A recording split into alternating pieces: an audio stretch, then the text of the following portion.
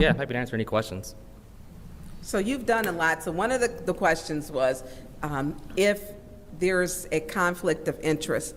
So you and I had spoken, how would you handle if it's something that you may be working for or close ties to that's a conflict of interest? How would you handle that? Yeah, so I would first, so two things, right? 2 points. I would first speak to my actual role. I focus almost exclusively on industrial development and corporate headquarters. So I don't do like downtown stuff, Main Street stuff, so I don't do a lot of that work. So when it comes to, for example, Buick City, that's already zoned industrial. It's already been passed locally, county, and the state for investment. However, let's say, for example, there's another site that needs to be rezoned or needs to get an abatement from the city of Flint. I would recuse myself just out of, a caution of, transparency and collaboration. So I wouldn't partake in those votes. So if there was something that may be an issue, you would recuse yourself? Yes, I would. Because Flint will hold you to that. I always tell folks, you're not going to catch me doing anything crazy or sneaky because I'm still young, and even though I'm bald, I want to make sure that my record is clean as I advance in my career. So I wouldn't do that. What do you hope to achieve by being on this board? President of the United States. I don't think about that.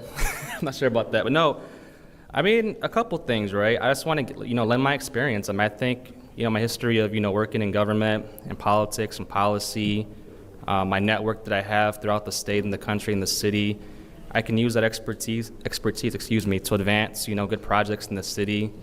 I know zoning pretty well. I know all the kind of technical terms when it comes to variance and lot size and all the things you need to do when you approve a project or site plan. So I think I can add to that. And I'll be honest too, we need more young folks in government in the city of Flint. I mean, there's been an old guard here for a long time, so hoping to kind of rejuvenate that piece.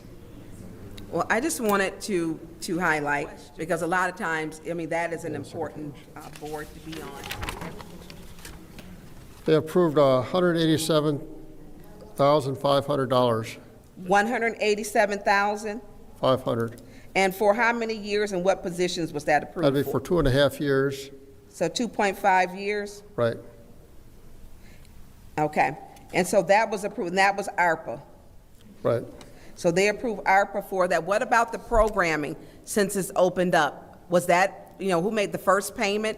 The vendor said they got a first payment. Who approved that? The payments came out of the park fund. How much was that? Most of those have been running around $500-600. Can we have a detail, everything that has been spent, line item on the Mays Center? Because I will say that my colleagues here do read. That way we could please have that. That way we don't have to ask you the questions. We can read it, and then it'll be good to go. If you could please give us a line of everything that's been spent on the Mays Center. Thank you, Mr. Chair. Thank you. Any other discussion in the second round? Discussion in the second round. It's going to have to go back because it's going to fail now. Then I'll take a moment and ask question. The $187,500 that was approved, can you share the resolution number for that? That'd be resolution 240139. 240139? Correct. Okay, thank you. Madam Clerk, we will now take roll call vote on 260089.1 to move to council.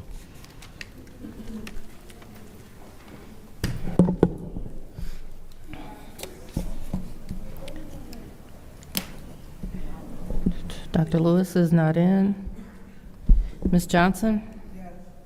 Ms. Priestley? Yes. Ms. Winfrey Carter? No. Ms. Burns? No. Ms. Mushat? Yes. Mr. Pfeiffer is not in. Mr. Jarrett? No. Mr. Alamin is not in.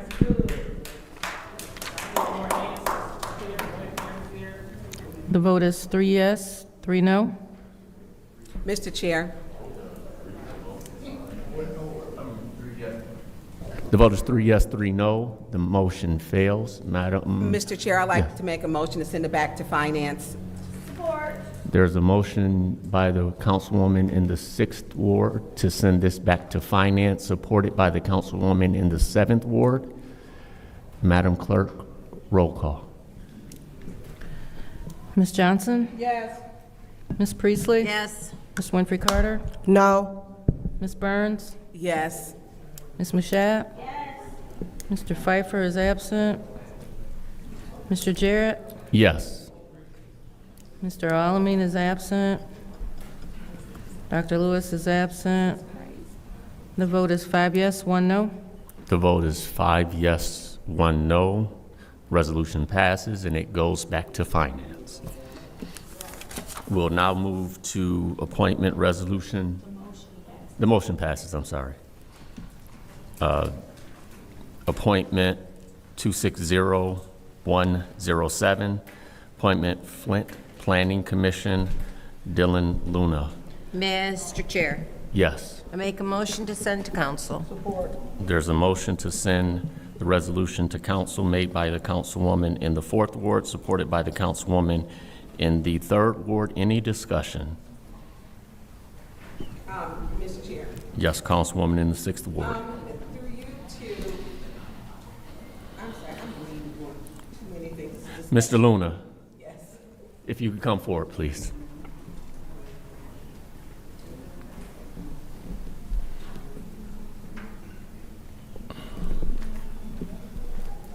How's it going? Good evening. Good evening, Mr. Luna. So you are going to, I believe it's the planning board. Correct. And I know, I'm glad that you came. I appreciate you being here. You got it. Because I think people often don't know. They'll know a name, and it's nice to put a name with a face. And I think we've begun to be so lax on our normal procedures Right. that we are not formal, and it needs to be, because you've done a lot of things. You've worked with many organizations. So can you tell us about yourself? Yeah. Before I start our school board meeting on Wednesday, 6:30, come to it. Oh, yeah, that's, You got to make it, man. oh, that's the guy, that's the brown dude guy. I mean, hey, welcome to the United States, amigo. Trustee Luna. Cartel kind of guy. Watch out. All right. Madam Burns. I'm joking, man. But no, I'm a Flintstone born and raised. My first career was a teacher in Chicago. I taught in Detroit and Flint as well. I've spent time doing this work right now, economic development, for about 5 years. I worked here locally for about 3. I've been at the state for about 2.5 years, working to attract investments in not just Flint, but Detroit and the entire state, from the U.S., Mexico, and Brazil. I love the city of Flint. I believe my education, my experience, I am a Spartan, by the way. I believe my education, my experience, my passion speaks for itself. Beyond the school board, I work at my family pantry. I volunteer there about once a week. You give out food in the South Side. When I can, I make neighborhood meetings in the Central Park neighborhood. I help with cleanups. I think my biggest accomplishment, though, is convince my wife to come to Flint from Detroit.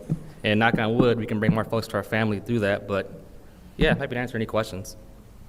So you've done a lot. So one of the questions was if there's a conflict of interest. So you and I had spoken, how would you handle if it's something that you may be working for or close ties to that's a conflict of interest? How would you handle that? Yeah, so I would first, so 2 things, right? 2 points. I would first speak to my actual role.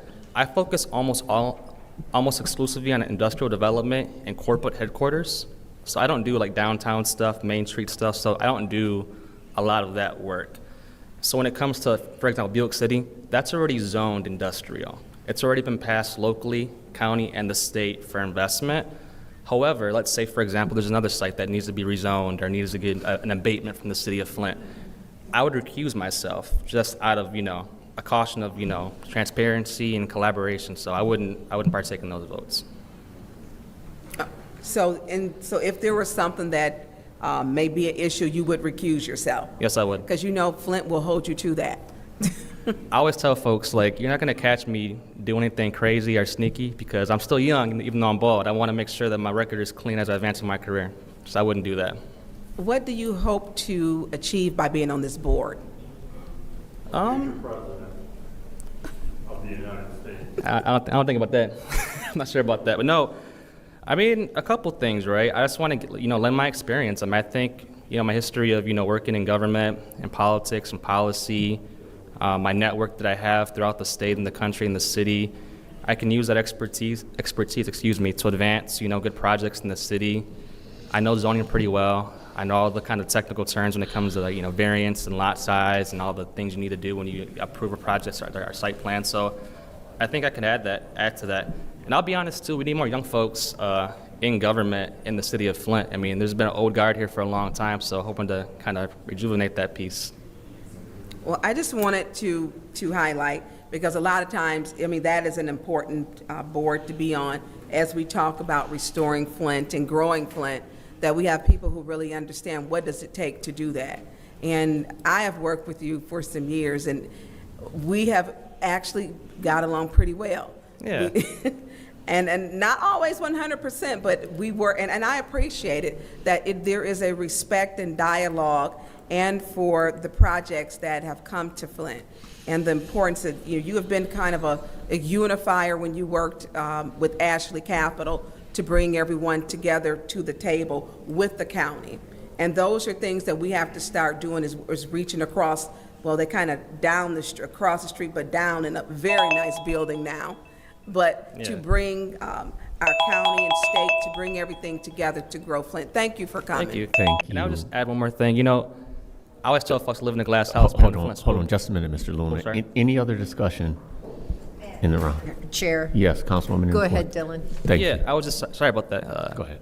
Chairman, I would just say, look, I live in a glass house on the Flint Board of Education. We have a lot of issues we're working to address, and we do that every day. We look to collaborate, but what that's shown me is on any board or commission or committee or body, number one, being respectful to your colleagues, being collaborative, even when you disagree, is very important to me. If you watch our meetings, I hope you don't, because they can go long too. But in case you do, I think my actions speak for myself when I say, look, I can disagree with you respectfully, but also talk to you after the meeting and before the meeting. So I do take that very seriously, being collaborative and respectful. Anything else? Got it. Councilwoman? Anyone else in the first round? Mr. Chair. Councilwoman in the seventh. Thank you. Mr. Luna, thank you for joining us this evening. My comments the other day when you were not able to join us was just simply that the community is familiar with all of the work that you do. I think that you will be an excellent addition to the Planning Commission because of your background. And I just look forward to the commission being able to move forward and be stronger, because the 7th Ward is currently vacant, and so you will be filling that vacancy with your expertise and also with your commitment to the community. I yield. Any other discussion in the first round? In the first round. Any discussion in the second round? Mr. Chair. Yes, Councilwoman in the Thank you. sixth ward. So the planning, because a lot of people think we appoint to planning, we don't. We have to work with the administration, but all of the planning, I believe, the mayor appoints them. Is that correct, through you, Mr. Chair, to the city attorney with the council people? Yes, the mayor appoints with city council approval. Okay, so, because I just wanted to be transparent, and I think that there's a lot happening, and Flint is ideal for a lot of things. And when we look at how things need to move forward, and I know people think that, I've had people call and ask me about who was the person appointed to the 6th Ward, and it is, we don't, in our city charter, that is not our appointment. It is not our appointment, but we work together. And I've been to the planning commission meetings, and it's nice to hear, when we have good things. I like to see more coming here, a lot more. It's troublesome when I see they may do Flint Township or Burton because they find it so difficult to do business with Flint. And we need to get rid of the red tape. We need to make it easier. And so businesses want to come here. And with too many times, we've literally lost them to just across the street. And so I am supporting this. But I wanted people, because everyone does not know you. You are visible in the, in the community.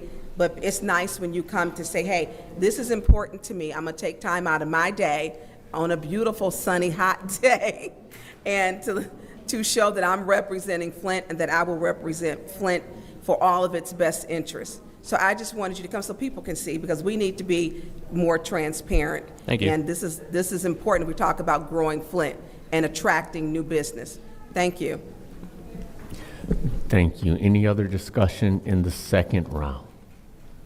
Discussion in the second round. Seeing no movement, Madam Clerk, roll call.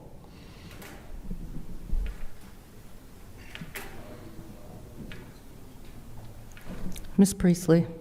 Yes. Ms. Winfrey Carter? Yes. Ms. Burns? Yes. Ms. Mashat? Yes. Mr. Pfeiffer is absent. Mr. Jarrett? Yes. Mr. Alamin is absent. Dr. Lewis is absent. Ms. Johnson? Yes. The vote is 6 yes, 0 no. Thank you. The vote is 6 yes, 0 no. Resolution 260107 will move to council. We'll now move on to ordinances. Ordinance 250414, Code Amendment Ordinance, Chapter 35, Personnel, Article 5, Working Conditions. Mr. Chair, Councilwoman in the 7th Ward. I need to do something for discussion's sake, but I don't feel like discussing it. Yeah. I make a motion that we send this back to the appropriate committee. There's a motion to send this back to the appropriate committee made by the Councilwoman in the 7th Ward, I couldn't think of it. supported by the Councilwoman in the 4th Ward. In this, the committee would be Legislative. legislative. It's legislative. I couldn't think of it at the time. It's legislative. So to move this to legislative, Madam Clerk, roll call vote, please. Ms. Winfrey Carter? Yes. Ms. Burns? Yes. Ms. Mashat? Yes. Mr. Pfeiffer is absent. Mr. Jarrett? Yes. Mr. Alamin is absent. Dr. Lewis is absent. Ms. Johnson? Yes. Ms. Priestley? Yes. The vote is 6 yes, 0 no. The vote is 6 yes, 0 no to move Resolution 250414T to legislative.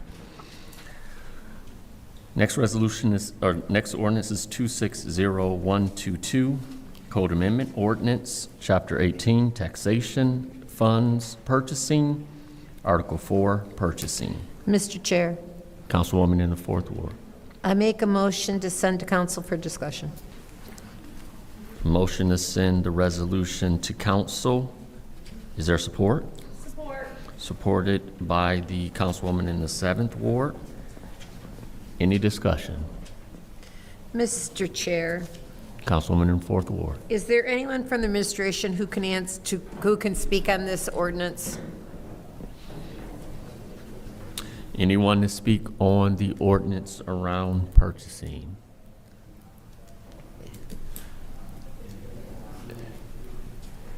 Seeing no movement, Mr. Chair, I make a motion to send this to legislative. Support. There's a motion made by the Councilwoman in the 4th Ward, supported by the Councilwoman in the 7th, to send this resolution to legislative. Madam Clerk, roll call, please. Ms. Burns? No. Ms. Mashat? Yes. Mr. Jarrett? Yes. Ms. Johnson? Yes. Ms. Priestley? Yes. Ms. Winfrey Carter? Yes. The vote is 5 yes, 1 no. The vote is 5 yes, 1 no. Resolution 260122 will be moved to legislative. We will now go on to the add-on resolution.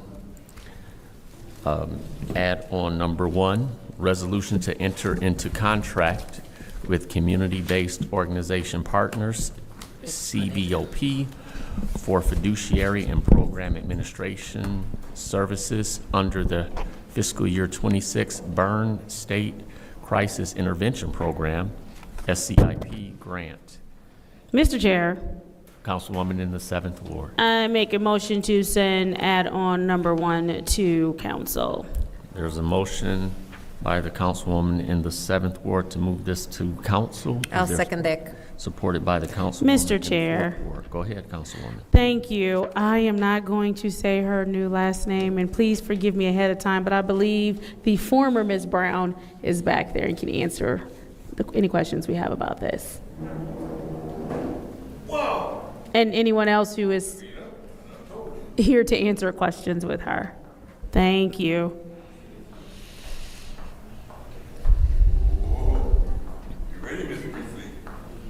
And as you're headed this way, please correct me. New last name, I'm so sorry. It's Caruth. Caruth. Caruth? Miss Caruth, thank you. And this, to my understanding, because we've already approved this grant, and so now this is just some contractual, this is just fulfilling a contractual obligation to have one of the entities that's going to work with you during this grant cycle, correct? Correct. And so we have to get this done, and the same way with the grant that we had to accept it because we were on a tight timeline as far as accepting those dollars. This contract is also on a tight timeline because this goes with the actual grant, but the contract is now ready for council to approve, correct? Correct. All right, if you could please just tell us a little bit about this contract, the entity, what work they'll be doing, and we do have some of the wages, fringe benefits, and supplies in there as well, but if you could go ahead. So CBOP will be the fiduciary for the Flint Public Health Youth Academy as well as the Power Initiative, and I have a representative from the Power Initiative. In the Flint Public Health Youth Academy, they'll be providing a public health approach to gun violence reduction, which will include town hall events, a virtual campaign for youth violence. 1 second, I have our timeline put up as well to go more in depth. Yep, the Violence Prevention Workshop Summit, a youth town hall on gun violence prevention with elected officials and other stakeholders. And then I'll let Ashley speak to what Power Initiative will be doing. Good evening, everyone. So essentially, can you hear me? Am I too loud? I had mushroom coffee today. Okay. We are your data heads, right? So our priority is data infrastructure, technical assistance, and then data strategy and project coordination. So connecting what the intention of the programming is, being mindful of the commitment of the grant, and also like a lens of equity, right? So not just how do you spend the dollars, but how do you maximize the impact of the dollars in the programming itself. And so that's our job. We'll build the data infrastructure where all the information will go. We'll consult on ways to collect the data, that one will give us the insight necessary, but also two won't be a hindrance to the purpose of the programming. Thank you. Did you need anything else? All right, so I'm going to yield for this round. Any other discussion in the first round? Mr. Chair. Yes, Councilwoman in Thank the you. 6th Ward. We don't walk away yet, please. So we literally just got this packet. And so we are trying to go through it. So it sets the sub-awards. Professional service sub-awards. So is that to different organizations? Yes. What So are- that's Flint Public Health Youth Academy as well as Power Initiative. CBOP is just serving as the fiduciary. Right. And so these so is it only 2 organizations Yes. that it's going to? And you said it was going to Flint Initiative? And what was Flint the- Public Health Youth Academy as well as Power Initiative. Okay, because we just getting this, so it's a few pages to read. I was surprised, supplies only $556. So the grant is less, it's about a year and 4 or 5 months, so it's not that long. So when does it have, this wears on December 15th, when does it have to be spent by, was it the end of December? No, June 30th of 2027. June 30th, 2020, oh, okay. Where's the total amount awarded to be used? Is there a reason why we just getting this right Listen, before? it's a lot of different internal processes that it has to go through. So, Yeah, and it's really not fair to us to read it right now when they so have. just to be clear, this is the grant that was approved back in February, I believe, 18th. So this is literally the same thing. This is just us going into contract with the organization that was written into the grant. Point of information? What is your point? Thank you. Through you, Mr. Chair, if the speaker recalls, the other organization, say the other organization for me. Flint Public Health Youth Academy. Dr. Key came before us, and He's been here 3 times. Yes, and he spoke the last time that he was here, explaining the work that the Public Health Academy would do. Am I saying that right? Flint Public Health Youth Academy. Flint Public Health Youth Academy. Thank you. And he spoke about the work that they would do when we did approve this in February. So, just kind of trying to jog the speaker's memory. Okay, so, I do want, and I've seen is this the one that they do online too? Yes. Okay, now, because I've seen the form several times, and it's some very good conversations and dialogue. How do you reach the youth? How are you engaging them to get them into the program? In lieu of Dr. Key and Dr. Bailey not being able to be here due to just some personal things, they wanted to send their thanks for hearing this from you all. And I'll speak just a bit to having worked with FIA in the past.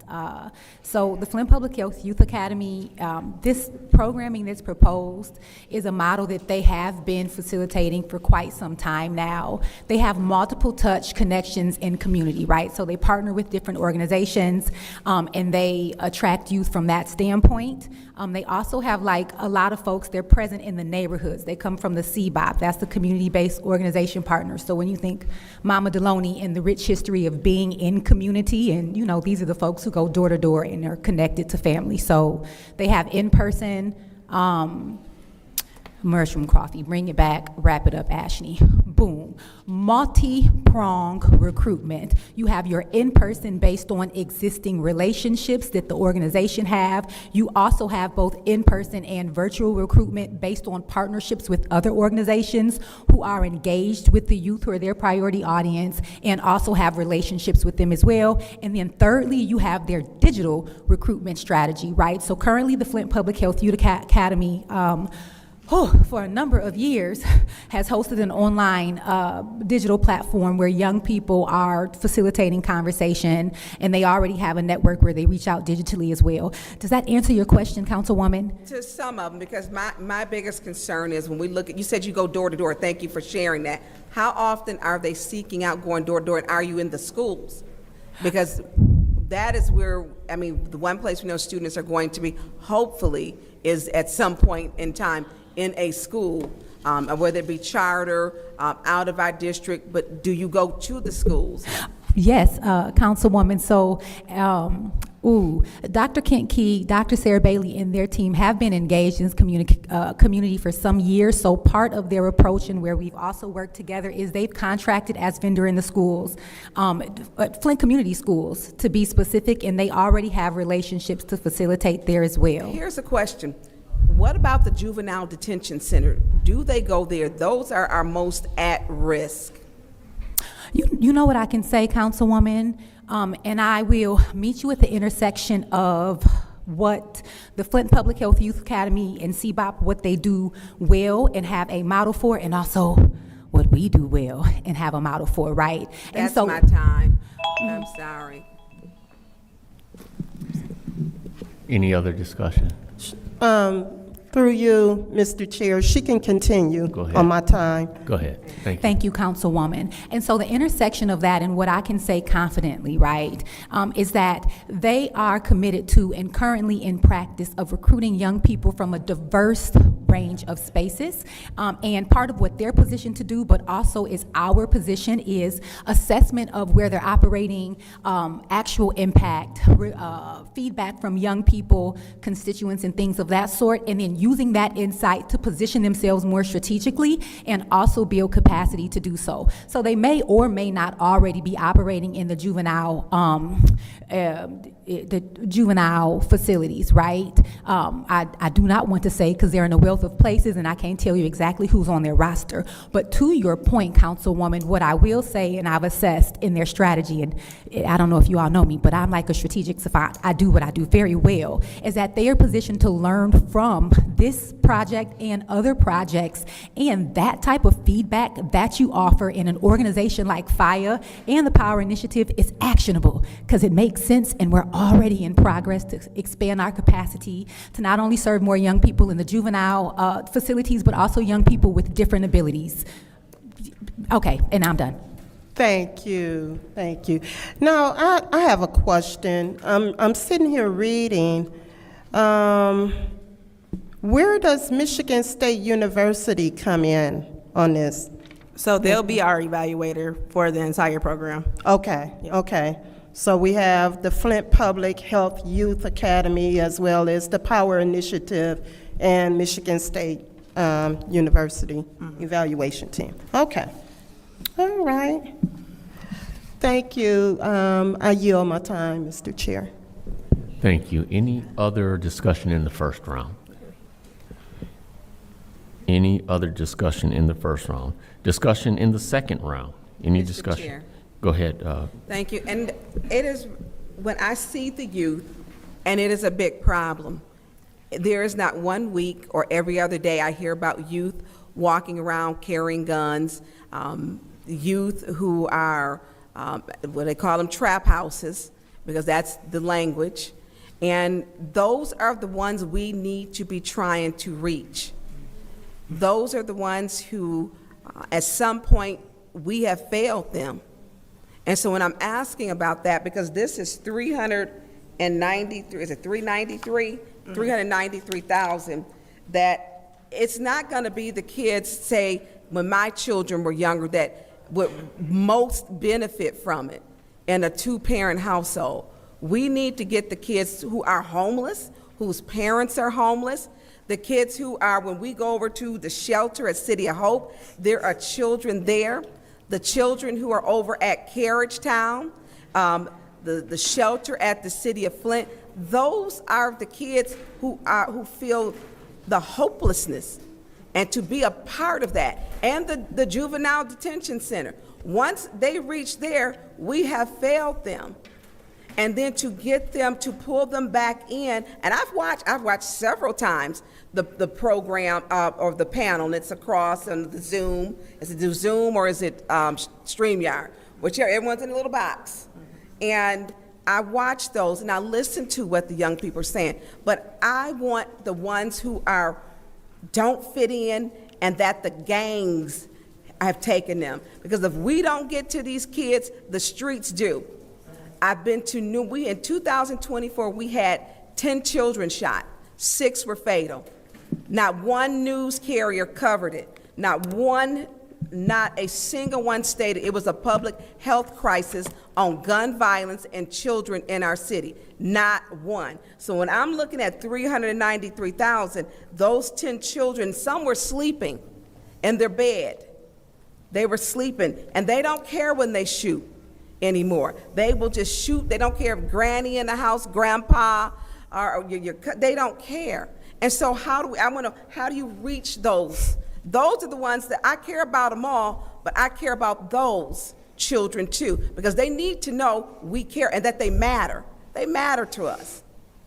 Councilwoman Burns, and I've been trying not to cry, so I'm gonna try to pull this back.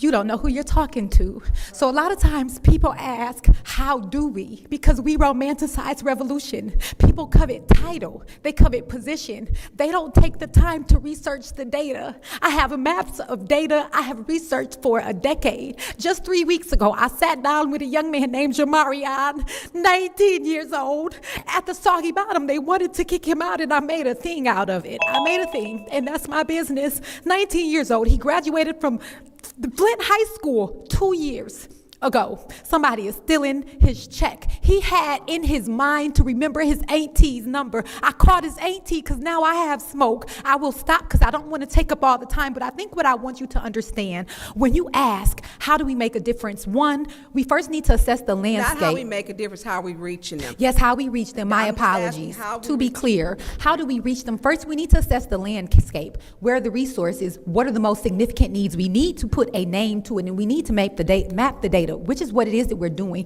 Two, we have to adjust our programming to be less about numbers, less about shine, and more about depth of impact. And we have to understand how to categorize those things to be able to put label to what the different tiers of impact are. We then need collaborative agreement because there's not leveraging of resources, right? So there's resource in different places. Folks is beefing, so there's no liaison, if you will. There's no Wakanda to help best assess our, I'm gonna to help. I'm gonna ask you Sorry. to pause just one moment. Yes, sir. I'm sorry. We're out of order to an extent. So let me bring us back to order.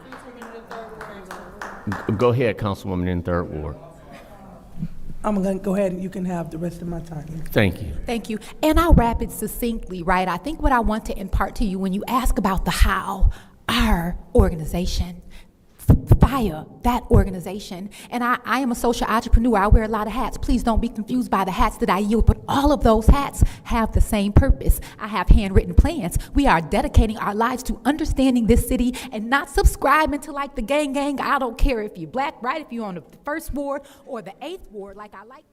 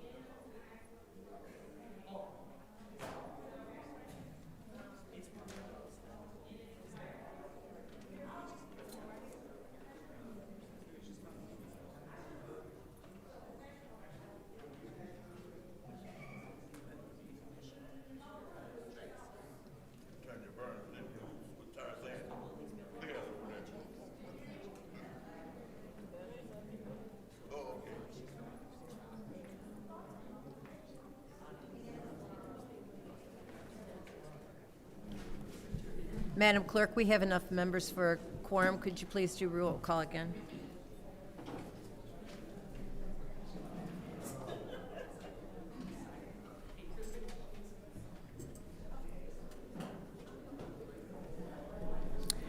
It is 5:03 p.m., and I'm going to redo the roll call for the purpose of establishing a quorum. Mr. Alamin? Present. Dr. Lewis is not in. Ms. Johnson is not in. Ms. Priestley? Present. Ms. Winfrey Carter is not in. Ms. Burns? Present. Ms. Mashat? Present. Mr. Pfeiffer? Present. Mr. Jarrett is not in. You have 5 members present. We have 5 members present. Reading of disorderly persons, City Code subsection. Any person that persists in disrupting this meeting will be in violation of Flint City Code Section 31-10, disorderly conduct, assault and battery, and disorderly persons, and will be subject to arrest for misdemeanor. Any person who prevents the peaceful and orderly conduct of any meeting will be given 1 warning. If they persist in disrupting the meeting, That individual will be subject to arrest. Violators will be removed from the meetings. Are there any requests for agenda changes or additions? Madam Chair. Go ahead. Thank you. I would actually like to, at our last council meeting, well, I'm not sure that it was council, but at our last meeting, we had an opinion as far as the ARPA spending goes, and I want to make sure that we read that opinion in its entirety. So I'm requesting to read that opinion now as soon as I find it. Go ahead. I gotta find it, I'm sorry.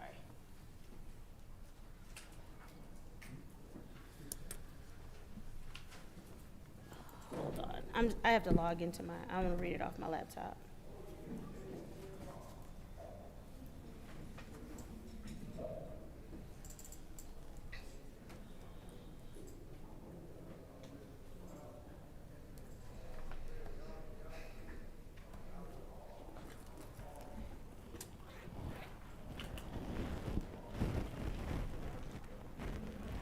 Do you have it? Oh.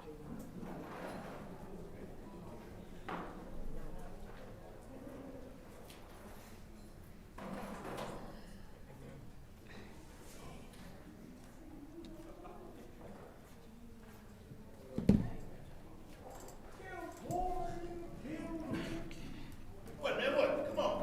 What's up, man? What's up? Man, what? Man, get up. Get that stuff in. Man, Yes. what? Oh.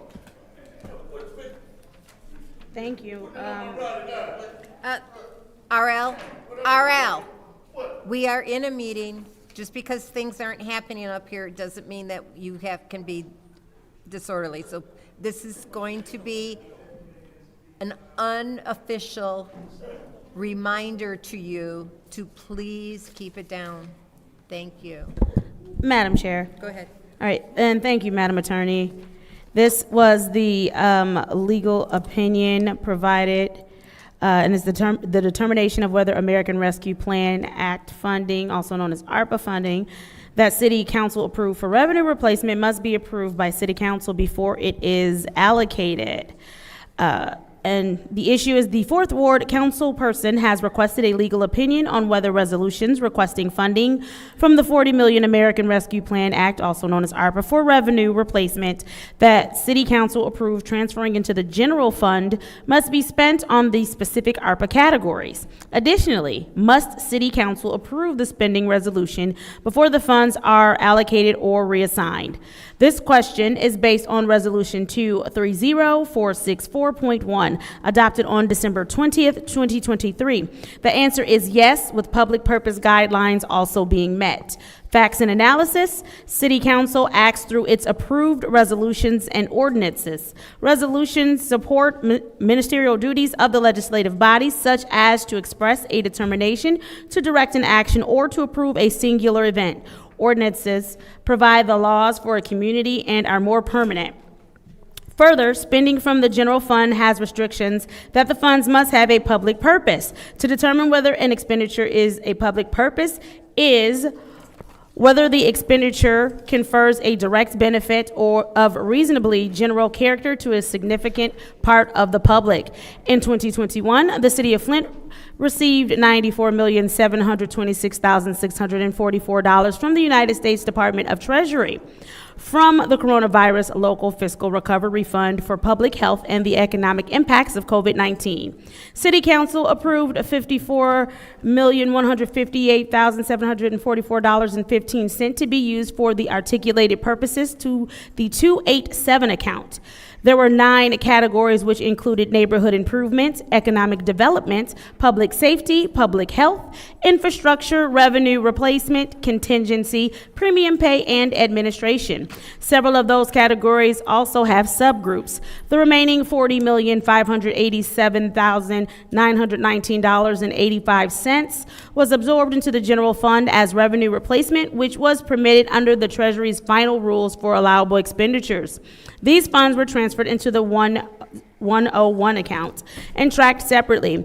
Resolution 230464.1 stated that approximately $40 million called revenue replacement had to be spent by December 31st, 2026.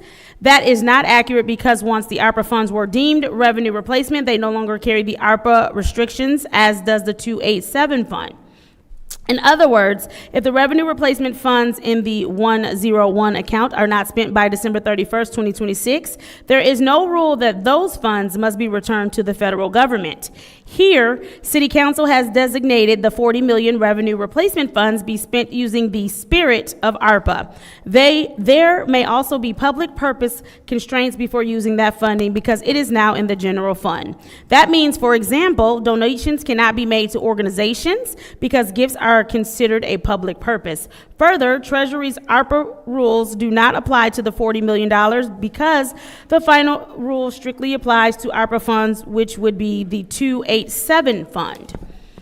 Conclusion. In summary, Resolution 230464.1 permits City Council to approve funding from the $40 million that was transferred to the general fund for the 9 ARPA categories and subgroups. But there may be additional restrictions in ensuring the spending also meets a public purpose and other constraints that apply to general fund spending. It is also important to note that the city is not obligated to spend the $40 million revenue replacement dollars by the end of 2026. That rule applies to ARPA funding in the 287 account. Madam Chair, that was the conclusion of the legal opinion. Thank you very much. Are there any agenda changes or additions? Any requests for agenda changes or additions? Hearing none, we will go, we have closed session. Mr. City Attorney, could you please describe what we're going into closed session for? The Law Department is requesting to go into closed session under the Open Meetings Act to discuss 3 separate matters of pending litigation. The first is pursuant to MCL 15.268(1) subsections E and H of the Open Meetings Act, and then Rules 7.1 subsection 4 and 7.1 subsection 6 of the City Council rules to discuss the pending litigation in the national opioid claims involving the 6 regional dispenser remnant defendants that are identified in the agenda. That's being requested as discussion in open meeting would have a detrimental financial effect on the litigating or settlement position of the City Council. The Law Department is also requesting a closed session pursuant to the same provisions, MCL 15.268(1)(e) and H in the same City Council rules in the matter pending in the United States District Court for the Eastern District of Michigan. It's case number 24CV11603, Hinton et al. V. Gasper et al. And then the second case also pending in the United States District Court for the Eastern District of Michigan, case number 24CV12041, Christian v. City of Flint et al. As in both of those cases, discussing them in an open meeting would have a detrimental financial effect on the litigating or settlement position of the public body. Those requests are also being made pursuant to subsection H to consider material exempt from discussion or disclosure by state or federal statute. Thank you. Is there a motion to go into closed session? Madam Chair, Go ahead. I make a motion that we enter into closed session. It's been moved by the councilwoman in the 7th ward, supported by the councilman in the 1st ward, to go into closed session. I believe this does not require discussion. Madam Clerk, roll call. Mr. Alamin? Yes. Dr. Lewis is not in. Ms. Johnson is not in. Ms. Priestley? Yes. Ms. Winfrey Carter? Yes. Ms. Burns? Yes. Ms. Mashat? Yes. Mr. Pfeiffer? Yes.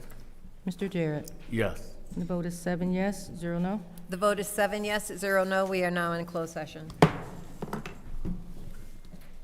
This goes quick. No justice, no peace. We the people's in the house. You know that's against the law. It's Priestley, the one with the money bag. Right. The one, look, the one that No more. Tarzan, what you gotta say about that? What did he put it at? King of the jungle. Why are we going in the closed no sucker for drugs.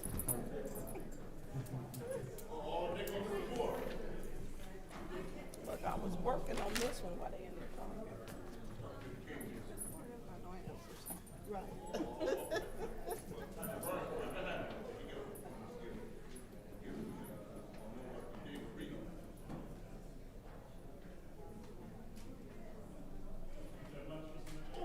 That's green.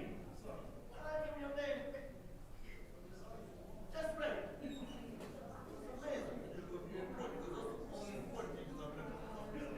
Gotta be. Yeah,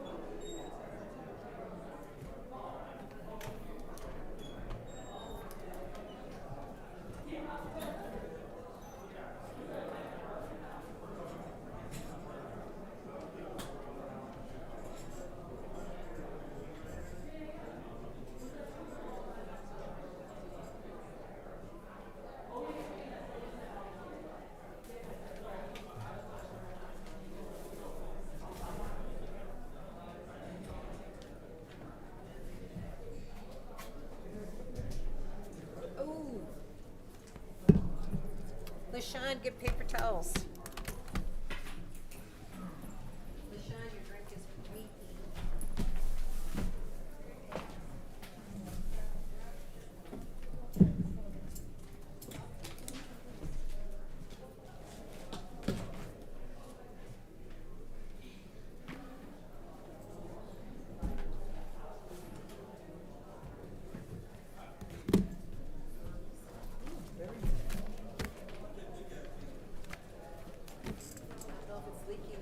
It is. It is. It's picked up. It's dead.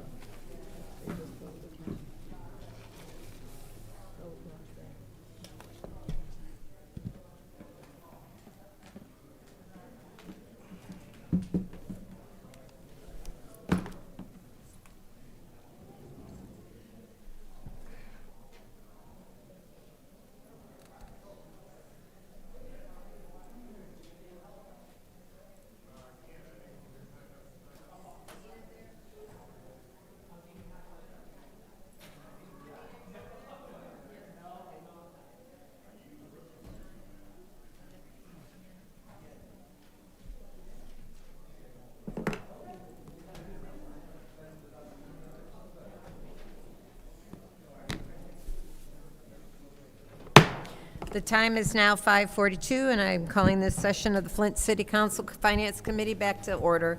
Madam Clerk, roll call. Mr. Alamin? Present. Dr. Lewis is not in. Ms. Johnson? Present. Ms. Priestley? Present. Ms. Winfrey Carter? Present. Ms. Burns? Present. Ms. Mashat? Mr. Pfeiffer? Mr. Jarrett? Present.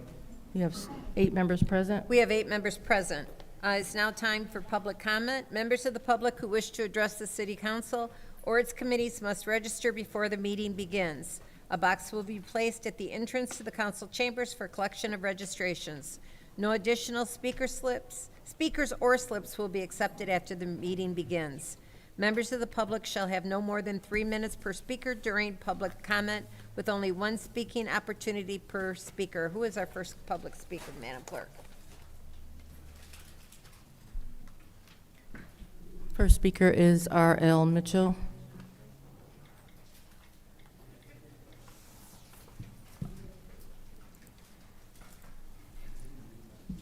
Hello, Council. My name is R.L. Mitchell.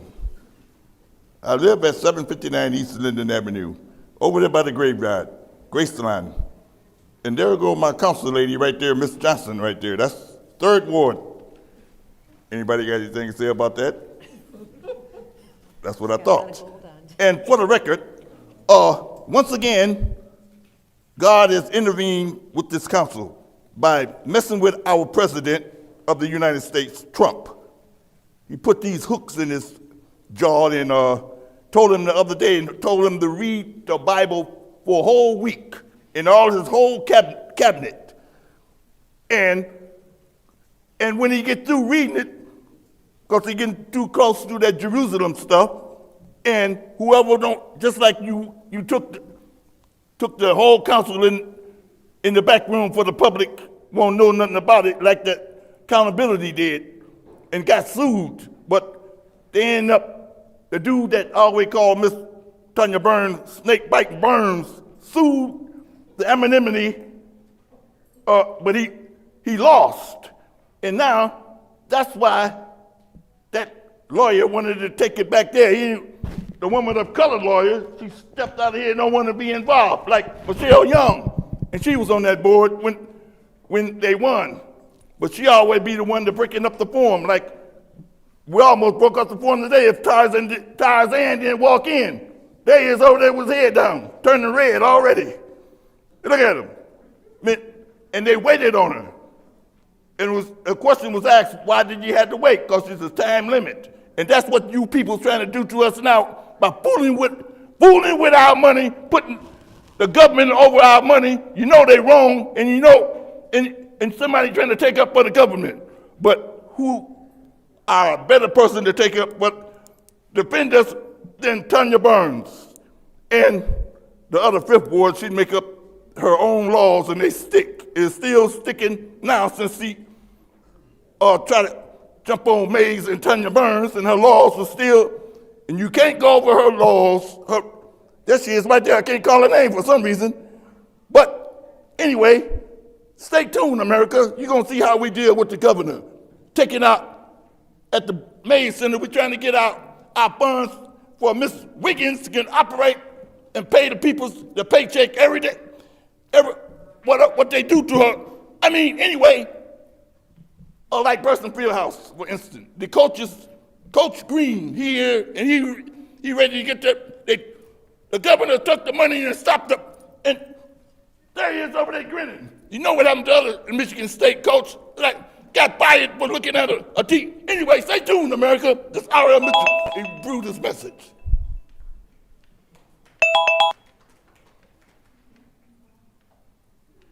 The next speaker is Jim Richardson.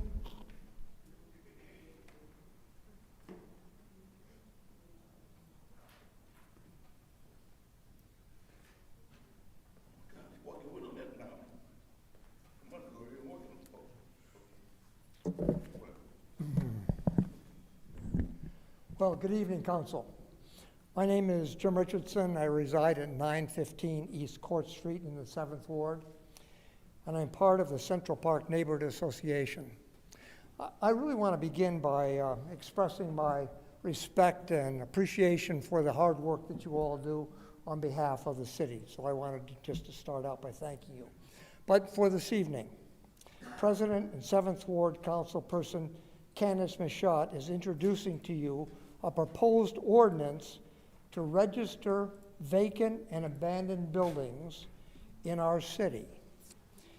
It is agenda item 260134. The ordinance was prepared by the city's law department. So our city is plagued with vacant and abandoned buildings. They are in every ward and every neighborhood, creating blight and diminishing the quality of life. In Central Park, for example, they make up 10% of the properties there. They are a risk to the health and safety. They're a drag on the value of the surrounding properties. And they are an expense to the city and to other residents. So for the past year, Councilperson Michaud has worked with the Central Park to develop a proposal ordinance that's being introduced today. The objective of the ordinance is to motivate property investors to get the property occupied and to maintain it. And if the intent of the investor is not to put the property to use, then encourage them not to own it. The incentive is to make it costly for the investor to keep the property vacant by requiring payments of registration fees, inspection fees, and fines for noncompliance. We have distributed to you a background piece, it's on this blue, that contains elements that are in the ordinance. I'm sure there are specifics in the proposal ordinance that are going to need discussion and debate. And we at Central Park look forward to negotiating with you. So thank you for considering the proposal and for the work you do for advancing the city. Thank you very much.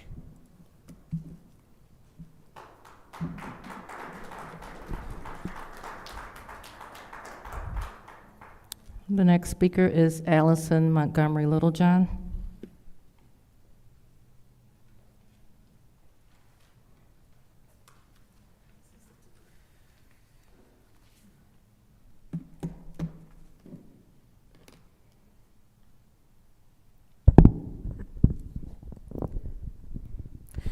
Good evening, Council. My name is Allison Montgomery Littlejohn.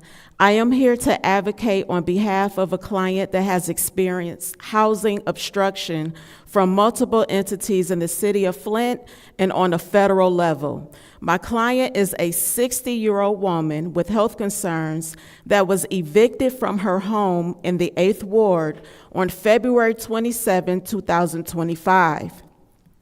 Per client, the house she was evicted from was approved for her to live in after her Section 8 housing vendor inspected the home. Per client, she resided in the home for about 1 year without the home having water pipes. Per client, she discovered that the home she was approved to live in had been condemned by City of Flint inspectors numerous times since 2019. As my client's social worker, I have made several attempts to contact the landlord of the home, the Section 8 housing vendor in Lansing, as well as the landlord's attorney that filed the eviction paperwork. All three entities have failed to return my phone calls. How was a landlord able to rent out a condemned home to a Flint resident that receives a Section 8 voucher, which is federally funded? According to the City of Flint Housing Ordinance 200304, the owner of any rental dwelling shall obtain a certificate of compliance prior to allowing any unit to be occupied by a tenant. Occupying or allowing occupancy without the required certificate shall be deemed a municipal civil infraction punishable pursuant to Flint City Ordinance 1-19. Also, according to the same ordinance, the owner of a rental dwelling must acquire and maintain a valid certificate of compliance for a rental dwelling in order to be entitled to collect rents and or evict tenants for non-payment of rent. As a result of my client being evicted, she is forced to live with her relatives and is in danger of losing her Section 8 voucher. And now that she has an eviction on her record, she is unable to secure her own housing. According to the psychological theory Maslow's hierarchy of needs, housing is a basic survival requirement. And unfortunately, we are living in a community where housing is an overpriced privilege that many residents can barely afford. I would like to know what can be done to mandate this ordinance amongst landlords and the judges at the 67th District Court that approve evictions. Thank you. Thank you so much.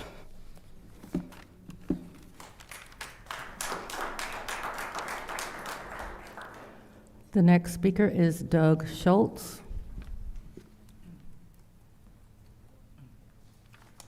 Good evening, Doug Schultz, working with Rowe Professional Services. I would direct your attention to item number 260124 in your packets. This is a resolution of support for a trail project on behalf of Genesee County Parks. This is an application to the Michigan Department of Transportation for funding for a future trail project within the city of Flint. I've been working with Seamus from the mayor's office on the language for this resolution. We had some last minute changes to that language. I'd worked with your clerk here to distribute some updated language that you should have that's highlighted. It's a paragraph insertion to meet the requirements requested by the Department of Transportation as part of the grant application language that they need. I would welcome your support of this resolution. This is a no financial ask of the city of Flint. This project would be funded by funds outside of the city and maintained by Genesee County Parks. Thank you very much. Thank you. The next speaker is Michael Harriman.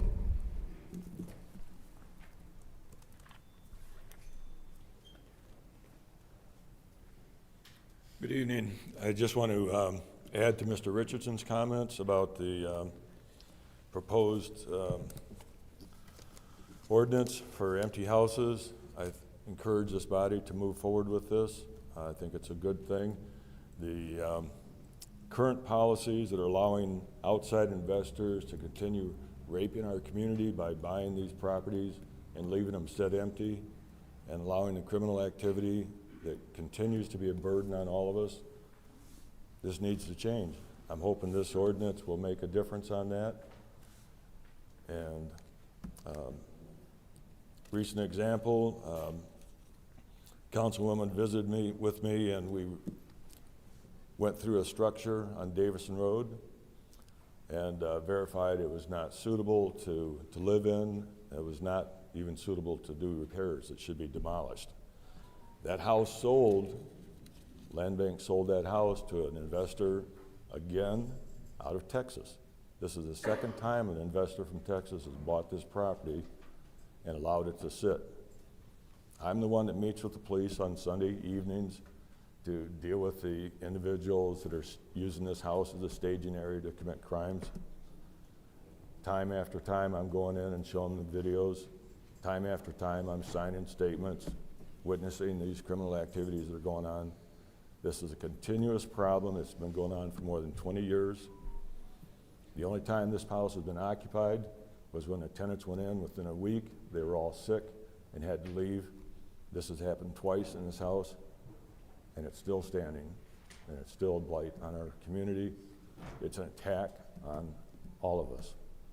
So any action that you can do to put more pressure on these absentee landlords. So, thank you.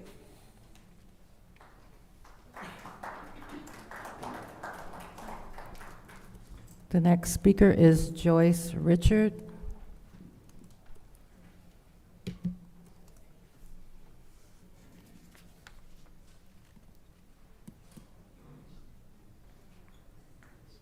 Good evening. My name is Joyce Richard, and I'm here representing the Eric May Center. And what I want to say is that it became a lifeline for me. When I started going there, when it opened, I came out of a long illness. And behind that, I lost a nephew, I lost a cousin, I lost a sister, and I lost a brother within all last year. And it became a lifeline where I could find peace, you know, and being able to do activities because I was finding myself sinking. And I started going there and I started doing activities, getting involved in activities with the people there, you know, and just finding myself, you know, getting back up, lifting my head back up because of all those things that had happened. I also have a husband that have failing kidneys. So I was going through so much, and when I started going there, I found peace, I found joy, unity, love, and found myself again where there was hope. So I just want to say that all the things that I was going through at that time, you know, the Eric May Center has been like a lifeline for me. So I asked, you know, that we continue to have activities going on and everything, you know, because I go there and I volunteer and I find so much joy in doing it, you know, for the seniors.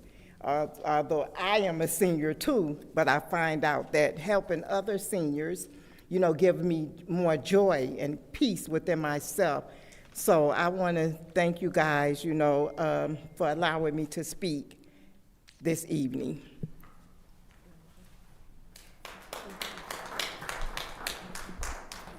The next speaker is Joel Arnold. I think he's not in.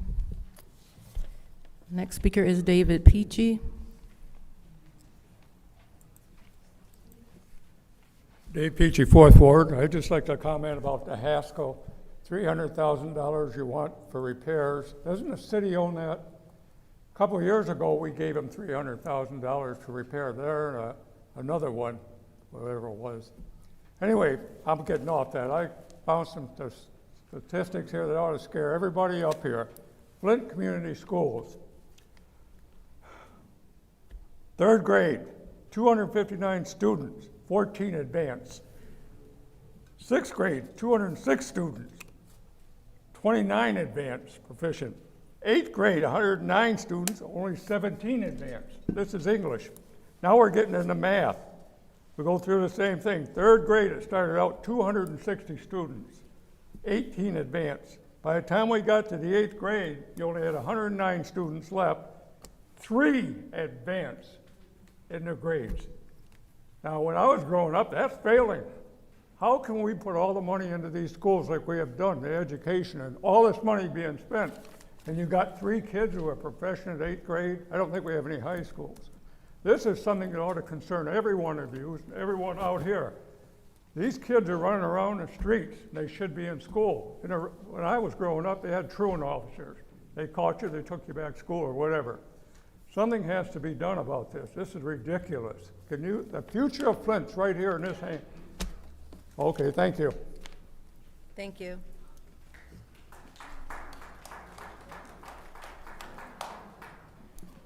The next speaker is Moses Timlin.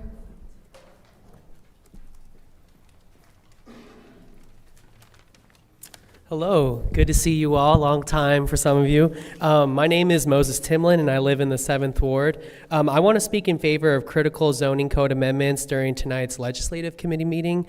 I respectfully ask that council please consider passing ordinance 260135, chapter 50 zoning ordinance.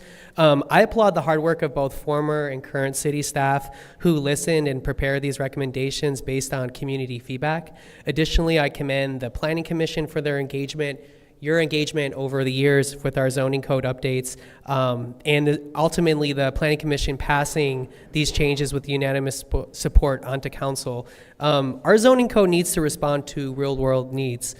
These proposed zoning amendments make it easier, faster, and more affordable to approve and build new housing. By expanding where housing can be built, what kind of houses, and by eliminating burdensome requirements, we continually are setting Flint on a path where our housing stock meets people's diverse needs. Lastly, I want to speak in support of updating the holiday schedule for city workers. Right-sizing their holiday schedule to align with the vast majority of other organizations is important for attracting and retaining talented individuals who provide our city services, many who are in this room. So please honor their hard work with this reasonable request. As always, I thank you for what you do. You all have hard jobs, and I very much appreciate you being here. Thank you.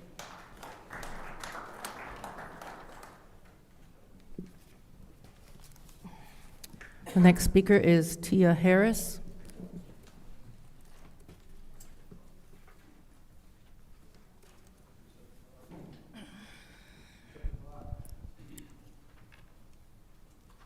Good evening, Council. My name is Tia Harris, and I'm here in particular to talk about Resolution 260089.1, and it has to do with the amended acceptance Genesee County Senior Millage funding for the Eric Mays Senior Center. Because the county has saw fit to send the funding to the center, I do understand that it takes 5 council members to vote to pass that money so that the senior center can receive the funding that's necessary. Now, a while ago, there was a lot of advocating when it was the Hasselbring Center, and it was said that the advocation was going on behalf of the seniors at that time. Well, we do still have seniors there now that it is the Mays Center, and I would hope that the advocation is still for the seniors, our senior community. So I would just like to admonish the council to vote to pass that money so that the senior programs can continue to take place. And I will hope that there is no political posturing, no political filibustering, so that that money can go where it needs to go so that we can support our senior community. Thank you for your consideration.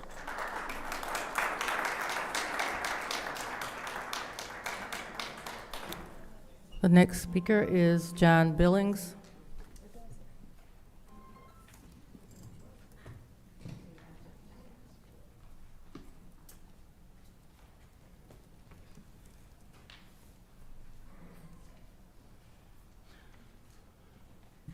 Johnny Billings, Flint, Michigan, 408 Graceline.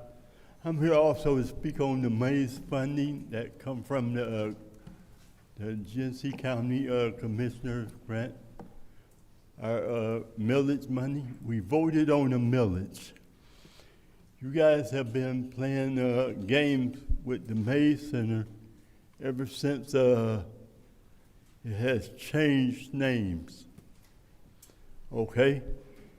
Now, previous, when the county awards the center money, it comes to the council to be voted, not to be held up.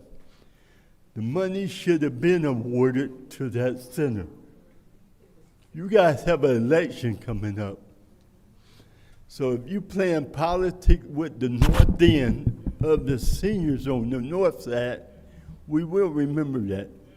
But I'm saying this, that money should have been over at that center when just soon as the county awarded us that money, it should have came over here. You guys should have voted to pass it and leave all that other stuff alone. The other stuff had nothing to do with when we receive our grant money. We vote as citizens on the millage. The millage got passed to award centers the grants that is awarded to each center. Now, we didn't get our full amount that we asked for. We want in the next fiscal year, which is coming up in, I think, June or July, are you guys gonna hold that money too, that we are allotted to receive? You guys need to just pass the money, quit holding it, cause it had nothing to do with nothing else. It had nothing to do with the city. It had nothing to do with politics. It's just a straightforward. You vote on the millage is coming to each center as designated. Thank you. Thank you.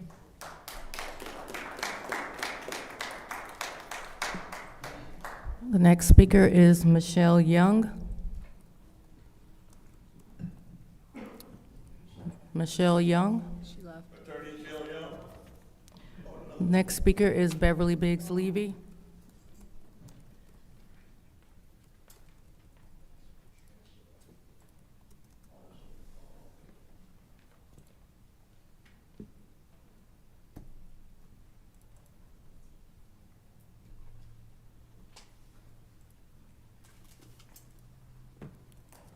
Hi, my name is Beverly Biggs Levy.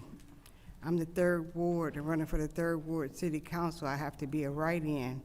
And it's mighty strange to be in the last year. You told me and AC we didn't qualify. Only one qualified was LaShawn and Rich Jones to be put on the ballot. By the time we got home, you changed your mind. There's so much corruption going on at the city council, it's pitiful. And nobody will address it, and it needs to be addressed. Last year you told me I wish when next year come, which is 2026, that hopefully things would change. It's nothing gonna change. You guys are corrupt to the highest of corruption. And until our people wake up and see what you guys are doing, it's still going to be the same thing. It is ridiculous. You said you couldn't put Leon out of that seat because of the mere fact it has to come from the council. Leon did not even live in the 3rd Ward. He lived in Mount Morris. You guys better wake up. Now he's running 3rd Ward, but he's still in 1st Ward. How is that? Please tell me how this happened. You say the state told you to handle it, so you still didn't handle it. You leave it up to everybody else to do the dirty work. But this is what I have to say to you and the mayor. The hole you trying to dig for me, you better dig one for yourself. Have a blessed day.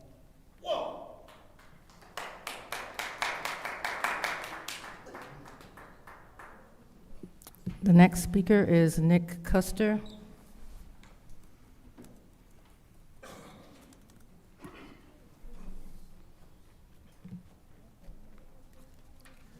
Good evening, Council. My name is Nick Custer. I live in the 7th Ward, and I am the Vice President of the Central Park Neighborhood Association.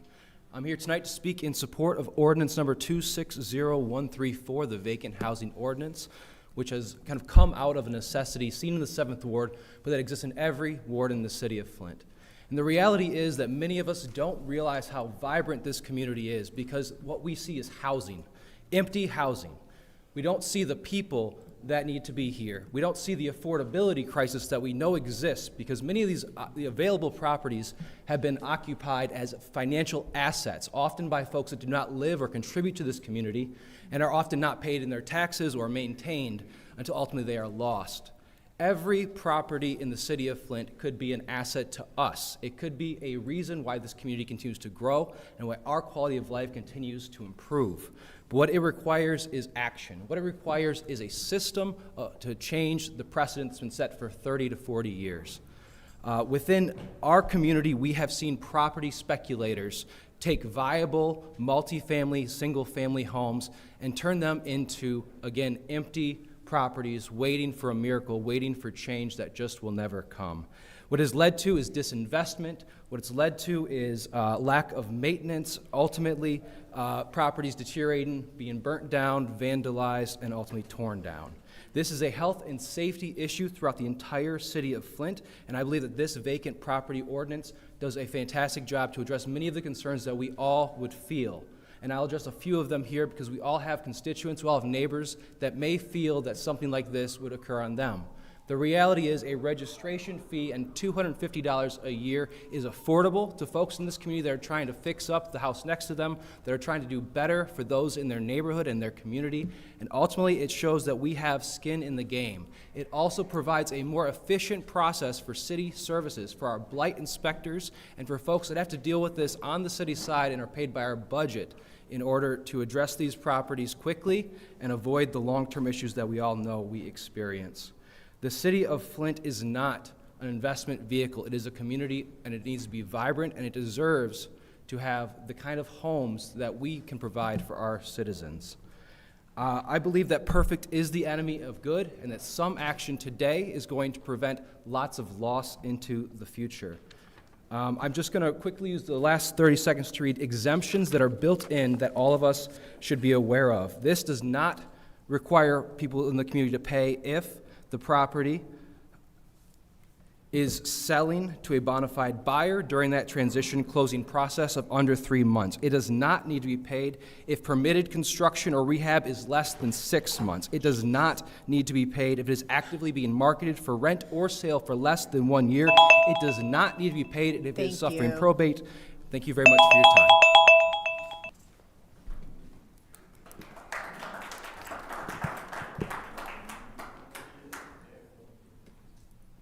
The final speaker for this meeting is Mari Kopany.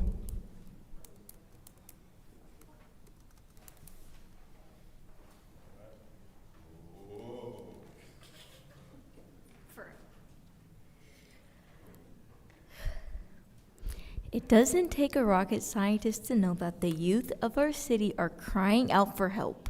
Over the weekend, there were 2 large brawls involving middle schoolers. One was broken up by some concerned adults. I posted a question to the community on Facebook. Where is the village? There were over 100 responses. A lot of blame on the parents. Some say they don't care and they will end up in jail. Some say there is a village with the kids don't accept the help. But very few people could recommend any solutions. Everyone has something to say about the kids when they are being negative, but don't want to actually step up to help. I've seen firsthand what happens when people step up to be a village, how kids can thrive. Tonight, there is a resolution for fighting in school. Councilman Lewis says that she met with lawyers, judges, school officials, and parents about this resolution. The one thing that's missing from this list is talking to the kids. This resolution is a copy and paste of Grant Blank's resolution, which was made to target students from Flint. Why would we try to copy the language of something that targets youth from Flint instead of working with the school board? Working with the school board, the youth in the community, and in many groups working to find solutions to help reduce the violence we see both in schools, out and on the street. Kids don't need more consequences that could harm them from attending school or could make them end up with a criminal record. They need more resources and for people in charge to speak to them. The violence isn't just in schools, it's on the streets and often escalating from fistfights to gunshots and even worse. We need to improve community engagement and bring oh my God, it's spit everywhere, ew. And to bring resources directly to them. We need to bridge the programs available to the kids that need them, and we need adults to stop speaking for the kids and start listening to them. Thank you. It is now time for council response. Council members may respond once to all public speakers only after all public speakers have spoken. An individual council member's response shall be limited to 2 minutes. Is there anyone who'd like to give a response? Madam Chair. Go ahead. Thank you to all the speakers. We only get 2 minutes, but I want to speak to the Mays Center. We're not dividing the community. I want that to be clear. When we're saying and it's not just the Mays Center, we also have Brennan Center also. That's the senior center. We have McKinley Center, and there is Hasselbrink. We just received, right now, as you see, many of us are reading this, the budget still states that it's Hasselbrink Center. It's not Hasselbrink. Hasselbrink has not received money since 2012 and 5 emergency managers. We have been asking for a budget for over a year. For a year. This is not council. So when we're asking for a budget saying we don't want to, if the grant money was $54,000, the salary that the first paper we received said $85,000. We just got a paper right now that says it's $60,694. It's not the council.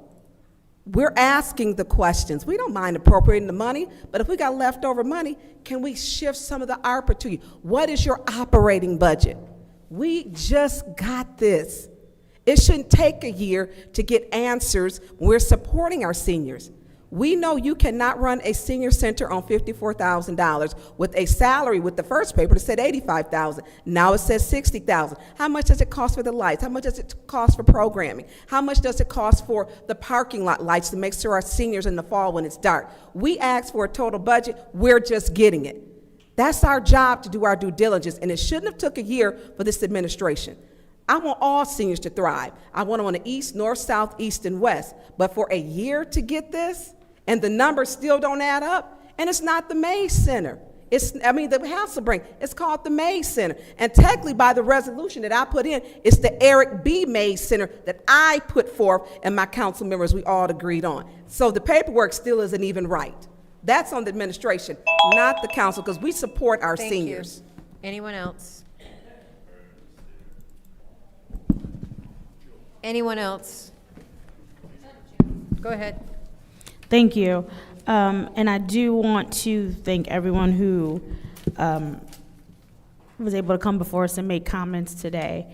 One of the things I do want to talk about, and I'll just touch on it very briefly because I know this is not the committee that the ordinance is housed in, but I think that this neighborhood group, along with myself and our attorneys, we've worked really hard to craft a fair ordinance that will address so many issues that we see happening around our city, but the biggest one being, as many stated that came before us, is the fact that we have a lot of ghost ownership with properties, meaning you have all of these properties where we can't track down who owns it. We don't have a phone number for them. We don't have a correct mailing address for them. We are experiencing a huge burst in our homeless population. And when we see things like fires or other structural issues that happen where people in real time are being harmed, and there's no way for us to contact the owners of the property to make sure that the properties are properly boarded up or taken care of or even demolished. One of the things that we often see is you have those investors coming from not just other states, but other communities within our state. And they sit and they hold on to this property. They do not take care of this property. They are not taking care of this property in our city like they would in some of the other cities that they have property in. So this is just a way to make sure we understand who is responsible for different properties in our city, and I will expound more on it as we go into the legislative committee, but I just wanted to thank everyone who was able to come and speak to it right now during finance. Thank you. Thank you. Anyone else? Yes, Madam. Go ahead. Okay, Dr. Lewis, go ahead. Thank you, Madam Chair. So I just want to address the speaker that was talking about the ordinance that is in the next meeting, excuse me. I just want to be crystal clear that when I do something with a vast amount of research, and I'm probably one of the most engaged council person up here when it comes down to youth. And for example, I'll let you know, so working on that ordinance, it just didn't come from me or copy and paste.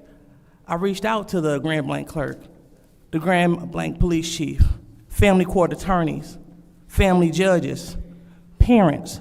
I also had a meeting with the students at Southwestern that expressed the fact that they were feeling unsafe. School administrators and also staff of charter schools. I also reached out to the Flint Board of Education.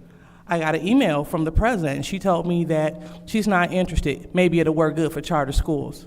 So when I see the videos of people fighting and the fact that I have an actual child in the Flint community schools, maybe the only elected official that entrusts their child to the Flint community schools.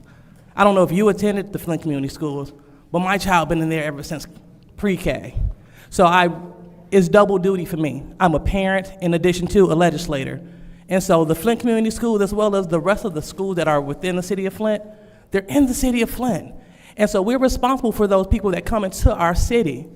So when I have teachers telling me that, hey, I tried to break up a fight and the student tried to stomp on my head, it affects us.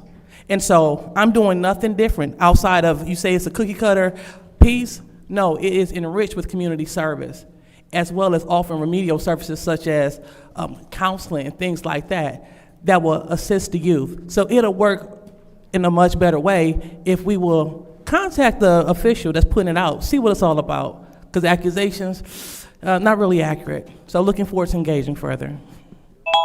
Thank you. Councilman in the Fifth Ward.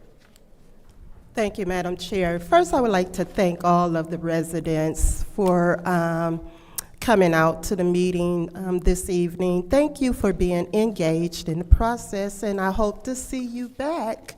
This is nice that we do have a nice crowd here tonight. I do want to touch on a couple of things.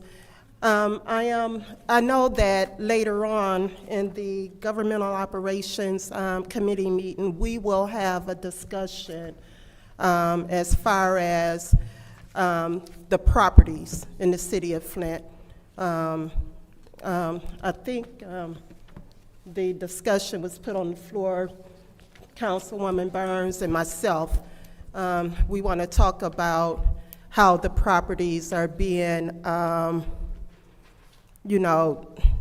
as far as the landlords and different things like that, these empty buildings that's not being inspected. So I'm going to look forward to that discussion. And I hope that the department that's supposed to present is here or will be here soon. Also, I wanted to make a point about the Mays Center.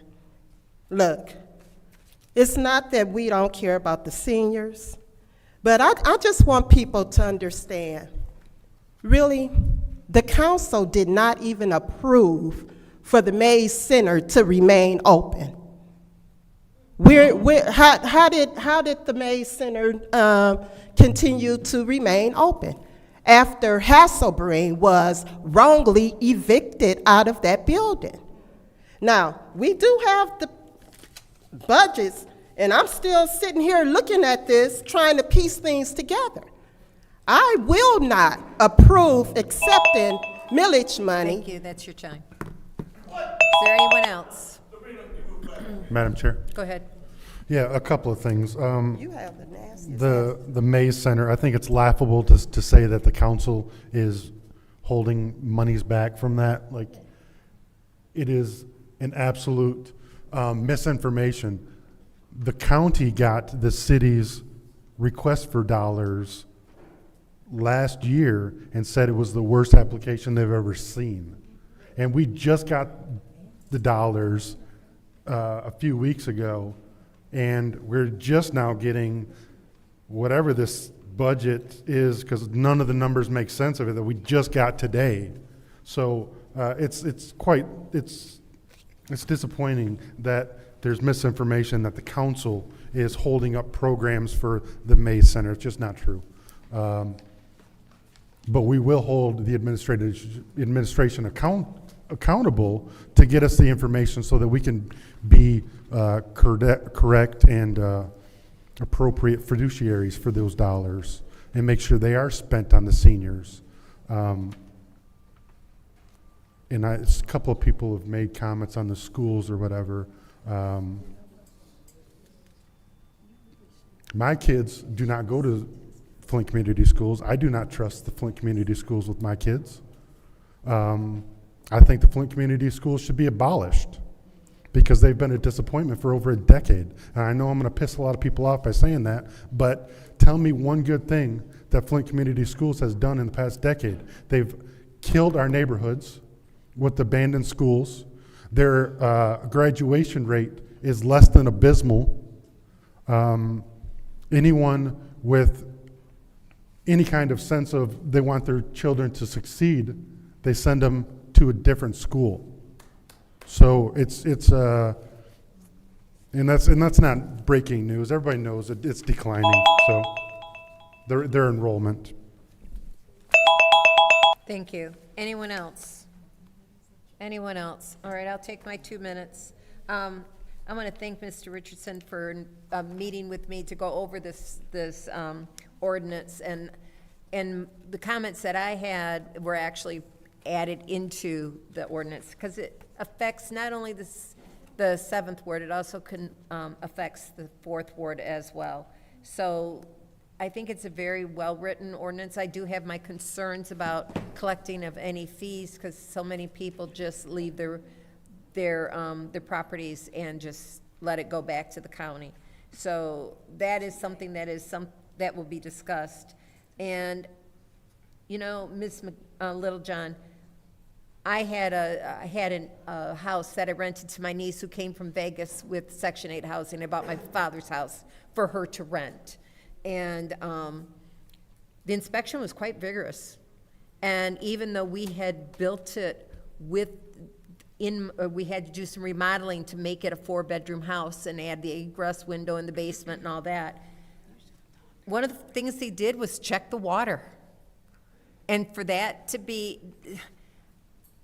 I find that appalling that somebody would, number one, we have too many houses being rented in the city that have no water or electricity.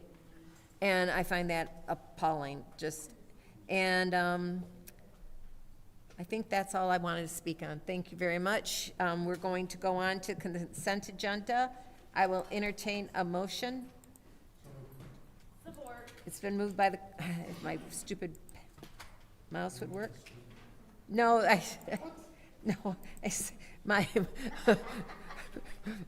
my mouse wasn't doing what I wanted it to do. It was been moved by the councilman in the 8th ward, supported by the councilwoman in the 7th ward. Are there any separations? Just a second, let me find my papers with all this. Okay. I would like to separate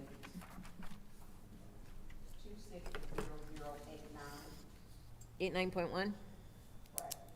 Okay. Also,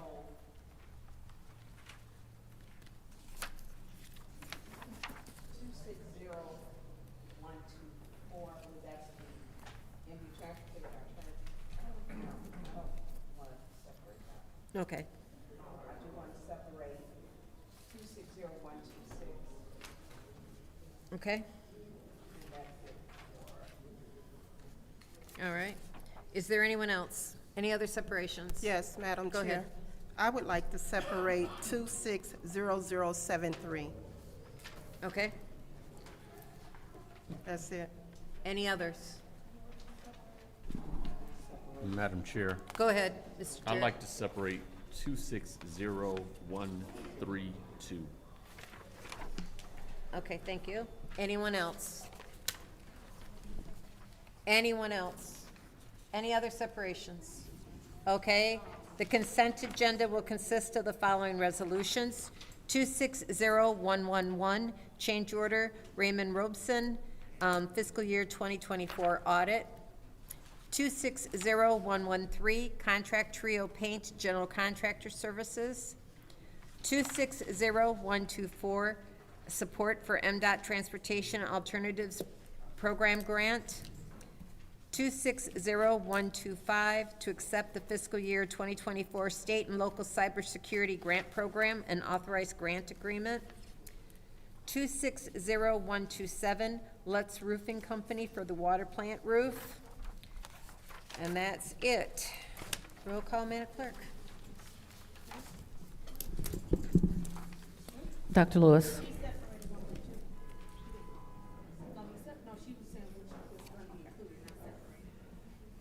Go ahead. Dr. Lewis. Yes. Ms. Johnson. Yes.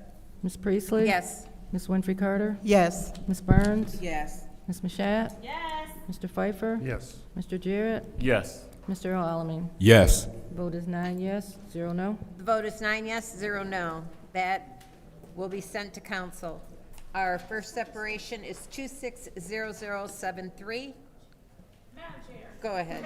I would like to make a motion to send 260073, which is the Budget Amendment 2025-26 Annual Action Plan, U.S. Department of Housing and Urban Development, Community Development Block Grant to council. It's supported, the motion is made by the councilwoman in the 7th ward, supported by the councilman in the 1st ward. Is there any discussion? Madam Chair. Go ahead. Yes, I have discussion. Madam Chair, I separated that resolution, and I want it on the record that I will not be supporting that resolution. I did not vote for that resolution initially, and I will stand consistent in my position. I will not vote to send that to council. I do find that some of the organizations on that list, in my opinion, are, I don't know, kind of, I have some issues with those organizations. So because I didn't support it the first time, I'm not going to support this resolution, this continued resolution. So thank you. Thank you. Anyone else? Madam Chair. Go ahead. So I will not be supporting this resolution this evening because for over a month now, I've been asking the administration on when I can see the proposals that they provided, meaning the contractors that these dollars go to, of what programs they are going to provide, and haven't received anything. So how can we hold these contractors or programs to efficient, or how do I word this? How do we hold them accountable to make sure that they are providing the services that they told the city that they were going to provide? So we are just going to give out money over and over and over again, but we have no idea what they promised to provide, and we have no idea what they are actually providing. So I've been asking for over a month for these proposals on what these providers said that they were going to provide with the money, and I've gotten absolutely nothing. absolutely nothing from the administration. So I will not be supporting it. I'm sure there's some great programs and some great services in there, but until we get documents that we request to make sure that we are spending the dollars that the government, that federal government gives us appropriately to try to move the city and move the residents and provide better services, I'm not going to be a blank check. And my vote is not going to be a blank check, just give money out to every nonprofit and program with zero accountability. So I'm a no on this. Thank you. Thank you. Anyone else? Madam Chair, Go ahead.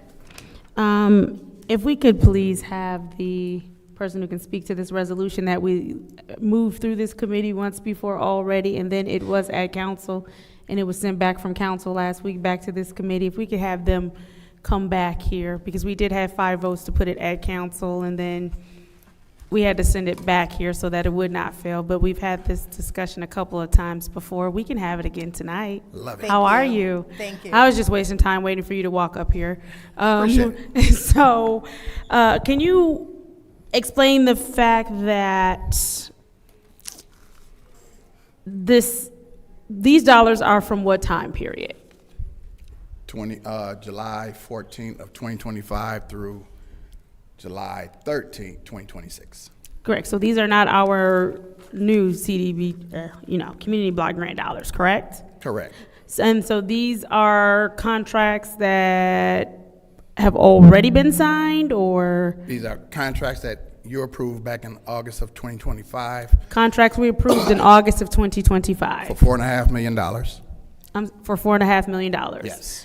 Okay, and so these organizations have been expecting these dollars since? No, these organizations have already signed contracts. They've already signed contracts? Correct. For these dollars? Yes. That we approved in 2025, and this resolution that was just in council last week? Yes. Okay, I yield. Thank you. Thank you. Anyone else? Thank you. Madam Chair? Go ahead. Thank you.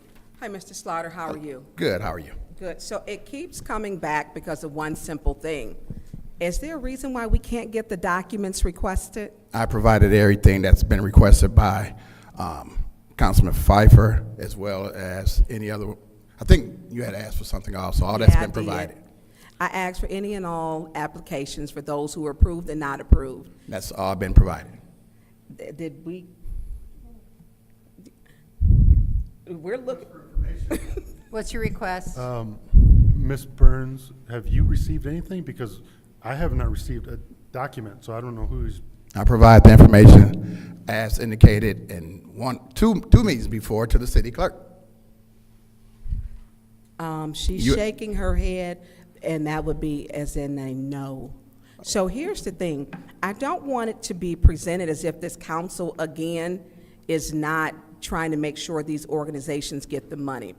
We keep hitting the same stumbling block, and it states, the clerk states it would go to her. When you stated that, she's shaking her head as in no, we did not receive it. So when we ask for any and all applications for those who received it and those who did not, we have not, and the clerk has stated she did not get it. Now, I don't know if we got another IT problem, but that's where that is at. I've done my part. Okay. All I'm asking Yeah, you to okay, approve and so- $99,000. And so, well, yeah, and 90,000 can be 10 million to somebody who needs only that 90,000 to save something, to do something. And so, Mr. Slaughter, it is not us. We don't have it.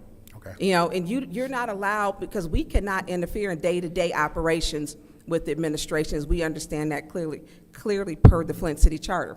So when we get it, and we don't have it, so when you say who approved, do you know who voted yes on this to approve it?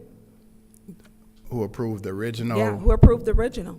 Was it unanimous? I don't know what the votes were, but yes, it was approved in 2025. Yeah, okay, but was it unanimous? Because everyone did not approve this. And because there were questions then. And so when we come up here in these organizations, which the one individual, she came, which I had never heard of, and it was nice for her to come. Correct. And I'd never met her. Yeah, and she gave great information, a great presentation. And so when we're saying who approved, everyone did not. And so we're asking for the documents so that we can read them. We need to make sure they get to the, oh, hold on. Can we stop? The clerk wants to speak. Okay, I'm sorry to interrupt. Mr. Slaughter did provide that information. It was on April 8th, and that was the meeting that I wasn't in attendance, but I did email it to all the council members that day at 4:42. What he sent to me, I sent to you all that day. Okay, so thank you.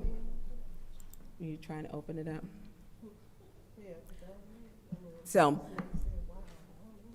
So here's the other part. Do you know who approved it before? The clerk would have that information. I mean, not the clerk herself, but that goes to the clerk because we get the approved resolutions. Okay, and it should be in the minutes then. But when you say you all, and so do we, and I don't have my laptop. I have the only laptop in the city that doesn't ever work. Okay. That stays in IT for some reason, because they think I'm giving people documents, because I believe in being transparent, and I'm not. But I do want to say this. I will try to look it up on my little phone, or if the clerk, if you could print those documents out to us, please. I know there were some of the organizations which were cleared up. There were some questions, and the one she came, hers was not canceled, but there was, I think there was 5 other organizations or 3 that had the same name as that one. But if the clerk could print those out to give us time to look at those. And this is the last payment of, they've received some funds, haven't they? They received $4.5 million. And so this is the last 90,000? This is 2% that HUD allocated. Excuse me, when you approved it back in August of 2025, HUD hadn't gave us the final allocation. So they gave us 2% more, took away 3% from ESG funds, 4% was given for CDBG, and then 3% was given for ESG. We had to split it equally amongst all organizations, so. Okay. Yeah. Mr. Slaughter, in that information that you sent, did it have the applications that were denied also? Yes, I provided Okay. exactly what Councilman in the 8th Ward asked for, which was. Do you remember what Councilman Pfeiffer asked for? He asked for narratives of everyone who applied and the scores of, the risk scores, as well as the summary of what they were going to use the funds for. Okay. And it was very thorough, so you would have that on each and every individual company in the organization. Okay, and so she's going to print, because I can't look it up. Okay. And so April wouldn't have helped me. My computer's been down the year, basically. Okay. And looking on the little Samsung, I got older eyes. So when she prints out, I will look at it and see you did get that information that was requested. Thank you. You're welcome. Thank you. Anyone else? Madam Chair. Go ahead. Thank you. So yeah, Mr. Slaughter, I received that, and thank you for sending it. And thank you for providing that insight that my colleagues asked for. Very, very helpful. And it was also very helpful that we got an opportunity to meet Laura from Best Practices. Yes. I know that they just had a big onboarding, and they were going over the LC3s and sent out an extensive invitation, even invited some council members to come on down and meet with them. We're going to have a small business seminar here also here within the next 3 months. Yes, that's it. Yes. That's good stuff. Yeah. So I definitely appreciate it. And so I see the great work that Best Practices are doing. And I know a few other organizations, they are also working diligently too. So I definitely appreciate it, and looking forward to supporting this. Thank you. Any other discussion? Any other discussion in the first round? Any other discussion in the first round? Any discussion in the second round? Madam Chair. Go ahead. Mr. Slaughter, apparently you did send it. I'm just now seeing it for the first time, so I apologize for that. Appreciate it. That being said, I want to review these documents that you sent, and that's on me, but I will, send it to Special Affairs to move it to the next phase, just so that I have time to review it, but I don't know if anybody else wants to speak in the second round, but. I do. Okay, I yield. Thank you. Madam Chair. Go ahead. Thank you. Madam Clerk, through you, Madam Chair, through Madam Clerk, will you be able to have that printed so I can read it? Yeah, I'm printing it right now. Oh, okay. So that'll give me time to read it. It's kind of hard not working on a laptop. All right. But if she'll have it printed, I will move it to Special Affairs. And then that should give me time to read through it. Okay. And so this is, when is the next disbursement?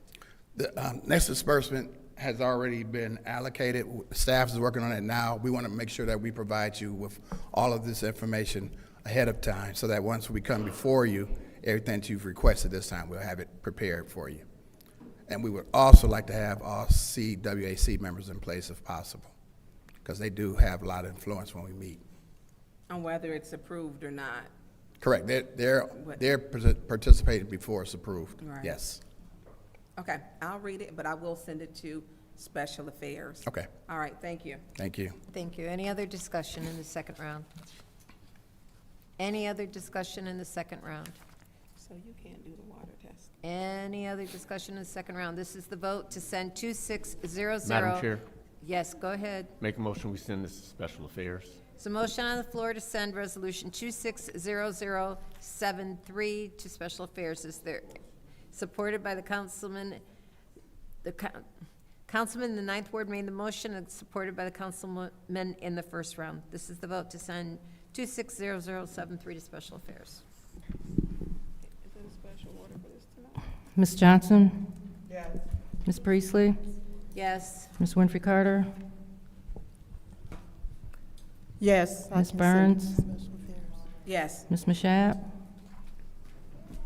Yes. Mr. Pfeiffer? Yes. Mr. Jarrett? Yes. Mr. Alamin? Yes. Dr. Lewis? Yes. The vote is 9 yes, 0 no. The vote is 9 yes, 0 no, though it will be sent to Special Affairs. Thank you. The next separation is 260089.1, the amended acceptance for Genesee County Senior Millage Funding, Eric Mays Senior and Community Service Center, and amend the fiscal year 2026 budget. I'll entertain a motion. Madam Chair, Go ahead. I'd like to make a motion to move Resolution 260089.1 to council. It has been motion made by the councilman in the first ward, supported by the councilwoman in the third ward, to send 260089.1 to council. Is there any discussion? Madam Chair, Go ahead. today we stand at a pivotal moment for our senior community and the Eric May Senior Community Center. This resolution, which has undergone through scrutiny and has now been carefully revised to address all previous concerns. The needs of our seniors have been clearly defined and are pressing. By accepting these funds, we are directly responding to those needs. The Genesee County Senior Millage Funds have already been approved by the county, which means that they had went through it and had an opportunity to see that it was fit to move forward. With these funds, the center can expand its program and services. The repeated review and revision of the resolution demonstrates our commitment to transparency and diligence. Now that all concerns have been addressed, it is time to send this resolution to council and pass it. It is time to send a strong message that we prioritize the needs of our seniors in this community. I end. Is that it? Okay, thank you. Is there any other discussion in the first round? Madam Chair. Go ahead. I don't know who's going to discuss this budget for us. Is there anyone who can address the budget for the Mays Center?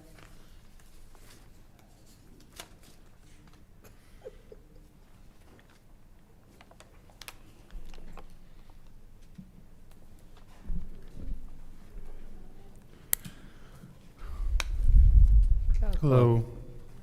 So what actually is the budget that we're proposing? Because I've got like 3, 4, 5 different things and none of the dollars match each other. So I'm like, which one, is there an actual budget of how much we plan to spend and where those dollars are coming from? Yeah, what I provided was the FY26 actuals to date for expenditures for that department in the Parks Fund, the FY26 amended budget, and the FY27 proposed budget. That's all for the Mays Center and the Parks Fund.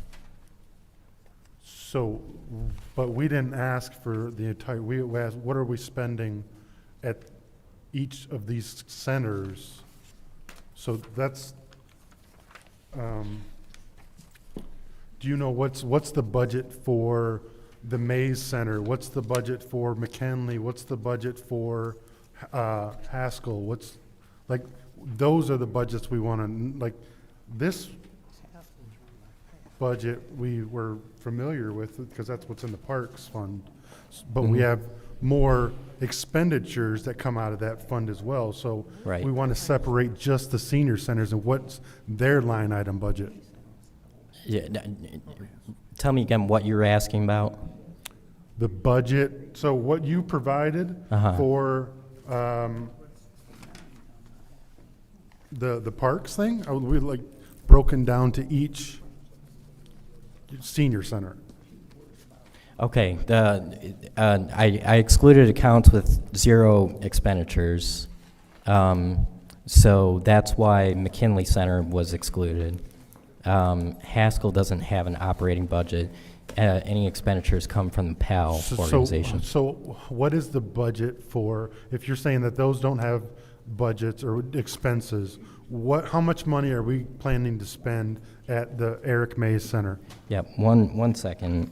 Because I don't see that dollar value anywhere.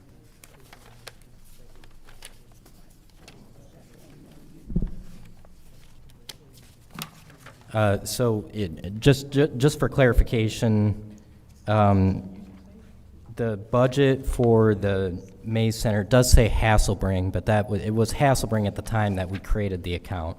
So, but it's understood that that refers to that senior center, which is the Mays Senior Center.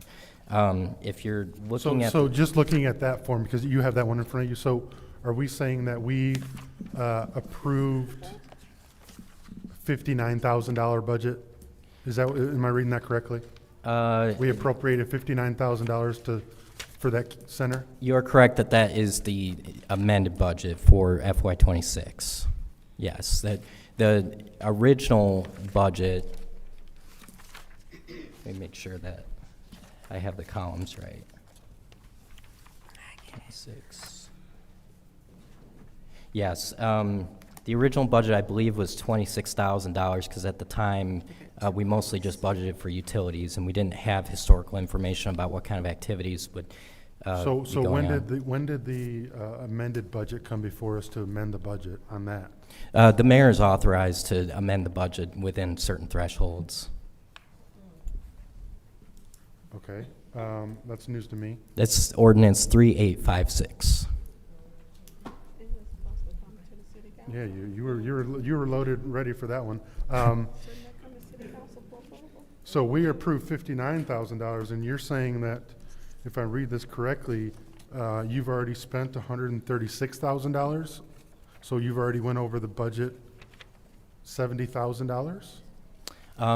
The $59,000 is what's budgeted for the operating costs in the Parks Fund. Let me just find that. Could you hold it up for me so I can see which document? The one with yeah, the blue on okay. it. This is very poorly put together. Yep, that's right here. It's hard to move these numbers around because none of them. Right. If you notice, and I meant to get to it, but That's his time. Is there any other? Madam Chair, Go ahead. Yeah, he can finish on my time. Go ahead. Okay. I don't know if I can't remember if I said it, but the Mays Center General Ledger account numbers start with 208-752-160. Those are the operating accounts within the Parks Fund. The wages and fringes are paid out of the general fund. So if you're looking at that 135,000 number, that includes general fund expenditures because I figured you'd want to see that. So the total operating costs what's the total operating cost? With salaries, fringe benefits, your professional services, because when we talk about a budget, you're looking at, hey, the Mays Center, and the Mays Center, how much does it cost to operate? Right. Again, it's hard to say a definitive answer just because we're lacking historical data. I'm But sorry, what- because you're lacking what? Historical data, because this Okay. is new. Okay.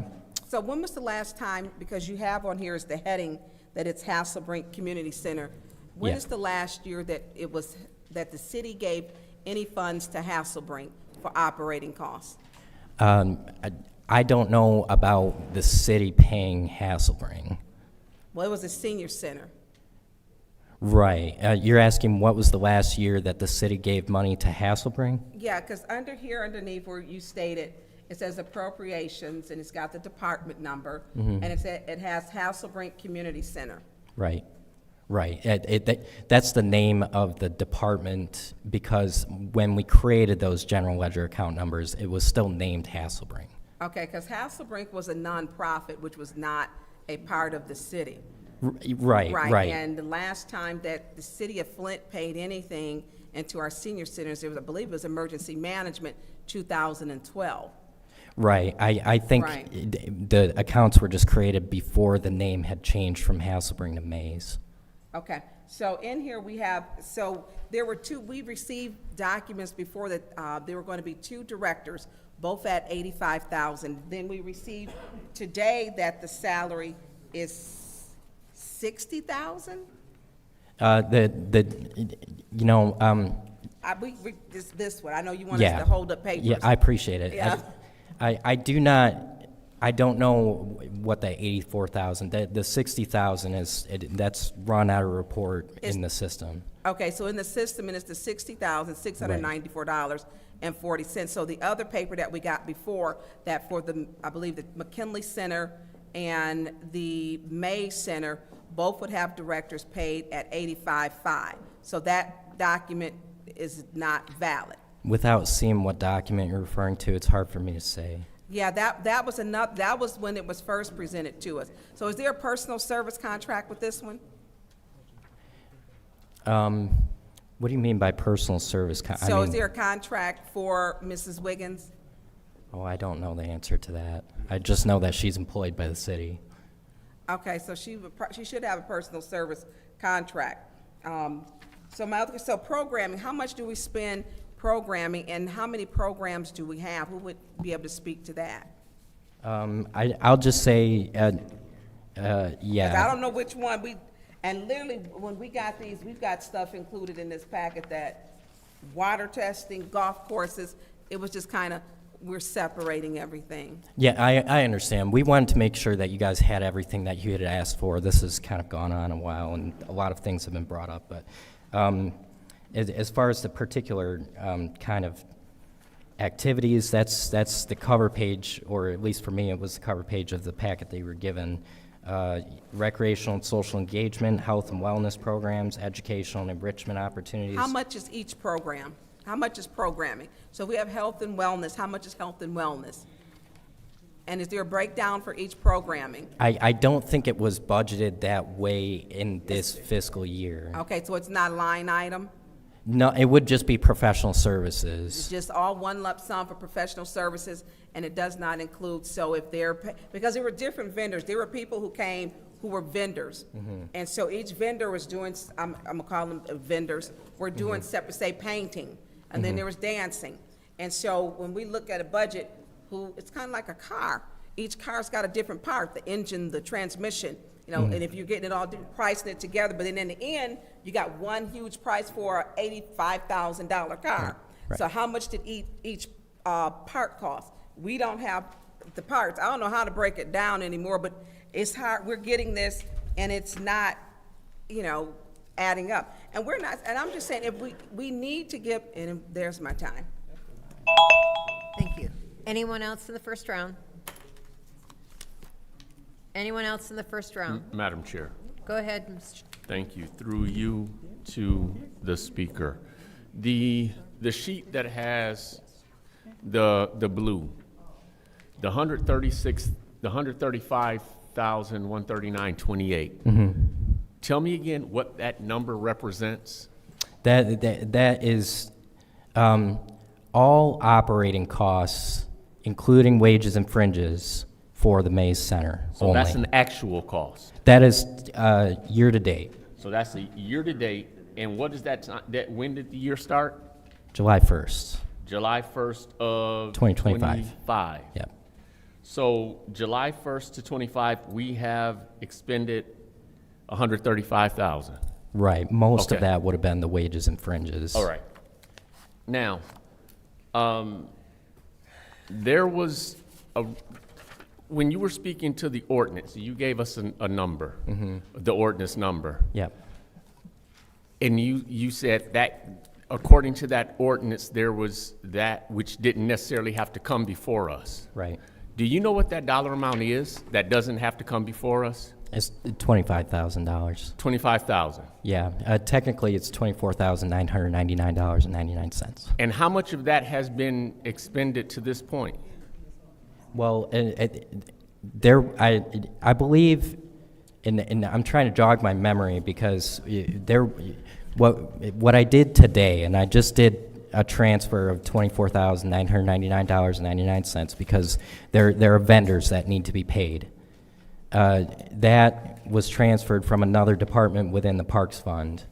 I believe another transfer from a different department was done previously, but I just, off the top of my head, I don't remember what it was. I think Okay. it was only like 8,000.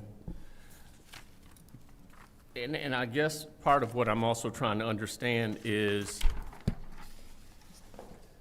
the approved amount from the county is the $54,744.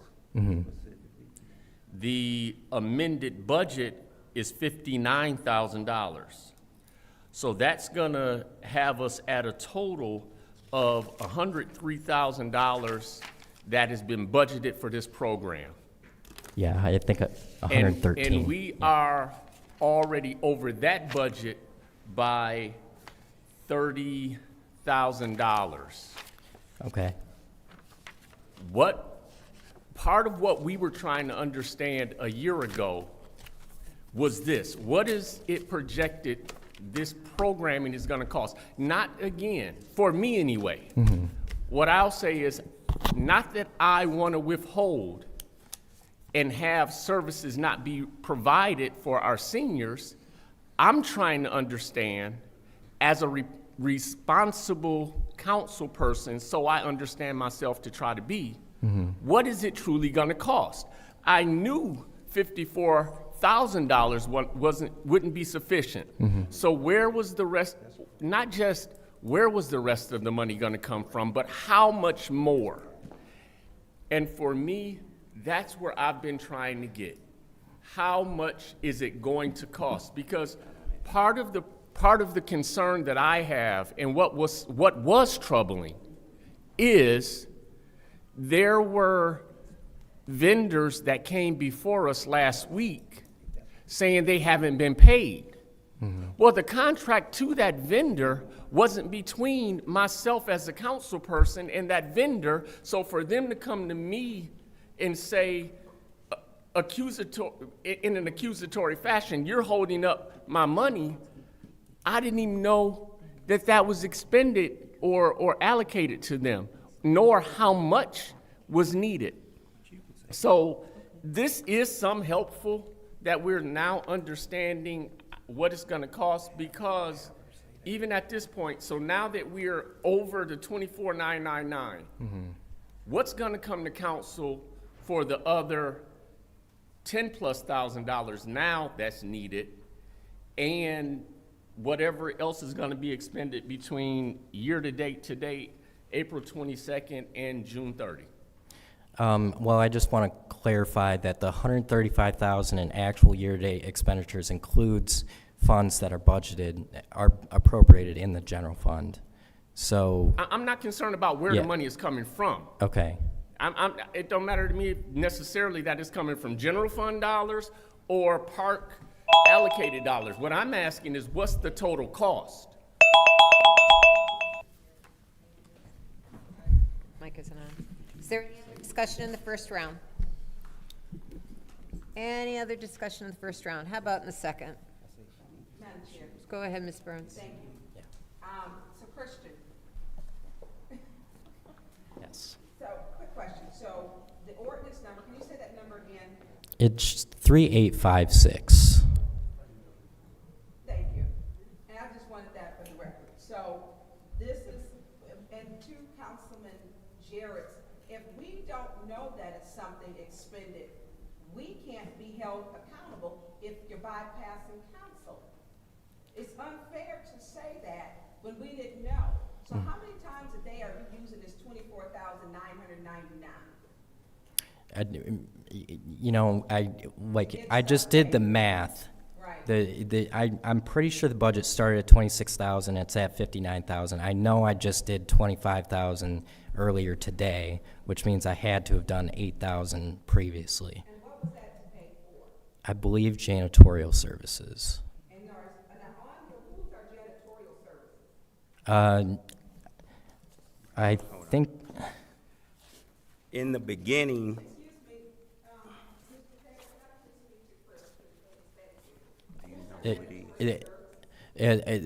well, it's a combination. In the beginning, yeah, it's Collins Janitorial is the name of the vendor. Collins Janitorial. Yeah, Collins. Yep. But we are no longer using them because we do have city staff that are going out there.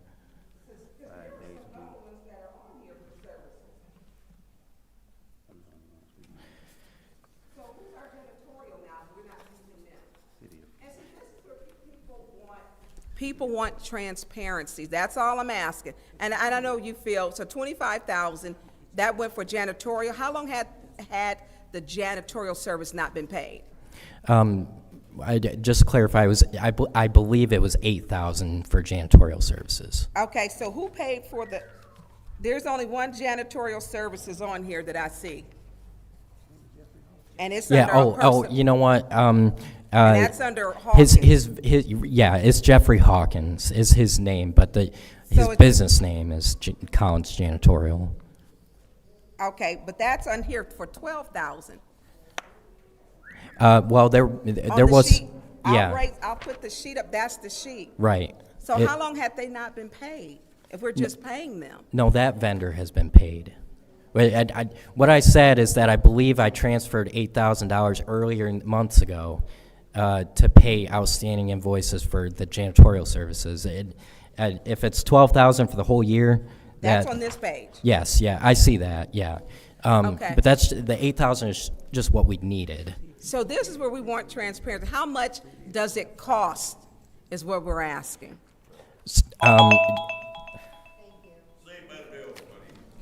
Anyone else in the second round? Go ahead. Right.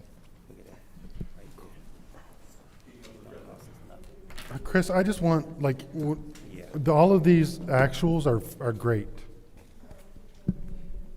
I would like a budget that says we're going to spend $100,000 in labor, we're going to spend $100,000 on programs, we're going to spend $100,000 on heat and electricity, we're going to spend, whatever else on postage or programs or that's what I want to see. And I don't like the line item budget of what we have, or the $59,000, that to me is useless because we know that's way more than that, right? So I want to know how much this is going to cost us every single year. That's what I'm looking for. Right. Again, it would just be projections because we don't have historical data to know for sure. No, I understand that. Yeah. Yeah, but what are we projected to spend? And it's included in the FY27 proposed budget. The one that we're currently trying to adopt, right? Correct. Yeah, but that doesn't, but the problem is these dollars that we're trying to get are for this current fiscal year. Right. So what are we projected to spend the remaining of this fiscal year? Because these dollars that we're about to take in have to be spent out, or they have to be credited back to stuff we've already spent, correct? Correct, yes. Yeah, yeah. So what further are we projected to spend that's not budgeted, because we're way over the budget already? Because you're spending dollars that aren't budgeted right now, so what are we projected to spend to keep these centers open? Well, with the transfer that I did, it's not over budget anymore. So I can pay what's outstanding. And then if we accept the millage funds, we would have a budget with those. And that would be it. No. So you're saying we're not over budget, but we are, because I'm including the wages that we've allocated, that we've spent. Like, to Yeah. me, that should be, even though it might be a different line item on the general fund, that should be part of the budget, because it's directly spent at this facility. You understand what I'm saying? I don't necessarily disagree with that. I understand. It's yes. So I'm looking for an overall of what we've spent, what we're projected to spend the remaining of this fiscal year to June 30th or 30. That's what I'm looking for. Right, I understand. Did you get the chance to review the FY27 budget that was proposed? That's your time. Any other discussion in the second round? Madam Chair. Go ahead, Mr. Chair. Go ahead, sir, and finish your statement or your question.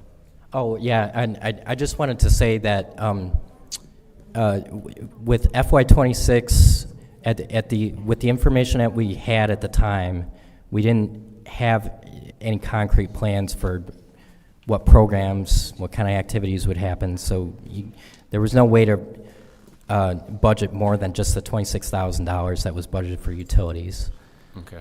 As we have gone through the fiscal year, and Mrs. Wiggins has, really built up the senior center, we're getting more data on what kind of programs are working and what's not, which is how I was able to be better informed with the FY27 proposed budget. That's all I was saying. Thank you. I think if you're looking to try to analyze what the operating cost projection would be for the Mays Center, I would look at the FY27 proposed budget. Okay. My question, can you help me understand what all is included in professional service that came to the 19,000? When you say professional service, what is under that umbrella? It's a lot of different things. I would definitely, if you really want the best answer, I would refer you to the expenditure detail that I provided, but... This here? Yes. I don't know if I gave it a... So is that to say all of these expenditures are professional services? No, that's all accounts that are in the operating budget in the 208 Parks Fund. Okay. Because I believe it was at the last meeting that it was requested to see all of the expenditures. So... Yeah, and you're looking at 208-752-160-801-000, and that's every single expenditure in professional services. Okay. It's mostly the meals for the seniors. Yes, I'm sorry? The meals for the seniors. That's what it mostly is, and then there was some janitorial services. Yeah, I'm seeing it now. Yeah, it's somewhat of a catch-all. Professional services is somewhat of a catch-all. Okay, I yield.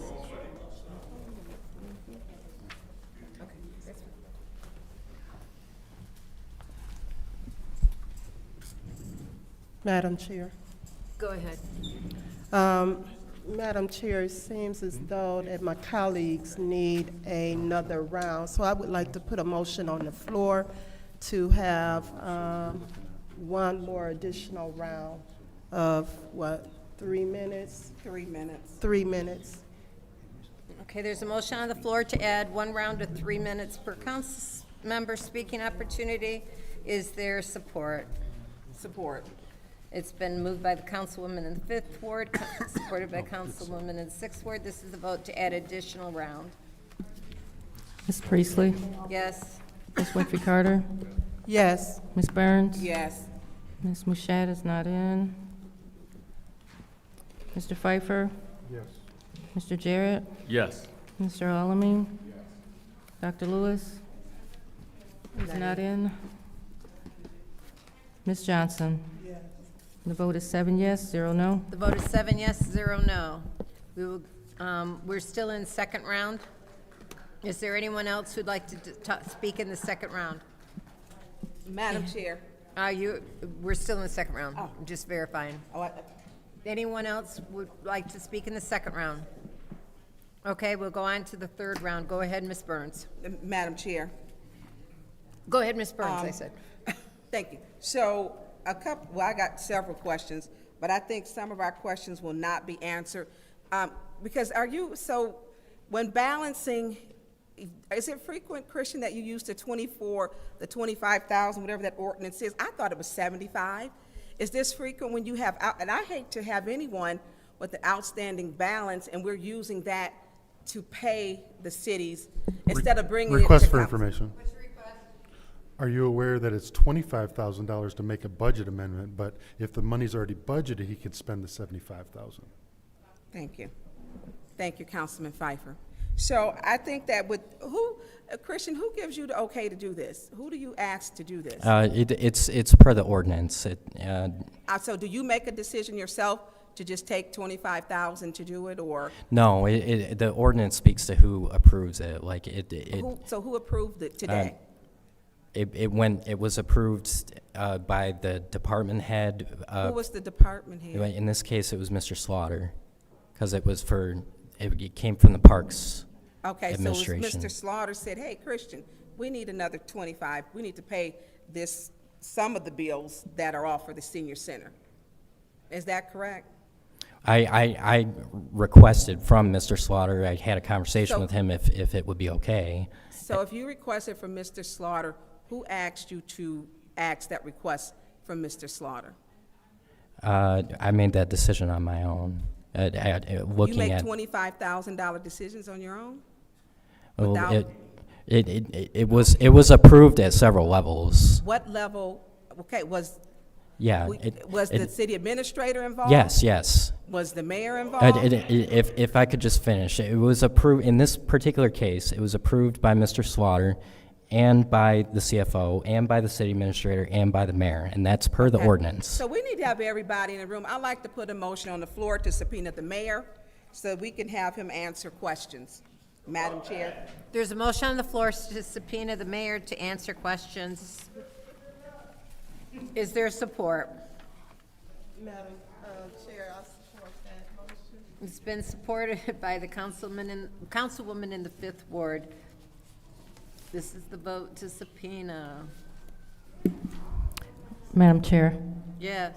Is there discussion on this motion? No, I just want to make sure that the motion clarifies exactly what we are asking the mayor questions about. So it's about the resolution. Go ahead. Thank you. So, I think we'd like to subpoena the mayor to ask him several questions on budget issues. And this one pertains to, because we can't get this was a lot.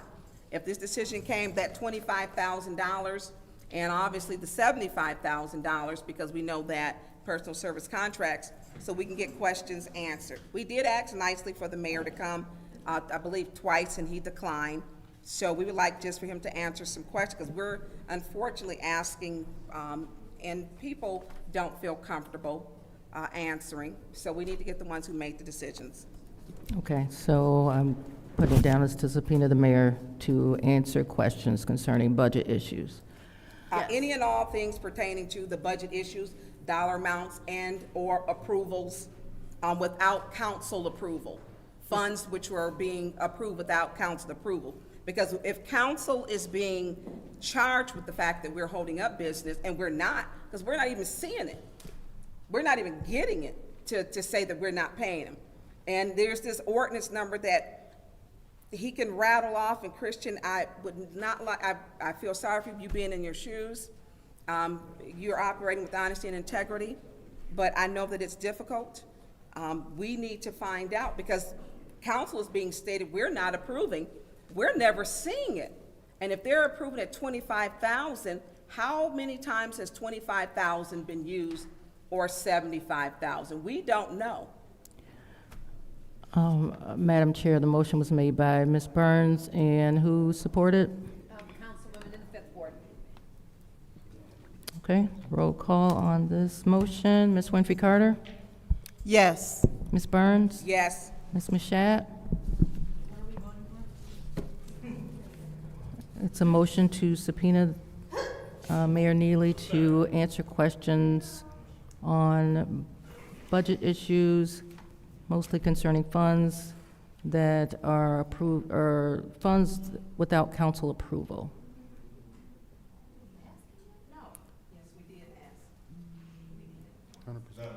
Mr. Pfeiffer? Yes. Mr. Jarrett? Yes. Mr. Alamin? Did not show up. Dr. Lewis? Yes.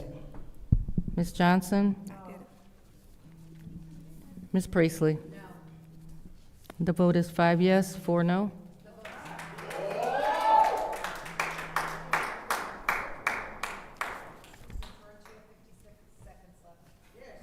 Thank you. Christian, and let me say this to you. I've been in your shoes before. Thank you for answering. And it's not you, it's people want transparency. And if I could read this and understand it, I wouldn't have to ask.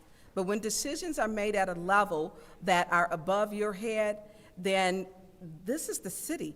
Residents have a responsibility that they can know. And if all we're asking for, how much is it total to budget? Not all, we've had a few. And to Mrs. Wiggins, I supported you in what you're doing, and I know that the senior centers have split. We had a very lovely conversation over at Mott Park when you had one with Beverly Lewis and some of the programming. How can the seniors all benefit together? And we need a total budget. And we don't have that as my colleagues at the other end are going over. So, thank you. Thank you. Any opponents? Second round. Or third round, excuse me, third round. Madam Chair. Go ahead. Thank you. I just want to make sure I'm understanding this, some of these charges appropriately. The $12,000 that was paid, if I understand, for janitorial services, was that $12,000 where the last $4,000 payment was in October of '25? Was that for the entire year?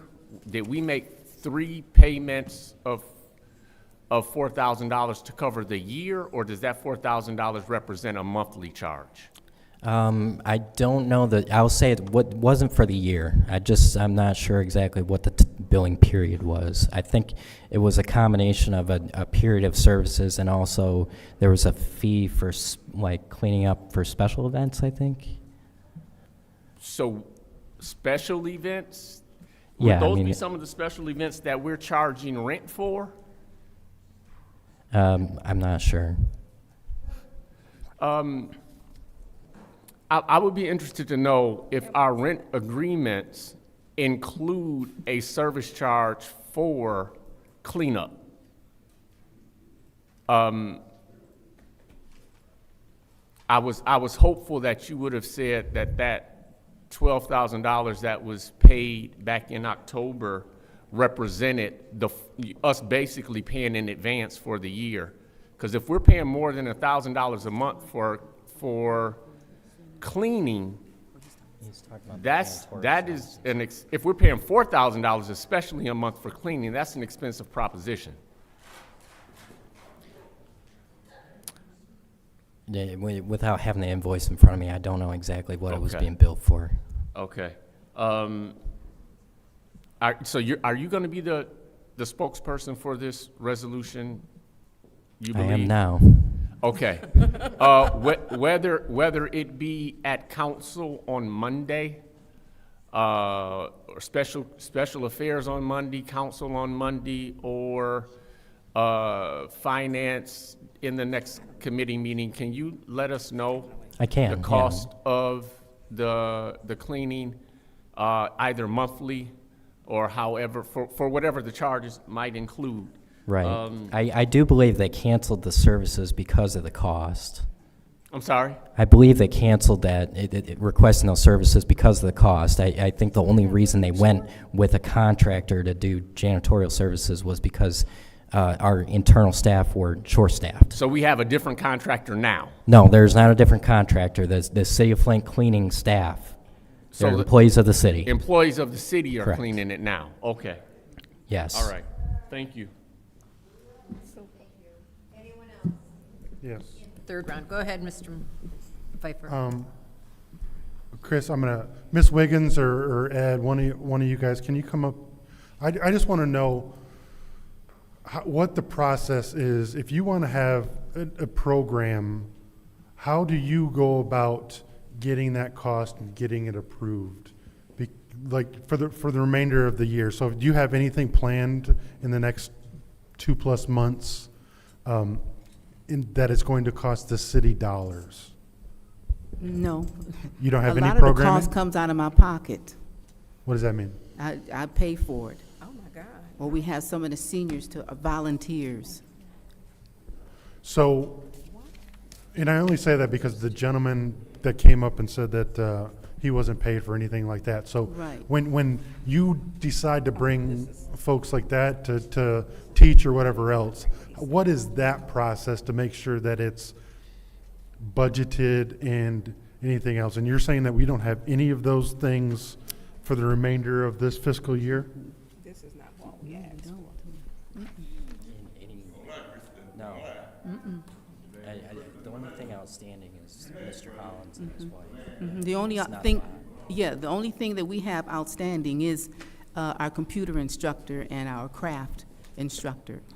So explain to me that process of if you want to bring in a program or something else, what does that process go through? Obviously, it doesn't go through a bid process. How do you solicit those folks to determine the dollar? How does that dollar get approved? How do you bring in new programs? Does that make sense? Is that a? Well, they start out as volunteers, and we were depending on the millage to assist us. So they come on as a volunteer. No, I understand that. Yes. I understand that. But So we don't, we, at that time, they'll give us an approximation of how much they would charge us, but they just volunteer. And we just said that when the millage comes, that we would sit down and talk to them about a cost. So we don't know the cost before we solicit the service? Well, we know approximately it's up to $25 to $35 per class. And that is based on the average of most senior centers. Okay, it concerns me that we are potentially have vendors that we don't have contracts for. And we don't have, and they're paying for those up front. I mean, the $60,000 from this millage, we have money to fund this center without that. So it's concerning that we don't have contracts and we're squaring up after this millage that we didn't know we were getting. It's crazy. Thank you. Any other discussion in the third round? I don't know, but how you spending money out your? Any other discussion in the third round? Okay, this is the vote to send 260089.1 to council. I think it's too late now. I'm not understanding that. Ms. Burns? No. Ms. Mashat? Yes. Mr. Pfeiffer? Mr. Jarrett? No. Mr. Alamin? Yes. Dr. Lewis? No. Ms. Johnson? Yes. Ms. Priestley? Yes. Ms. Winfrey Carter? No. The vote is 4 yes, 5 no. The vote is 4 yes, 5 no. That failed to go to council. There's a motion on the floor by the councilman in the 8th ward to leave in finance, supported by the councilman in the 1st ward. This is the vote. Ms. Mashat? Yes. Mr. Pfeiffer? Yes. Mr. Jarrett? Yes. Mr. Alamin? Yes. Dr. Lewis? Yes. Ms. Johnson? This report ain't even accurate. Ms. Priestley? Yes. Ms. Winfrey Carter? No. Ms. Burns? Yes. And the vote is 8 yes, 1 no.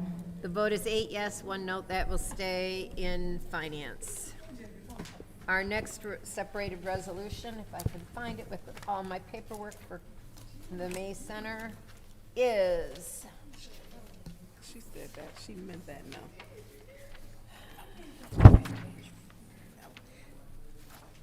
260126, accept the State of Michigan's MCOL's Public Safety Academy Assistance Program Award.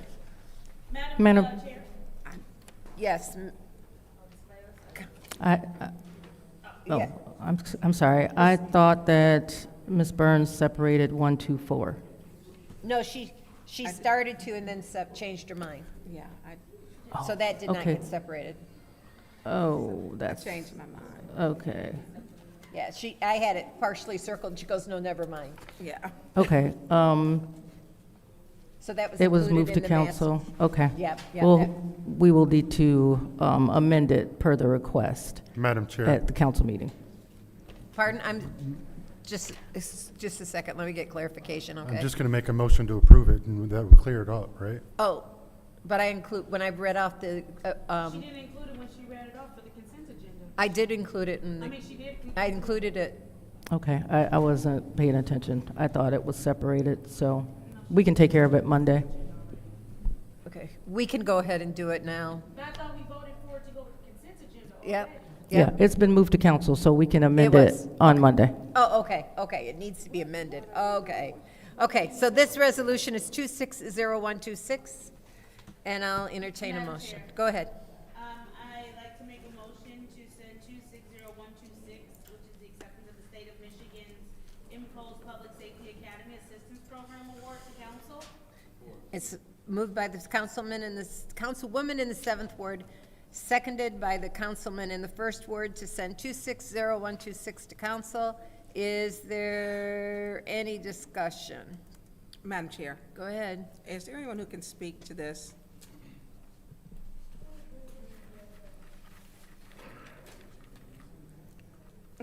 Mr. Edwards and Mr. Moore.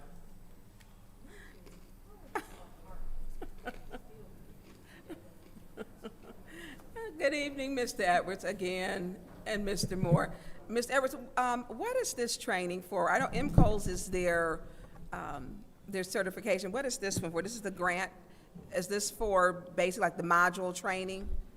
From what I can understand out of the information provided, this was to target recruiting. So it's supposed to be focused on maintaining So why recruits. doesn't Chief Green have someone here to explain this? She was here. Angela was here. I'm not sure why she left. I think it was by accident. I think she thought this was in consent agenda. So. So yeah. this is to target recruiting, and the funds will be used how? As it indicated. And As it indicated, it's in the staff review, basic law enforcement training, academy scholarships and salaries. So what portion are salaries? That would be a discussion with Angela, who is the accountant. And Angela's not here, because recruiting is important. How many officers do we have now? I know that just light conversation with the chief, we were upwards getting close to the 100. Is that with command staff? Because I thought it was 61, 62, or 63 during budget hearing. That's probably all officers. With command staff. Yeah. Mr. Moore, do you know how many officers we have? Because I don't think we're recruiting for command staff. We're probably recruiting for entry-level officers. That's correct, and I think my numbers are the same as what Mr. Edwards had. It's very close to 100. That wasn't a right now. number, that was a upwards. Do you have a number, Mr. Moore? Pardon? Do you have a number? No, I just have an estimate like he has. Well, what's your estimate? I would say around 100 employees. Around 100 employees, that includes officers and command staff. And so how many are we looking to recruit with this grant? Is that an Angela question? Yes, probably. So I'm gonna let everyone else, because if they've got questions, but I think I want to ask Angela some questions, because one thing we know, we do not have enough officers. On the corner of, off of East Hampton on Fenwick, in 7 days, there was a house targeted 3 times. And there's video, I sent it to Chief Green, where they got out, shot the house up, and they did it, and then did a 4th time last night. And just so happens, one of my very good friends lives across the street, and it's dangerous. And we need more officers.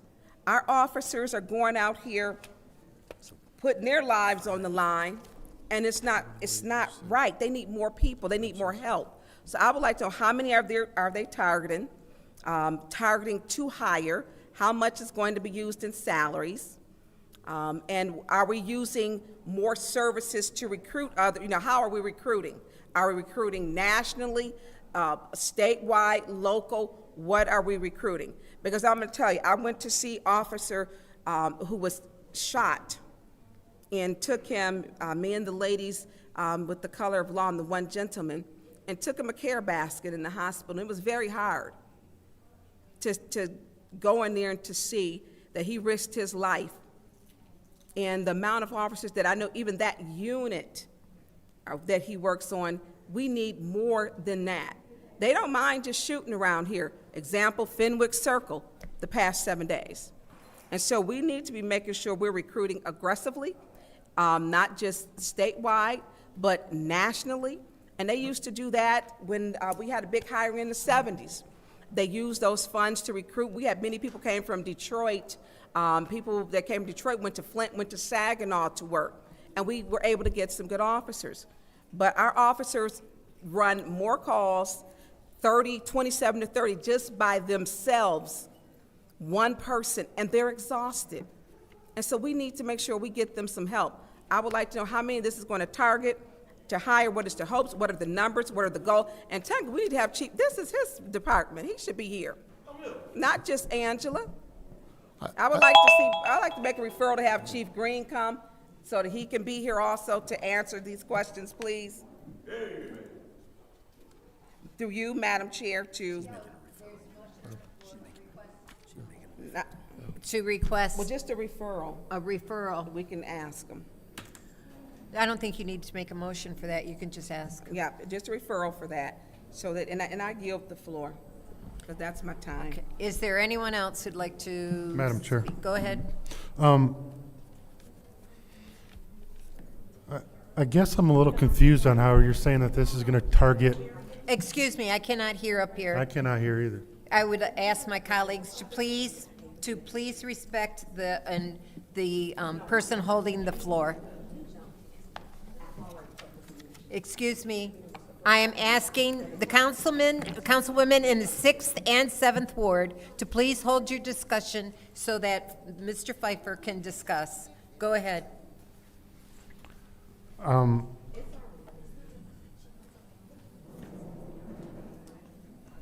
If you're going to have a conversation, I'm going to ask you to leave the podium so that Mr. Pfeiffer can continue.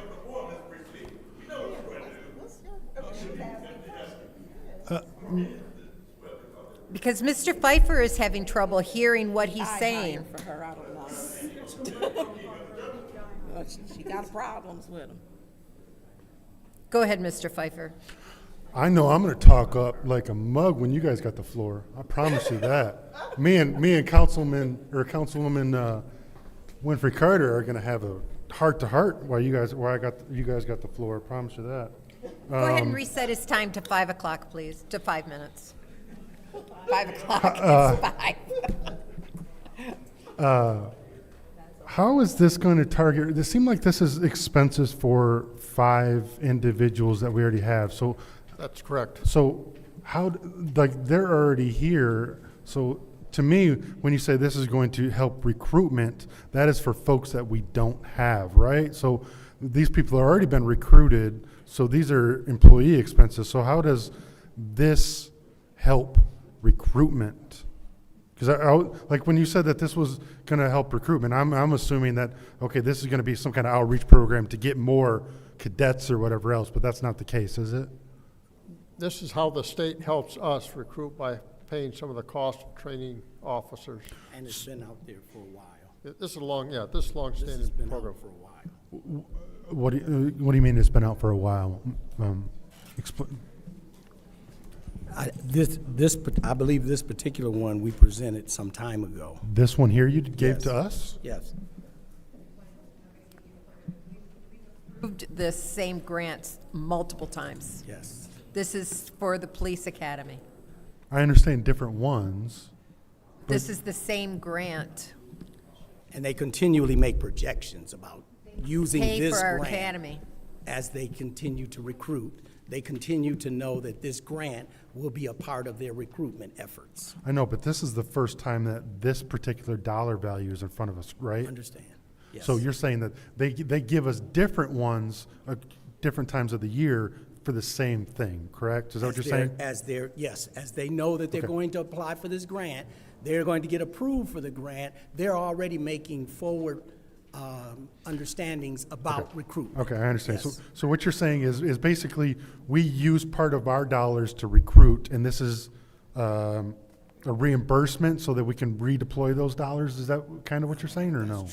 It's for the state to help us train the officers so that they're ready to be an officer on the street. Yeah, okay, I understand that. The total tuition, where does those tuition dollars go? Because we got on from the state of Michigan, this right here, I'm looking right here, this graph. The money comes to the city of Flint, Yep. and then we pay the officers. No, I understand that, and that's under wages, and I'm asking, there's a line item for total tuition. What is that expense? That would be Angela, the accountant. So do we hire folks, like, do we pay tuition for these officers to get trained somewhere, or is there a vendor that we pay for that, or no? I know they have some form of supportive training that occurs to help the academy. Because it says that the total tuition for each of the 5 folks that they're naming on this grant, it says $6,665 go to tuition. I'm just like, what is that? Is that just pay for other officers to help train, or We would need to get you clarity, Yeah, okay. Councilman. All right, thank you. I yield. Thank you, guys. Thank you. Any other discussion in the first round? Any other discussion in the first round? I'm going to take just a few minutes. That this is a grant that we've gotten over and over and over again. And in our packet, it actually includes the recruit name, the amount of the salary, any additional allowable expenses, their tuition, and the total for each recruit. And I would assume that because they just recently got raises in their contract, that would affect the dollar amount. That's why you're wondering why the dollar amount changes. And because numbers that we have. So we have 5 individuals going through the academy is what it looks like to me. So I just want that clarified. So any discussion in the second round? Madam Chair. Go ahead. Mr. Edwards, is Michigan Works, are we still getting grants? Are they still assisting with new officers for hiring? I'm not aware of their engagement right now. Okay. Because I believe they were assisting in helping to pay for, was it the tuition for them? Mr. Moore, are you aware of that? I believe so, but it's been a while since we've had one of those grants. Can you step to the mic? It's been a while since we've had one of those grants, so I'm not 100% I sure. cannot hear you. It's been a while since we've had one of those grants, and I don't know all the details. Okay. But they did pay for the training. So, yeah, Michigan Works, I know they were paying for training for new officers, and I think they were giving them laptops too. Yes. And so we don't know if they're still doing that. We don't know. No, we don't have it. Yeah, That's clarity we have so to get. thank you. So, Mr. Edwards, Paul, if you've got an answer to that, Mr. Borley, I'm fine. If you may know if Michigan Works is still assisting. No, he does this every meeting, and it's out of order, and he needs to be corrected. It's very distracting. Either he has the podium or we have the podium. Okay, so that wasn't the answer I was expecting, but that Judy is chairing. So, Mr. Edwards, can you make sure that we have, that we can have Chief Green, or someone can check to see with the recruiting, who's recruiting, if Michigan Works, how long was that grant, when the grant ended, are they doing the laptops? What is the recruiting goal? How many officers are we, what is the goal to recruit? Do we have a goal? Does anybody know? Our recruitment efforts are ongoing. So do you want- We have no stop point. Okay, We want to do keep. you say we Yes. want to recruit, you got to have a goal? You got to The have goal- a the goal is threshold? the goal is to keep on recruiting. So we're saying we want to get next year 25 officers, because now you've got officers retiring. Yes. And with their retiring, some are staying just to kind of hang on so that, our numbers don't dig any deeper. Because how many officers do you have that can retire now? I don't know that Yeah. number, but the conversations I've had with Chief Green is that officers are coming on board and officers are retiring or leaving. We've gained, but we're always, right. We're constantly fighting the retirement aspect. So if we can have Chief Green here, that way we can know if he wants 25 officers in 1 year, then if he's losing 10% to retirement, so we can be able to answer, those numbers, I would appreciate it. Thank you. Yeah, I would like to remind the people in the back that we can hear you up front and try to keep that down. Thank you. Anyone else in the second round? Yes, Madam. Go ahead. Yeah, speaking of, the people in the back cause more problems and issues than RL, but I won't say that out loud. Mr. Edwards, the salary that they're giving us, is that the complete, is that the total cost of that person's for the entirety of the academy? Or is that just a portion of it? They're paying the amount that's in the contract. So we pay them a regular salary while they're in training. No, I understand that. I'm asking, is that dollar value cover the entirety of their salary while they're in the academy? That, I believe so. I think the main thing that is not covered for them would be How long, meals. do you know how long the academy is? And can you break that down to see if the salary is, academy should be 25,000 and we're only getting half of that reimbursed? I just want to see what that delta is of actual cost of what they're paying. And maybe some of that tuition dollars covers that, I don't know. We can get you that information. Appreciate you. Thank you, sir. I yield. In the second round? Any other discussion in the second round?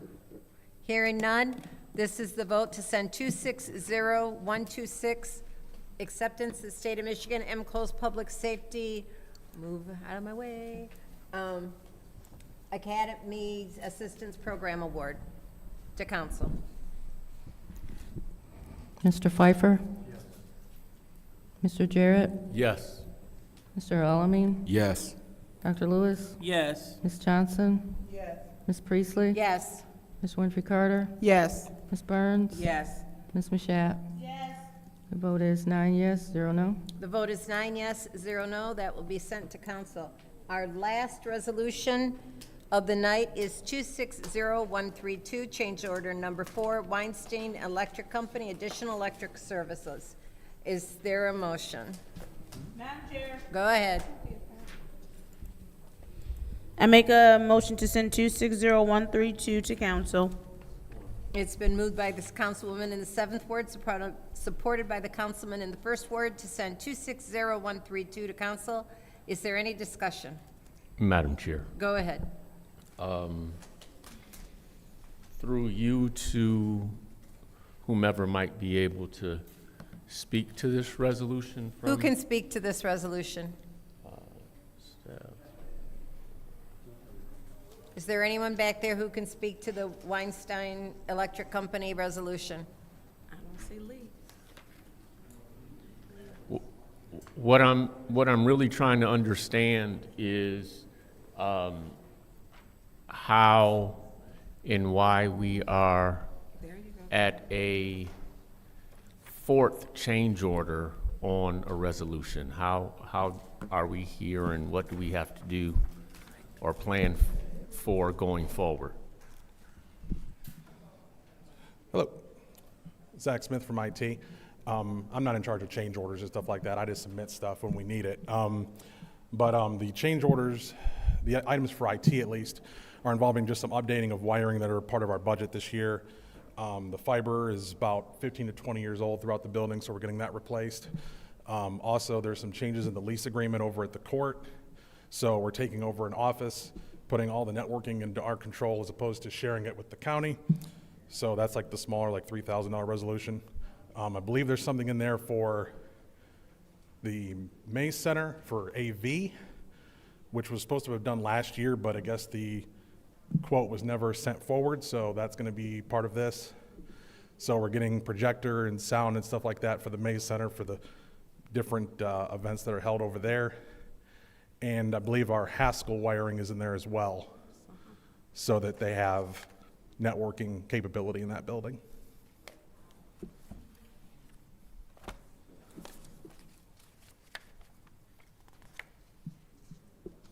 So their budget is coming out of IT, so spreading it around.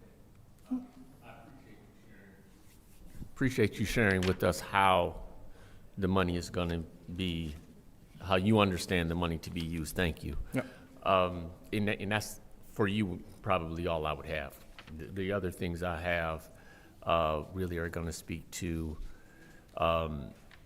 how administratively we view change orders. Okay. So that, thank you. You can be seated. I'm done there. Yeah, because I'm just trying to understand how we get to change order number 4 on a resolution. I yield. Thank you. Any other discussion on the first round? Madam Chair. Go ahead. Through you to Lauren Rowley, please. Yes, ma'am. Yes, please, Ms. Laura.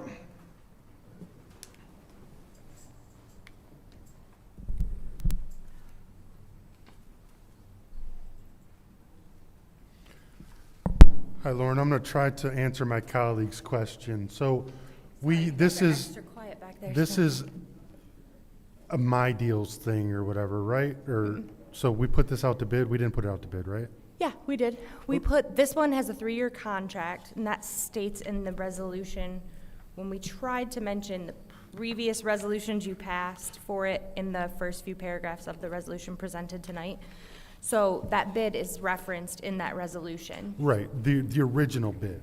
Correct. The original bid did not include these things, right? The original bid was given for hourly, basically T&M for what a proposed project would be to cover the 3 years. And then we gauge how much we think we're gonna need for that year. But when you have multi-departments using the same vendors, sometimes Lee, IT come mid. So we put out the bid, and we get the vendor back that says they're gonna charge us $100 an hour, we'll go round number, right? And then we bring that in there, and then we issue initial contract for whatever the first thing is, and then now IT needs it, so that's change order number 1.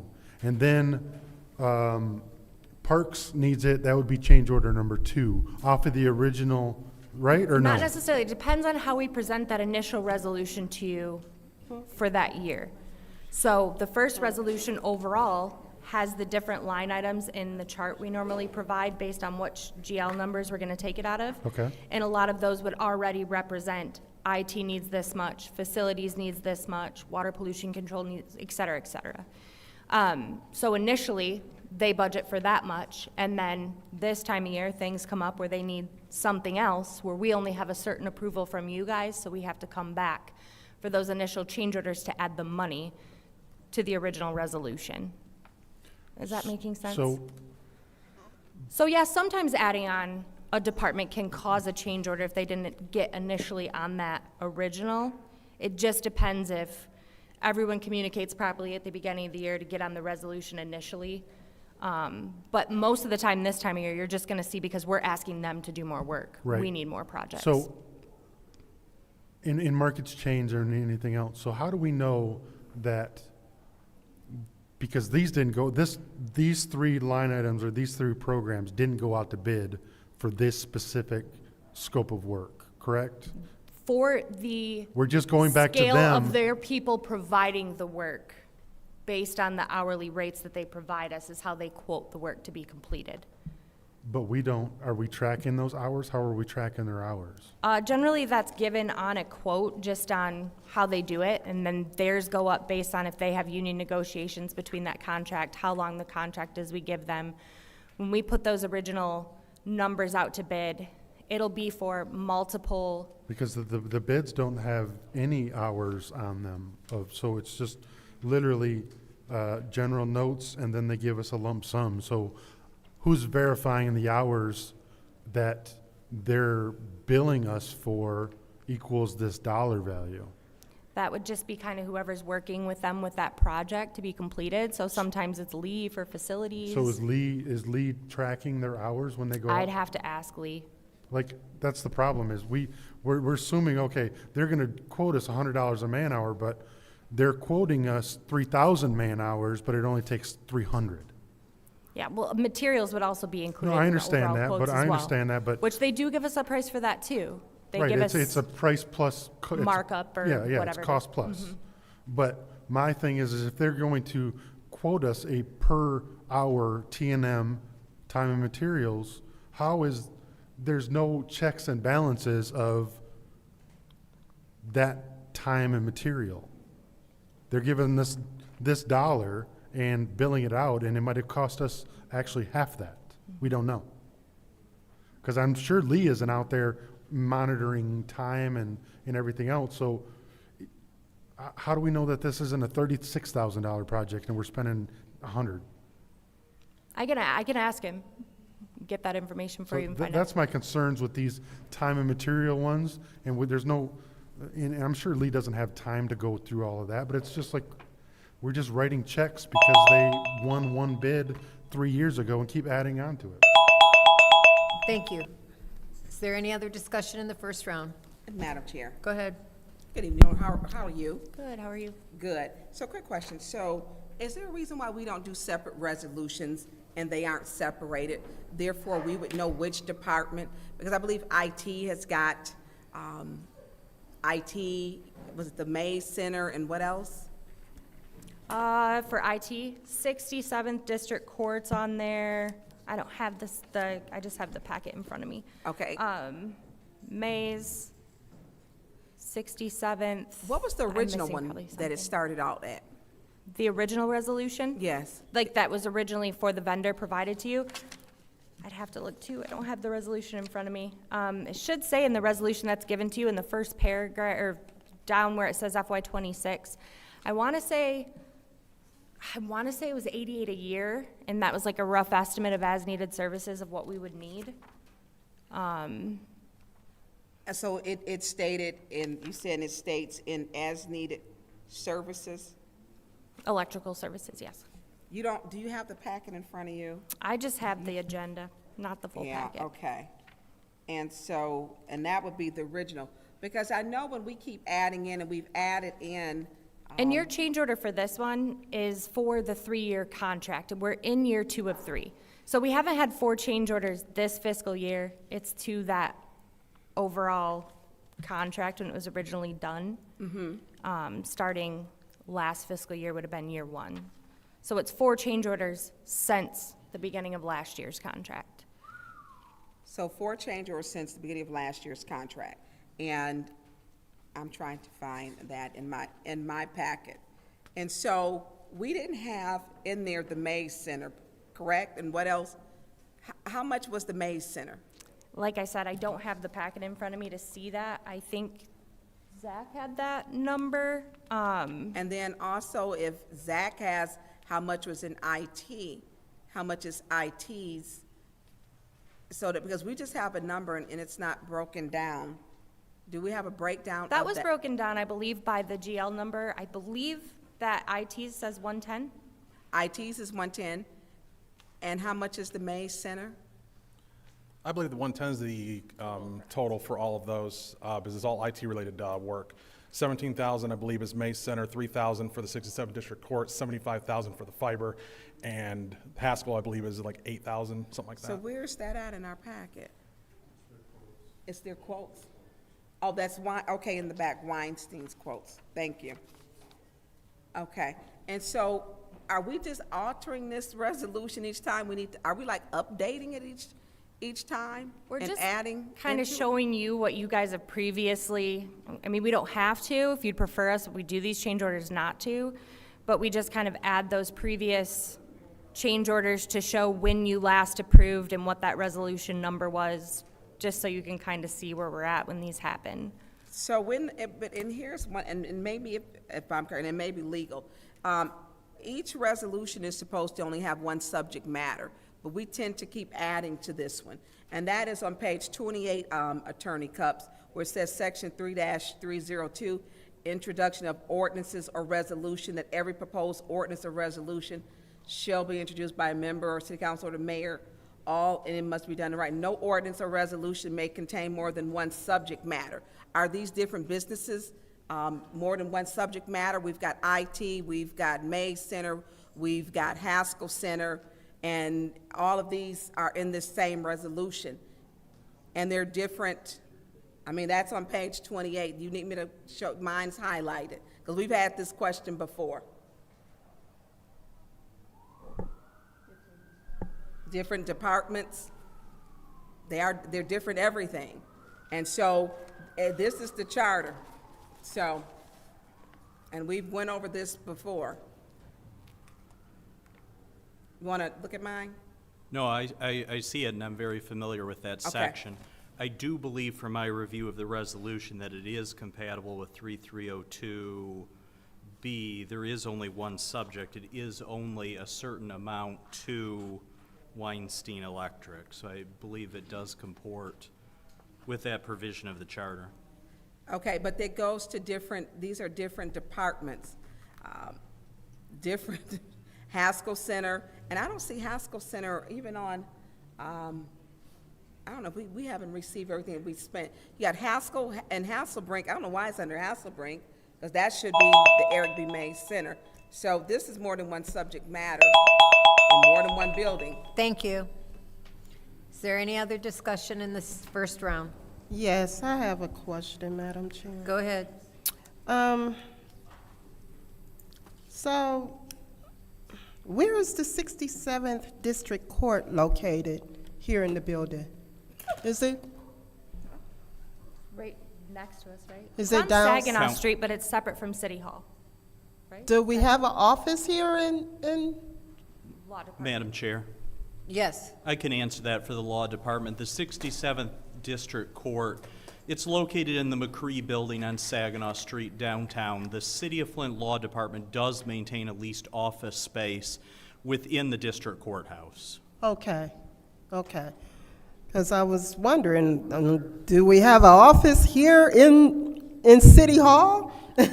Okay, okay, so, all right, that answers my question, because I'm like, well, why? I know that the 67th District Court is in the McCree Building, so why are we paying for, okay.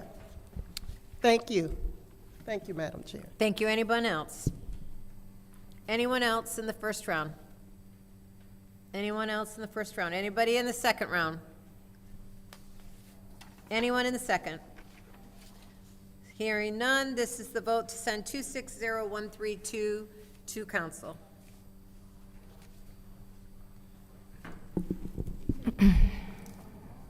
Mr. Jarrett? Yes. Mr. Alamin? Yes. Dr. Lewis? Yes. Ms. Johnson? Yes. Ms. Priestley? Yes. Ms. Winfrey Carter? Yes. Ms. Burns? No. Ms. Mashat? Yes. Mr. Pfeiffer? The vote is 8 yes, 1 no. The vote is 8 yes, 1 no. Subject matter, I don't know how you keep adding to the resolution. I've never seen that before. Motion to adjourn by the councilman in the 8th ward, supported by the councilman in the 1st ward. This is the vote to adjourn. Mr. Alamin? Dr. Lewis? Yes. Ms. Johnson? Ms. Priestley? Yes. Ms. Winfrey Carter? Yes. Ms. Burns? Yes. Ms. Mashat? Yes. Mr. Pfeiffer? Yes. Mr. Jarrett? Yes. The vote is 9 yes, 0 no. The vote is 9 yes, 0 no. This meeting is adjourned at 8:04. I know, but we had a motion to adjourn, and it was.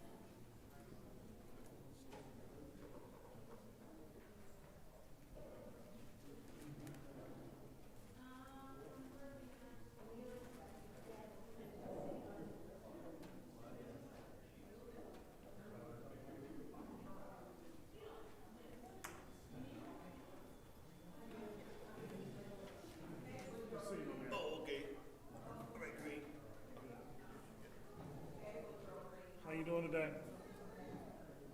I'll see you next time.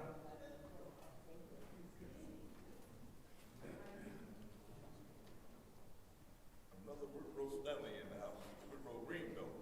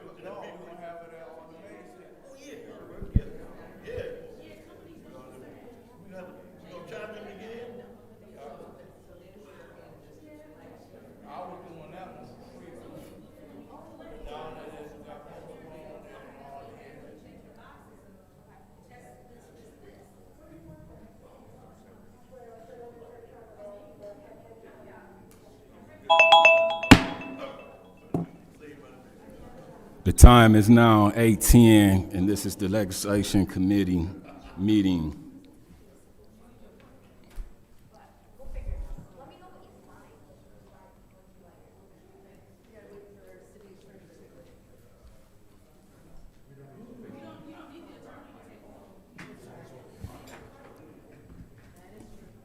Madam Clerk, roll call, please. Mr. Alamin? Present. Dr. Lewis? Present. Ms. Johnson? Present. Ms. Priestley? Present. Ms. Winfrey Carter? Present. Ms. Burns? Present. Ms. Mashat? Mr. Pfeiffer? Present. Mr. Jarrett? Present. You have nine members present. We got 9 people present. Reading of the disorderly person city code subsection. Any person that persists in disrupting this meeting will be in violation of Flint City Code Section 3110, disorderly conduct, assault and battery, and disorderly person, and will be subject to an arrest for a misdemeanor. Any person who prevents the peaceful and orderly conduct of any meeting will be given 1 warning. If they persist in disrupting the meeting, that individual will be subject to arrest. Violators will be removed from this meeting. Requests for agenda changes and additions.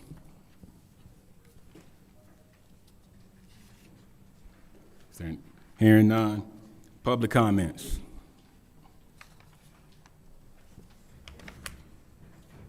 Members of the public who wish to address the City Council or its committee must register before the meeting begins.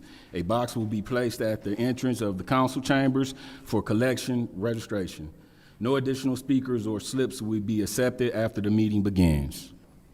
Members of the public shall have no more than 3 minutes per speaker during public comments, with only 1 speaker opportunity per speaker. Any public speakers? First speaker is R.L. Mitchell.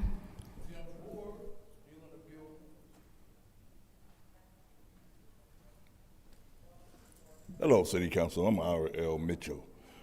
For the record, about this unaffordable houses in Flint, we got these brand new apartments built, and we ain't put nan homeless citizen in there yet under Section whatever 8. I mean, because the people who run the opia situation, making all them millions of dollars, they funding them houses. They ain't no better than them human trafficking. If they don't pay their rent, they're gonna be dealt with by the opia peoples over on St. John, because they make more money than the peoples who got the real administration job in Flint. And these unsafe landlords, what you call it, you got a name for them, slum landlords. But Hop of Fear, the Mexican restaurant, 8 all them buildings right there, brand new, and right down the street, round the corner, well, 8 people got burned up and can't find some of the bodies. And we studied filibustered around, but thank God for Madam Burns. She appeased the mayor to get up here, and we're gonna have some head rolling when he come in here, and we're gonna get some action like it's supposed to be from 25 years ago. Them kids that got poisoned, and they done turned 25 years old and got families of their own, and we still politicking with the citizen of Flint. But thank God to the first ward, he finna shake him down, take him to the bridge, and pick up what Mays left off at, because he got the javel in his hand, and then the curious-looking lawyer over there, and you about to get dealt with too, sir. You ain't at the woman, anyway, the 5th ward studied making laws about, she can talk for herself, because Madam Burns is gonna, she already done, anyway, stay tuned, America. You see how we gonna get our money for the May Center, and I approve this message, R.L. Mitchell. Thank you very much. All right, thank you. Madam Clerk. Next speaker is Jim Richardson. I believe he left. Allison Montgomery Littlejohn. I believe she's gone. Doug Schultz. I believe he's gone. Michael Harriman. Joyce Richard. David Peachy. Moses Timlin. Tia Harris. John Billings. Michelle Young. Beverly Biggs Levy. Nick Custer. Mari Copany. And that brings us to our last speaker, Rich Jones.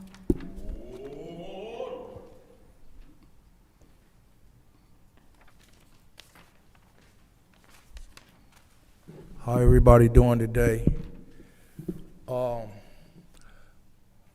was heard some talk about a public safety meeting.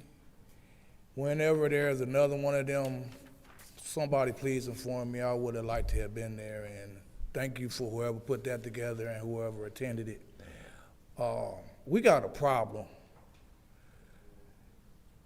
If a house gets shot up on Saturday, and then that same house gets shot up on Wednesday, and then that same house gets shot up again on Friday, without an arrest being made while the investigation is going on, is ridiculous nowadays.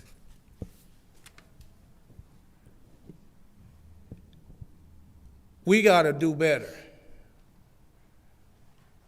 Those people need to be off of the streets while the evidence is being collected or whatever. It is evidence of who the shooter is. No one has been hit. And it's many situations in the city of Flint that this has happened in the past. We got to create a better system when it comes to this. We need more investigators. We need more police. We are reactors. We can't do nothing about these people that's committing these crimes. We can appeal to them, ask them to stop doing it, but for the safety of the innocent people, we got to get these people off the streets much faster. It don't make no sense in some situations that some of these people end up taking the law in their own hands and being victims of the street because so many instances has happened to where our police force did not intervene. Some kind of law got to be wrote up to scare the hell out of these kids, because they are fighting over a partner that they ain't gonna even care about in 10 years. But these little few seconds of revenge that they're having is not only hurting their family, but it's hurting innocent families. Okay, Mr. Jones. Thank you. Thank you. That's our last speaker. All right, that's our last speaker.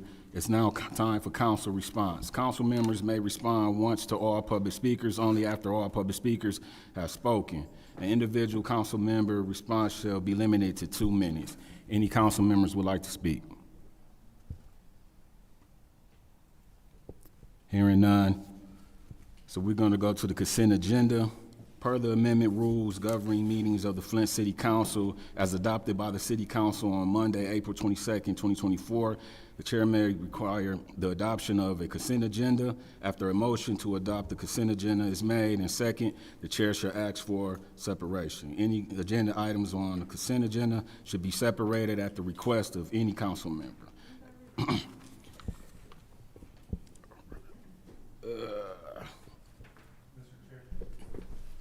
Councilman in the 8th Ward, you have the I'm floor. going to do complete separation.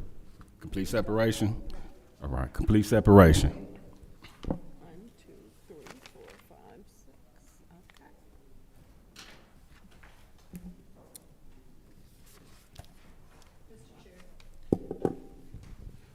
Madam Clerk? No, there's nothing to do with. I'm sorry. Oh, I'm sorry. Going to the first ordinance, which is 250414/T.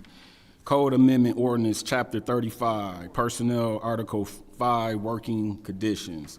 An ordinance to amend the Flint City Code Ordinance by amending Chapter 35, Personnel, Article 5, Working Conditions by amended Section 35 through 89, Holidays.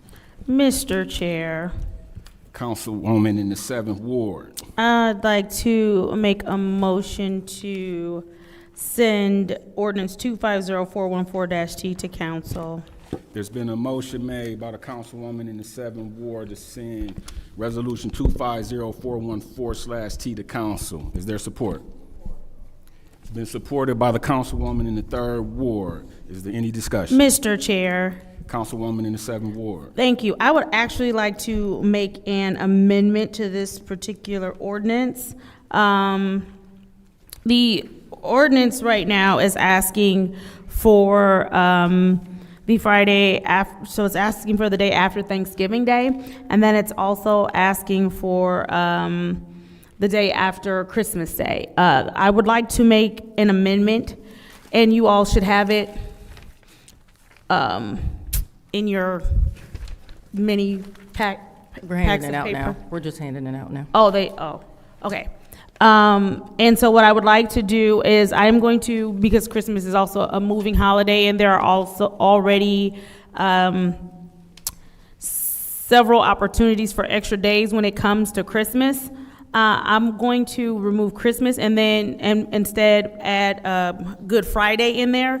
And again, these holidays are in line with holidays from, thank you. I have one already. Thank you so much. Here you go. Are in line with holidays that county workers as well as other municipalities already offer their employees. And so the amendment is just to remove Christmas and add Good Friday. And so the entire ordinance is still the same. It's just taking Christmas out of it and putting Good Friday on.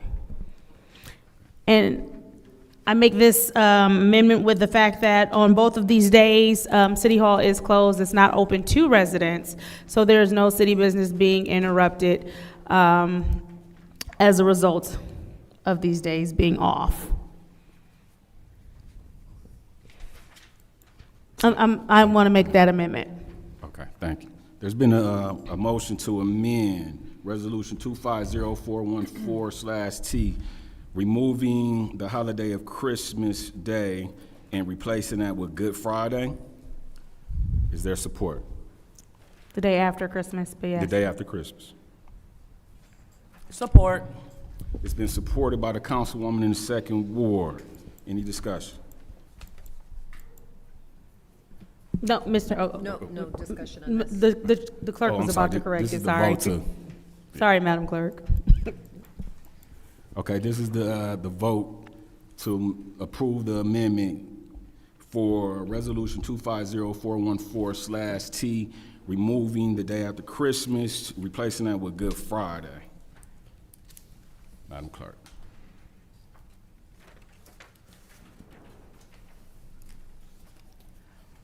I also want to just add for the record that it was also amended to remove from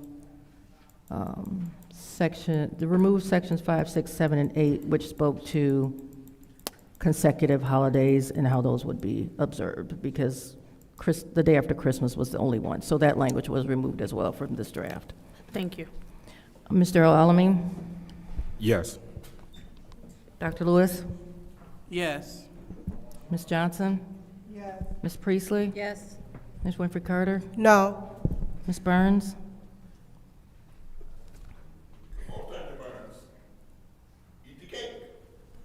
Ariel? No. Ms. Mashat? Yes. Mr. Pfeiffer? Mr. Jarrett? Yes. The vote is 6 yes, 3 no. The vote is 6 yes, 3 no. That amendment passes. Now, this is the vote to send this amendment with the. No, you have You to. had to do, you have to do a motion to send the resolution to council. Oh. The amended resolution, so it would be a .1. Okay, so I'd like to make a motion to send the resolution with the amendment 250414/T to council. So it would be 250414.1. Point 1. And, Mr. Chair, I'd like to make a motion to send 250414.1 to council. There's been a motion made by the councilwoman in 7th Ward to send resolution 250414/T. 414.1. 411.1 to council. Is there support? It's been supported by the councilwoman in the 3rd Ward. Is there any discussion? Mr. Chair. Councilwoman in the 4th Ward, I believe I heard. I'm not going to support this at this time. I want to make sure that we get through all of our negotiations with our bargaining units before changing working conditions, as that some of these items are negotiated in their contracts. So I am not going to support this until after all bargaining units have their contracts. Are you done? And I'm done. Thank you. All right. Thank you. Is there any more Mr. discussion for this resolution? Mr. Chair. Councilwoman in the 6th Ward, you have the floor. Thank you. To you, Mr. Chair, to Mr. Moore. Mr. Moore, did you have the figures on how much this would cost the city? And I know I don't know if it'll make a difference with the amendments, but do you have the figures? And then also, while you're walking up, through the city attorney, have you vetted this and signed off on it? I don't know which can answer first. Mr. Moore? It costs approximately $200,000 a day that you. A day? Yes. And how many days? Well, 2 days, that'd be $400,000. So is it only, with the whole list, are we only saying give them 2 days off for the year? Oh, for the whole list? For the whole list? Okay, I believe there are 10 days already. And so if you added 2 more, that'd be 12 days, so probably about 2.4 million, I guess, roughly. 2.4 million? Right. So changing this will cost us 2.4 million? No, the changes will Oh, cost you what'd you about say? 400,000. So, okay, Miss. How much will it cost for everything with the amendment, with the additional, what's the total cost? She's adding, the amendment adds 2 days. Point of information. What's your point, Councilwoman in the 7th Ward? Yeah, does the speaker know that's just a list that are already holidays, and so this ordinance is just adding those 2 days? Yes, so it's just 2 days. Yeah, but I did want, thank you, but I want to know the total for all of them. The cost for 2 of them is 400,000. Per year? Per year. So we're saying, and then the total cost for everything. Probably 2.4 million, I'm guessing. Okay, because we're adding it to our holiday list. That's correct. Okay, and so the additional to the holiday list is 400,000 per year. But then we are in negotiations also, through you, Mr. Chair, through the city attorney. Have you vetted this? I'm not certain if it's been vetted by the city attorney. I note that it's not signed by the city attorney.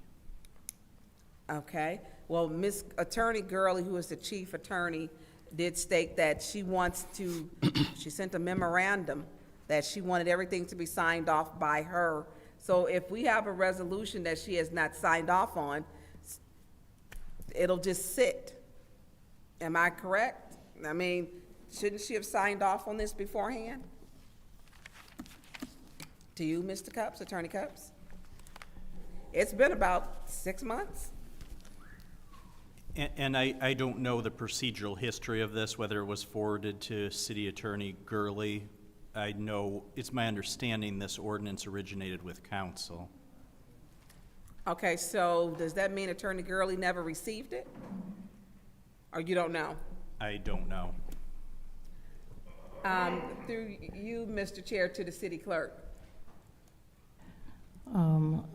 Madam Chair, through you to Ms. Burns. So this resolution was drafted at the request of the council member for a meeting.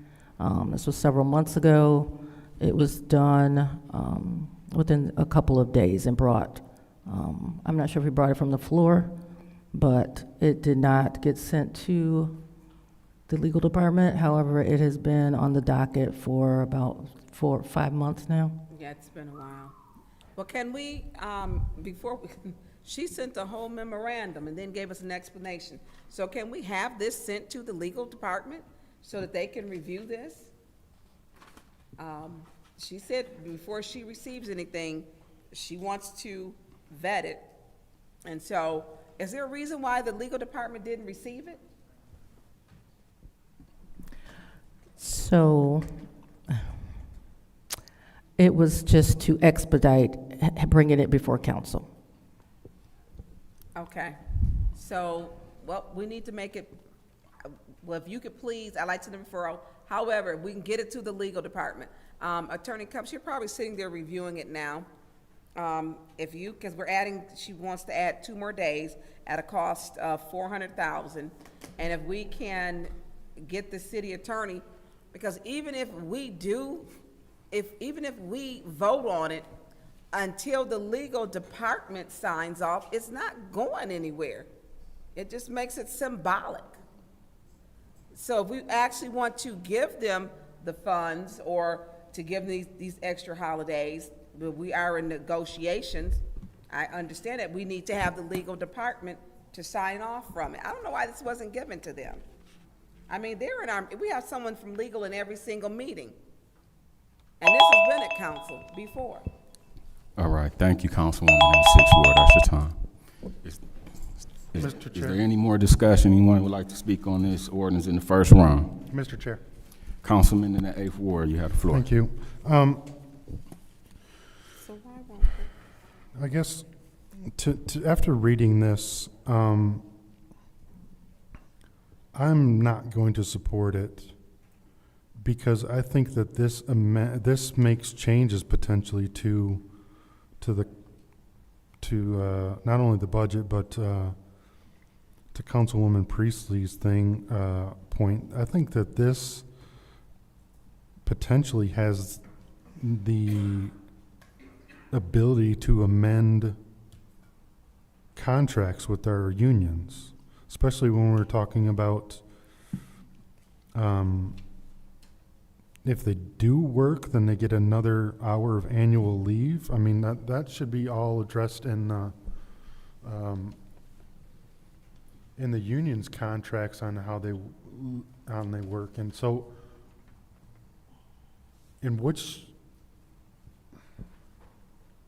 I just think that there's probably a reason why this isn't signed is because nobody wants to dig in and see how to amend the union contracts to look at this, because to me, can the officers back there turn down the radio, please? Excuse me, can the officers in the back please turn down your radio? Okay. Madam Chair, if I may. Mr. Chair. I'm sorry. Mr. Chair, I'm sorry. Madam Clerk. I just want to point out to Mr. Pfeiffer that all the language that is not bold or capitalized already exists. So the only changes are to add Good Friday and the day after Thanksgiving Day. All this other language. I understand that, but the contracts don't. Do the contracts do they point to ordinance of which days are on and which days are paid or which days are not? The contracts will list the days that are currently already approved are listed in the contracts. This language already exists. Right. I understand that. So what I'm saying is we're amending contracts potentially by adding days that aren't in the contract. Yeah, you'd mentioned the 1 day with credit 1 hour. I thought you thought that was new language, so. No, I understand that, but I'm saying that if they work these other days that are not in the contract, now we're amending their contract for different days. That was my point. No, I understand that.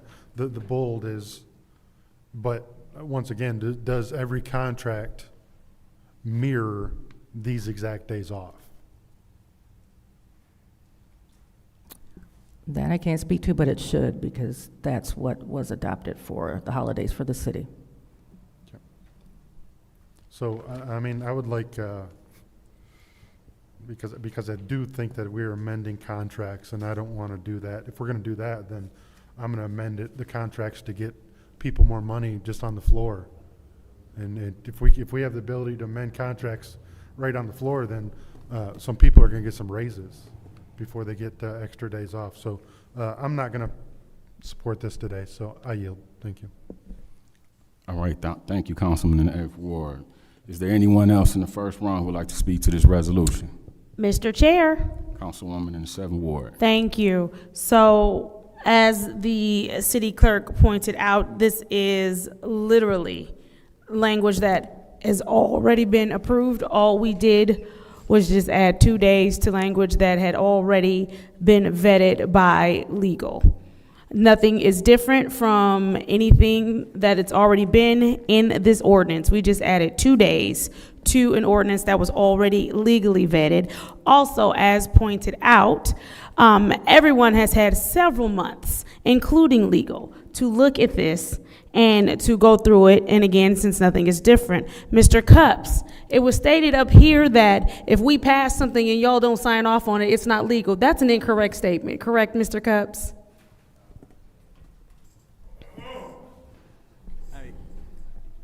If we pass a resolution up here, it was stated that it's not legal until y'all sign off on it. Is that a correct statement?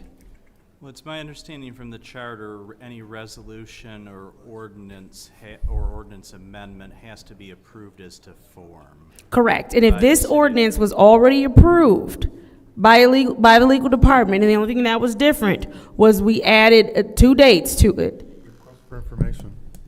I'm not sharing. Request for information. The previous one wasn't approved either. Approved a form means that it's signed and not just sent to them, so. Incorrect again. All we did, even with the previous one, was take a language that was already approved by the legal department in the city of Flint and add 2 dates to it. That's all we did. I have nothing to do with that. You're saying that this language was never approved, and I'm saying to you, and even the city clerk said to you, that's not true. We didn't use language that wasn't already previously approved. Go ahead, Madam Clerk. I was going to say, I think there's just a little confusion is that the draft to amend that current section was not signed off. She's saying that the original language was signed off. Thank you, Madam Clerk. The original language that was already approved before. Thank you. For information. Then why don't we have the signed copy of the original one on the agenda? No, the amendment that she's been trying to make has not been signed off on. I understand that. The original one that's in the agenda, that was the previous one that's been on there for 4 months, isn't signed either. Because that's an amendment to That's the the original language. amendment. That section of the code that's already been approved is what she's saying.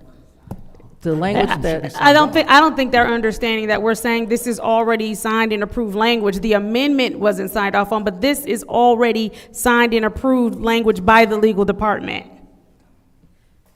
Request for information. What's your request for information, please? Thank you. I'm not confused at all.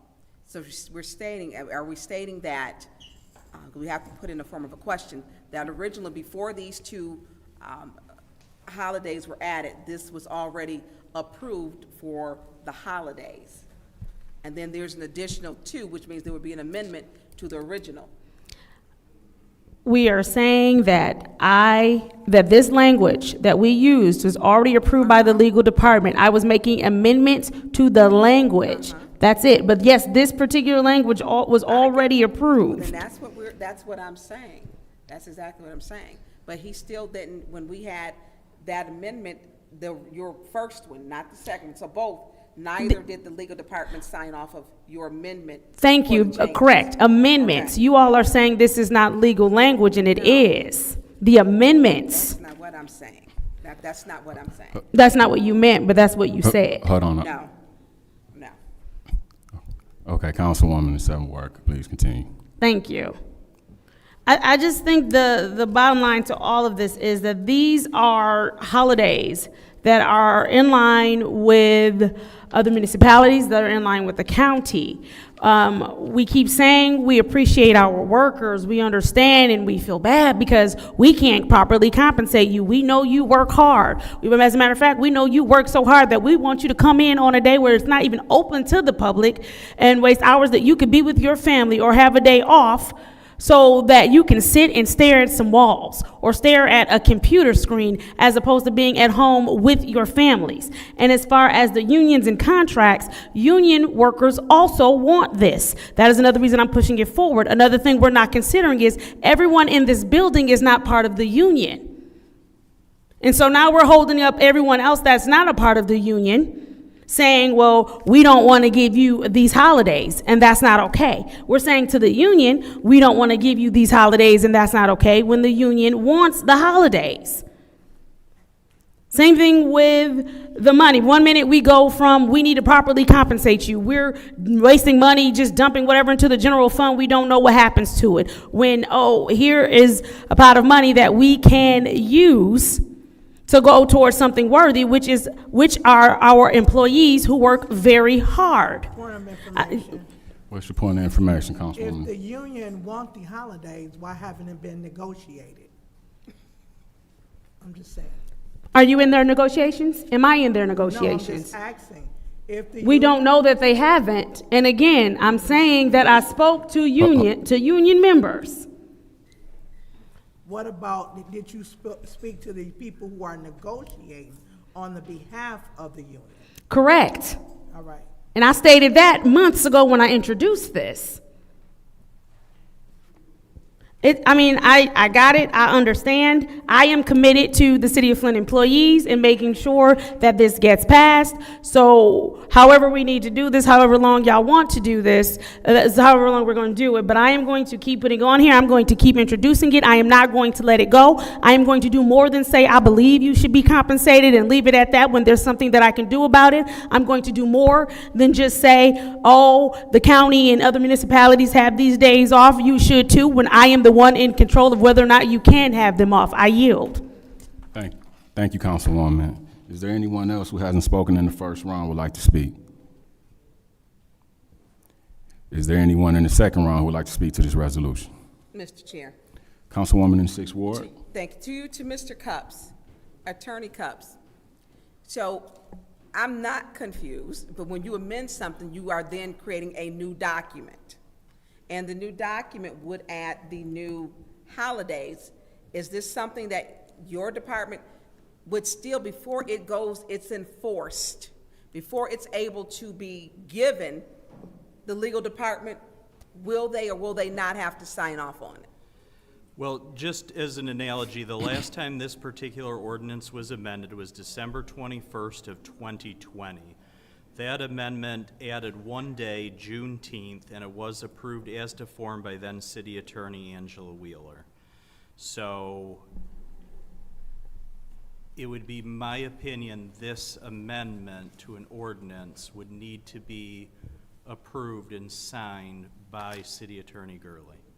Okay, so the previous attorney in 2020, and I believe Juneteenth was sent up to be approved, I believe it was by Mayor Neely, to add it, and it was approved to form, but City Attorney Angela Wheeler did sign off on it before council voted on it. Is that correct? Is that fair to say?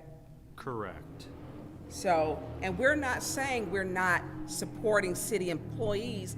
We're stating that if there's a procedure, then we need to follow it.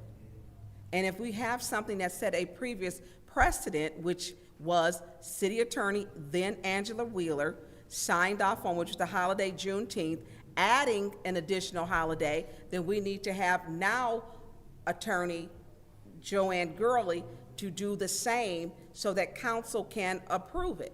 And that's what we're saying. I'm not confused. I appreciate what our employees do, and I don't want to put us against the employees. We're not saying that.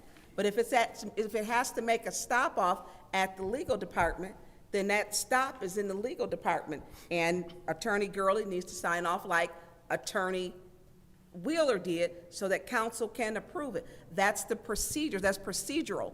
And so we're not saying that I don't want it to sit, because if we pass it and then it goes right back to sit for legal to do it, to wait for them to sign, I've seen things just sit and not be done if legal doesn't sign off. I don't want it to just be symbolic if we're adding 2 days.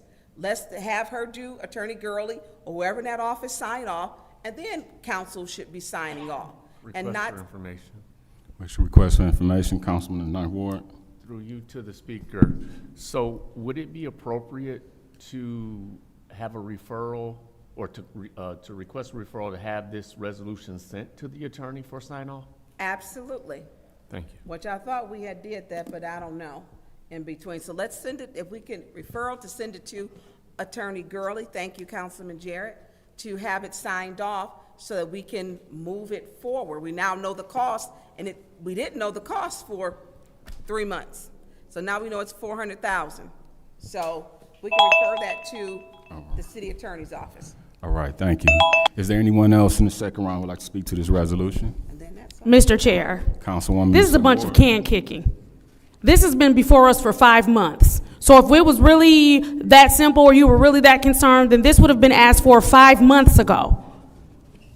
All this is a bunch of stalling on something that everybody, the attorneys included, has had more than enough time to take a look at. More than enough time. I think it's very, very discouraging to sit up here and act like, oh, we care, oh, we want you to have the best, we want you to stay in Flint, we think you're doing a great job, we want you to stay here, but then we sit here and for 5 months have things in front of us that we can move. And when it's time to move them, there's always a reason why they can't be moved, or they have to be shuffled here, or they have to be shuffled there. When we're talking about employees and giving them a day off when a building is not open, when nothing is happening, nothing is moving, and we can't even properly compensate them for them to have a competing wage to even stay in this city. If we are serious about this, we've had 5 months to be serious about this. If the attorneys knew they needed to vet it, they had 5 months to say, we need to vet this.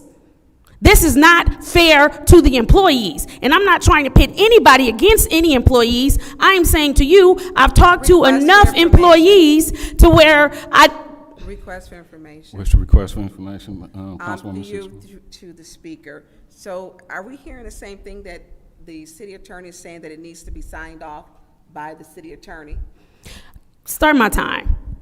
You know, I'll support you. I'm saying the same thing I just said, is they've had 5 months to say that. They had 5 months to say that. That doesn't stop my sentence. My sentence stays the same.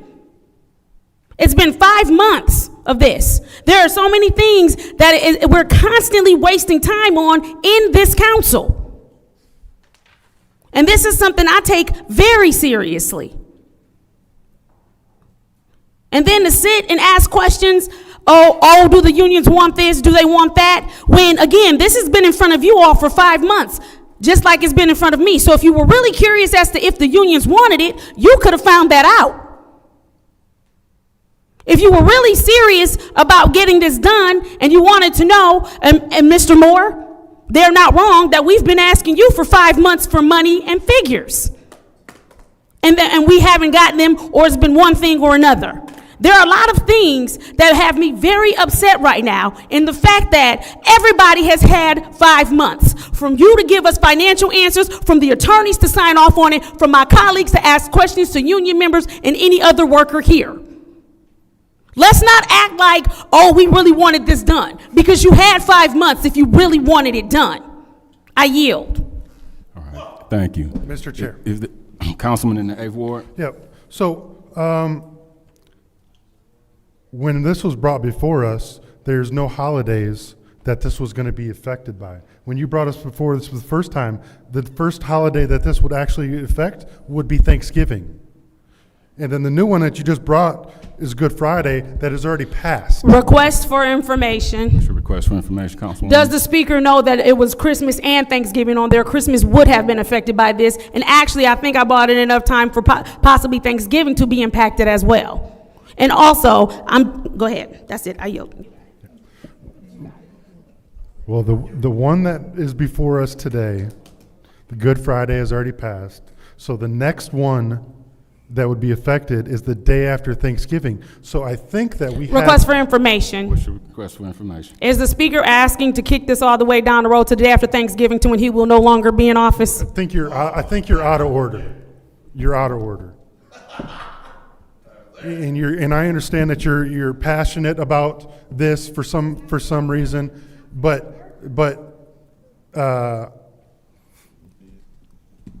you're barking up the wrong tree. And if you want to come at me like that, I'm your huckleberry.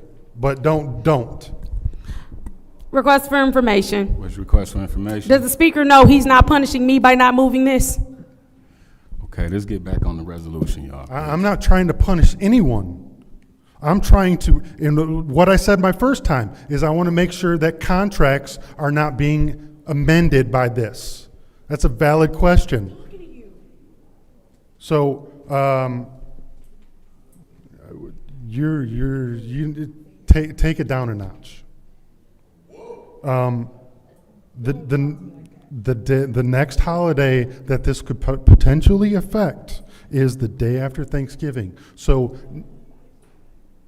we have time for the attorney to review it. We have time to look at to see if we're going to amend contracts potentially. So I understand your passion, but there's no reason that we need to jump on this and get it done exactly tonight. You're out of order. You're out of order. Let's bring it back to order, y'all. He has the floor. Councilman in the 8th Ward. So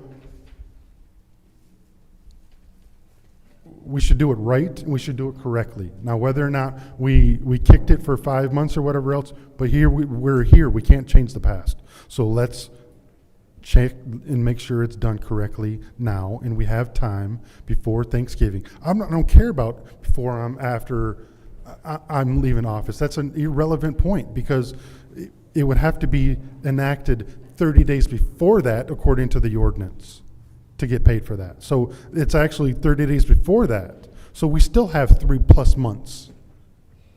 So I don't understand the attitude this evening, but it is what it is. I yield. All right, thank you. Mr. Chair, Councilwoman in the 4th Ward, you have the floor. I have been very consistent from the time that this was introduced that I wanted to wait until after contracts have been settled. I also wanted to know the cost, and I believe I was the first one to raise that issue. The amount is not insignificant, but it's not major. But I still want to wait until contracts are negotiated. Information. What's your request for information? Because this is costing more money, should it also be accompanied by a budget amendment or no? It wouldn't be affected this year's budget. But is it a? It would affect next year's. I understand that, but is it part of next year's budget? No, it's not been included as far as I know. Okay. It has not been discussed, so that would happen at that time. But I have been very consistent with my stand on this resolution. I'm not against it. I'm not for it. I'm neutral. I know that when I worked in the private sector and as well as public, when I worked at Mott Community College, we had certain days we got paid for. You know, those were times off. We got all the time between Christmas and New Year's off, but that was because there was no students. So, but that was in our contract. That was part of our negotiated language. And I just feel that as long as we are in negotiations, if we do this, we have now changed the negotiations. It affects the salaries. It affects everything. So I'm not going to support this until we have, unless we have contracts with all of our unions. Thank you. All right, thank you.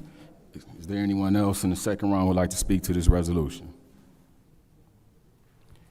Hearing none, this would be the vote to send Resolution 250414.1 to council. Madam Clerk. Mr. Chair, Councilwoman in the 7th Ward. there was a request for a referral to send it somewhere, to send it to the attorneys for signature. You said there's been a request for referrals? Correct. 2 different colleagues made the request. So there's been a request for the referrals to send to the attorneys by Councilwoman who, was it in the 6th Ward? Point Who of referred- order, requested it? that request is not a motion, so that's invalid. Mr. Chair, Councilwoman in the 7th Ward. I'd like to make a motion Councilwoman in the 7th Ward would like to send this ordinance, this amendment, to send this amendment to the attorneys for signage. There's been a request to send this as a referral to the attorney as an Point assignment. of order.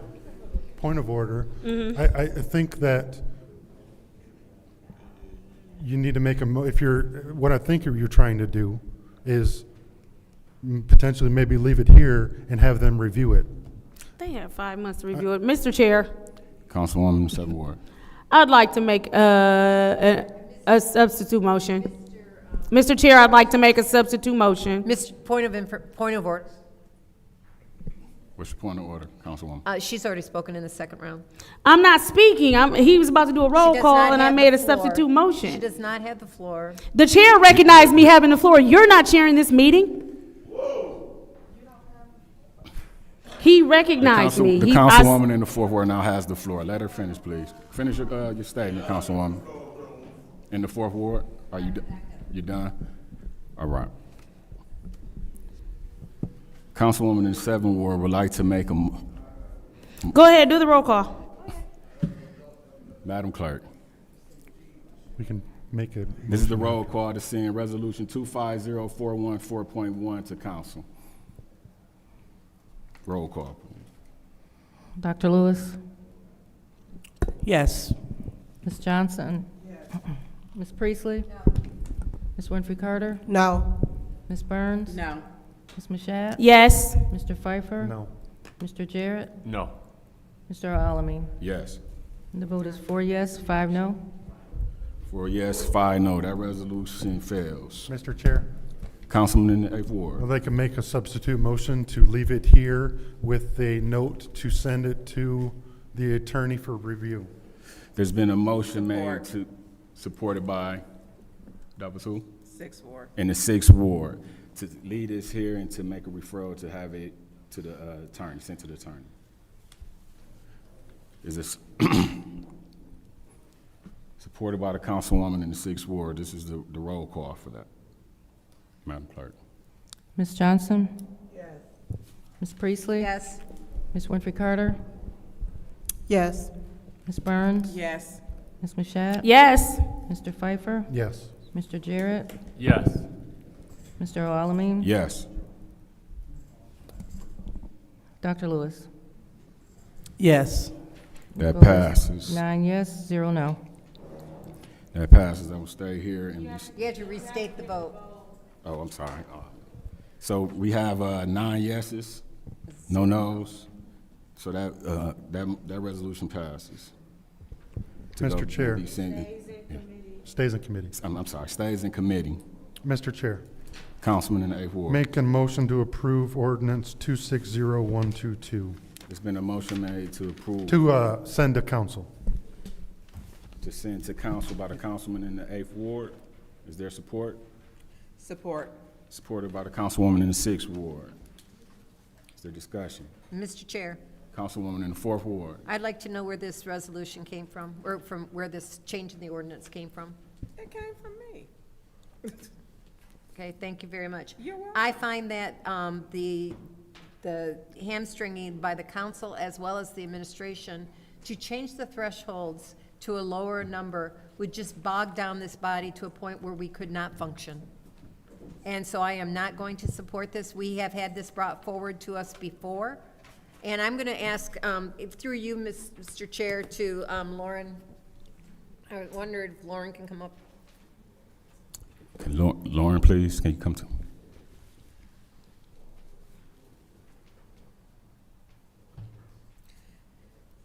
Lauren, what is your thought on how many resolutions do you think that we'd be voting on based on current? Do you have an idea?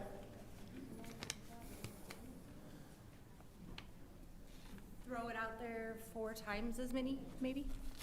At least 4 times as many? And how many more people would you need in your office to handle this?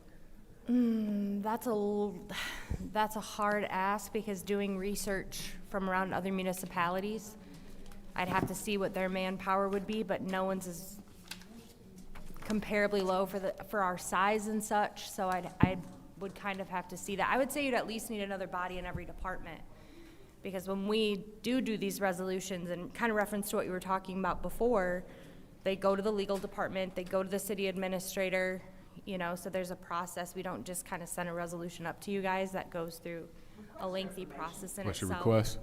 Thank you. Request for information with one of the resolutions. Did the golf course contract come to city council for approval? So I'm going to go on, and I'm going to continue by saying that I cannot support this. You know, I think for a city with the budget of our size, $75,000 is adequate, and going to $10,000 is absolutely crazy. And some municipalities, they approve every penny cent, but they are not a city of our size with a budget the size of ours. If we were Thetford Township, wonderful. Yeah, and they do it through not the resolution process. It's more a motion to approve the bills. So Right. it's, and I can speak to that. I worked there for years. I didn't realize that. So, yeah, so that's kind of how that's presented there. And I have attended Linden's city council meeting, and that's exactly what they did as well. So I am not going to support this resolution. Thank you. All right, thank you. Is there anyone else who would like to? Mr. Chair. Councilman, you have the floor. Yeah. So, believe it or not, this is a ordinance of a previous ordinance, or it's a copy of one that we used to run on. It used to be $10,000. And the city operated, when it operated, was much larger than it is today.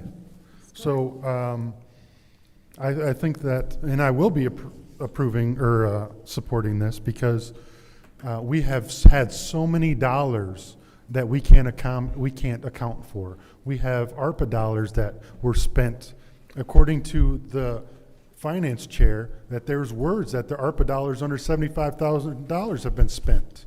So this right here stops that. This brings transparency to a new level. Yes. This brings accountability to a new level. So you're saying you don't want to approve it because it's too much work for you. Turning in your finance forms and paying your bills are obviously too much That's out money. of order. And That's that out of is it. That's out out. of Hold on now. Let's keep it germane and stick to the resolution. So please. when we talk about it's going to bog stuff down and it's everything else, it brings us back to a level of transparency and accountability that we had when the city was much larger with a much larger budget. If we continue to go down the road of spending money that we don't have, we're not going to have a large budget a large of a budget that we currently have now. So I'm all for this, more accountability. If it adds 5 more resolutions, if it's small enough and if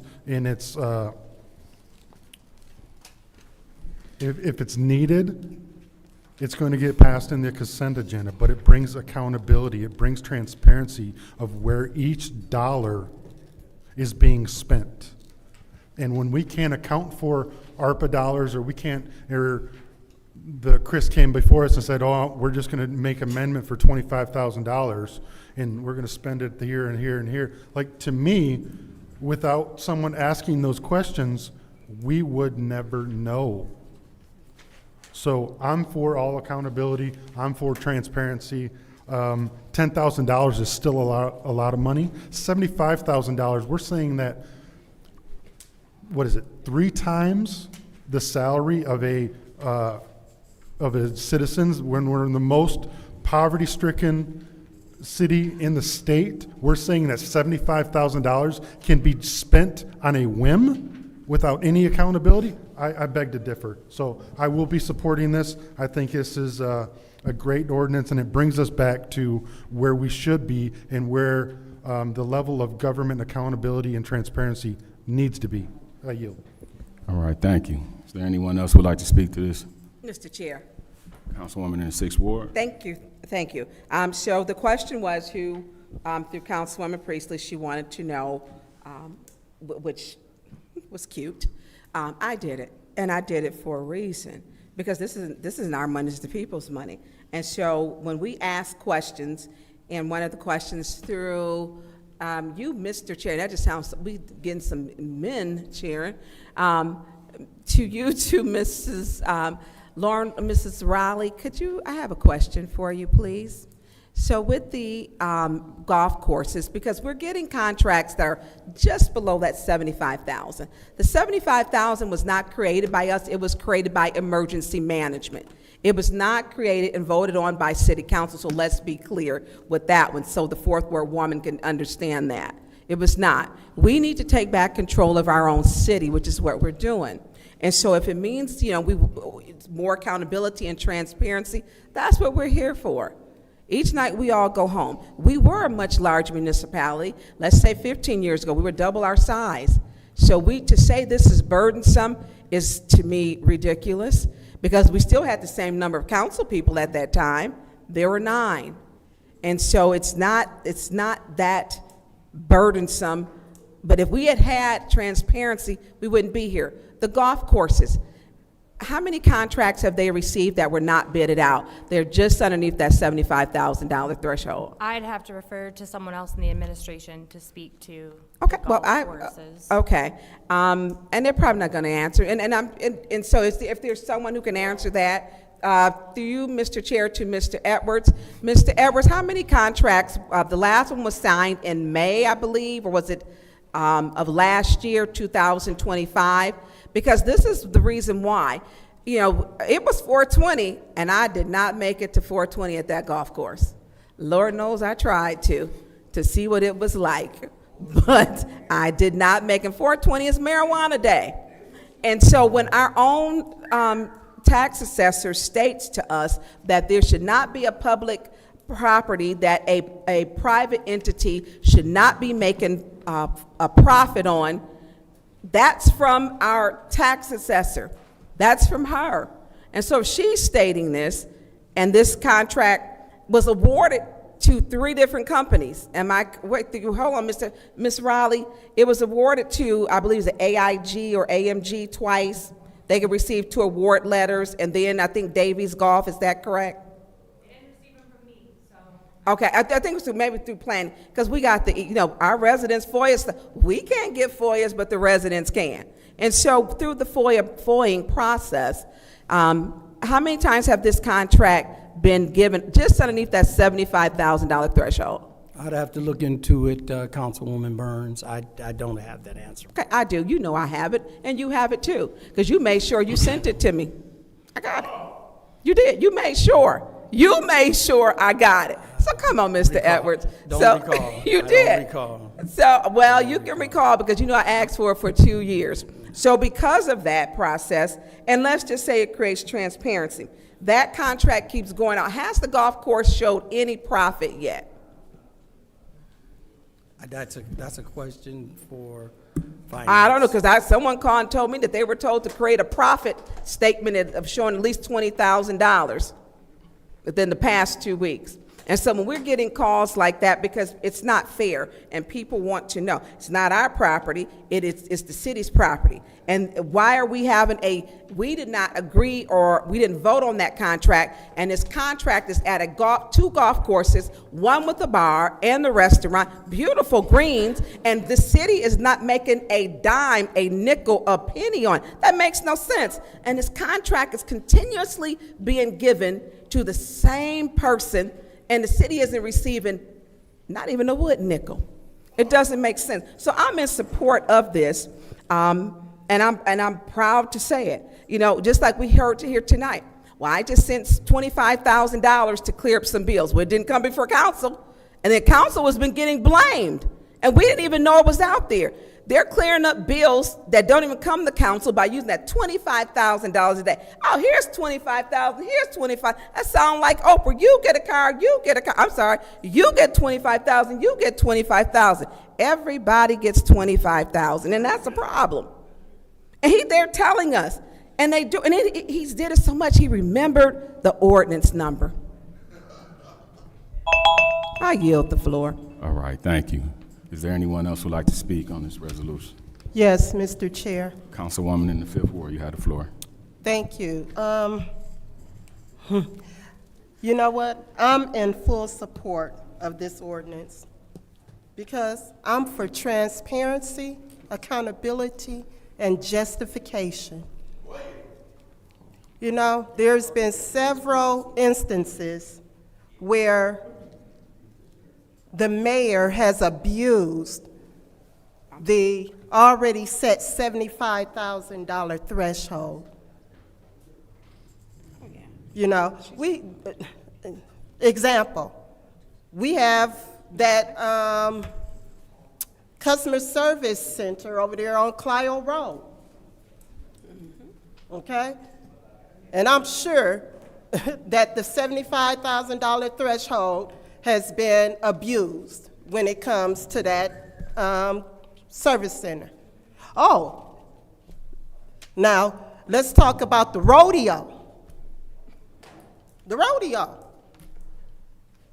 The city put in money towards that rodeo last year, probably year before last, I'm sure, in which I'm sure the $75,000 threshold was abused. So you know what? This ordinance, it's gonna stop all that. Now, I mean, the $10,000 threshold can still be abused, but it won't be as much. Transparency, accountability, and justification. That's what I'm about. And that's what we need to be about as a body. I yield the floor, Mr. Chair. Thank you. Is there anyone else who would like to speak who hasn't spoken on this resolution? Is anyone else who would like to speak? Hearing none, this is the roll call to send Resolution 250414.1 as amended. Point of order. Point of order. Point of order. Which point?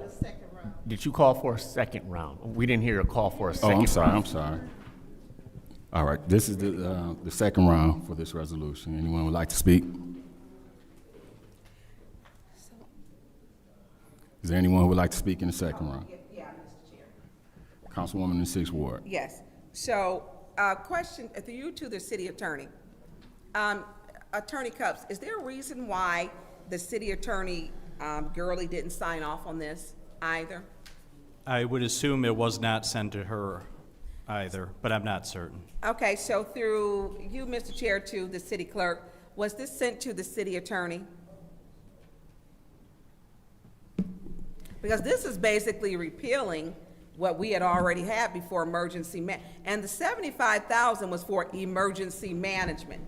That's what that was for. This is repealing it back and taking our city back to where we should be functioning. Was this given to the city attorney?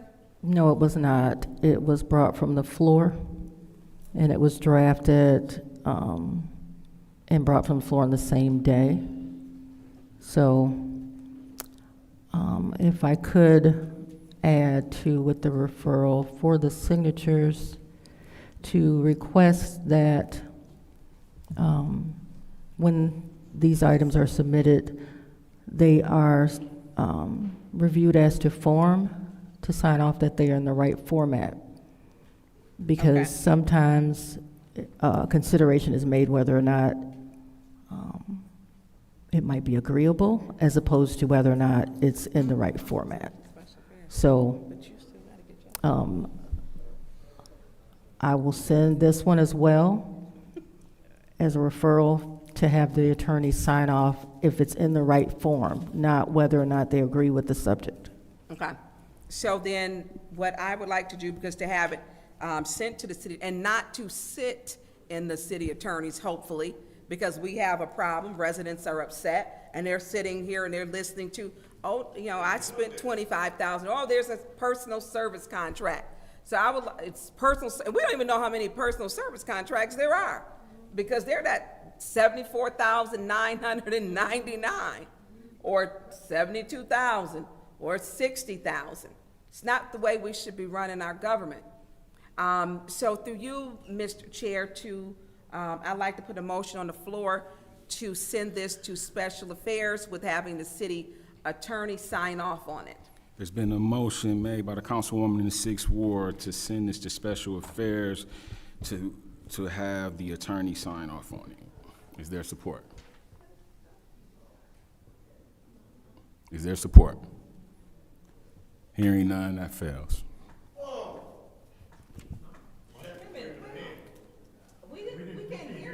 I could hear. Okay. There's been a motion made by the councilwoman in the 6th Ward to have this sent to Special Affairs with a referral to get signatures from the attorneys. Support. Is there support? Support. Supported by the 8th Ward councilman to send this to Special Affairs with a referral to have it signed by the attorney.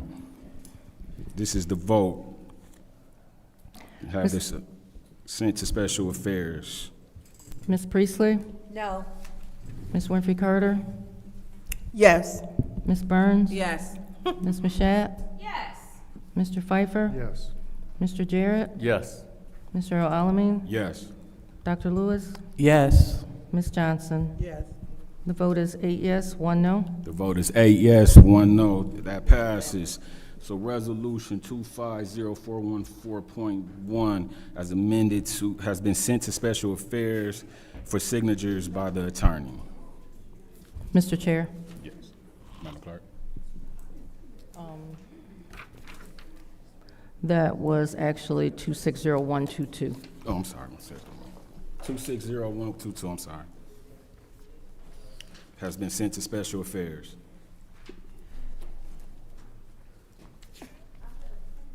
That passes.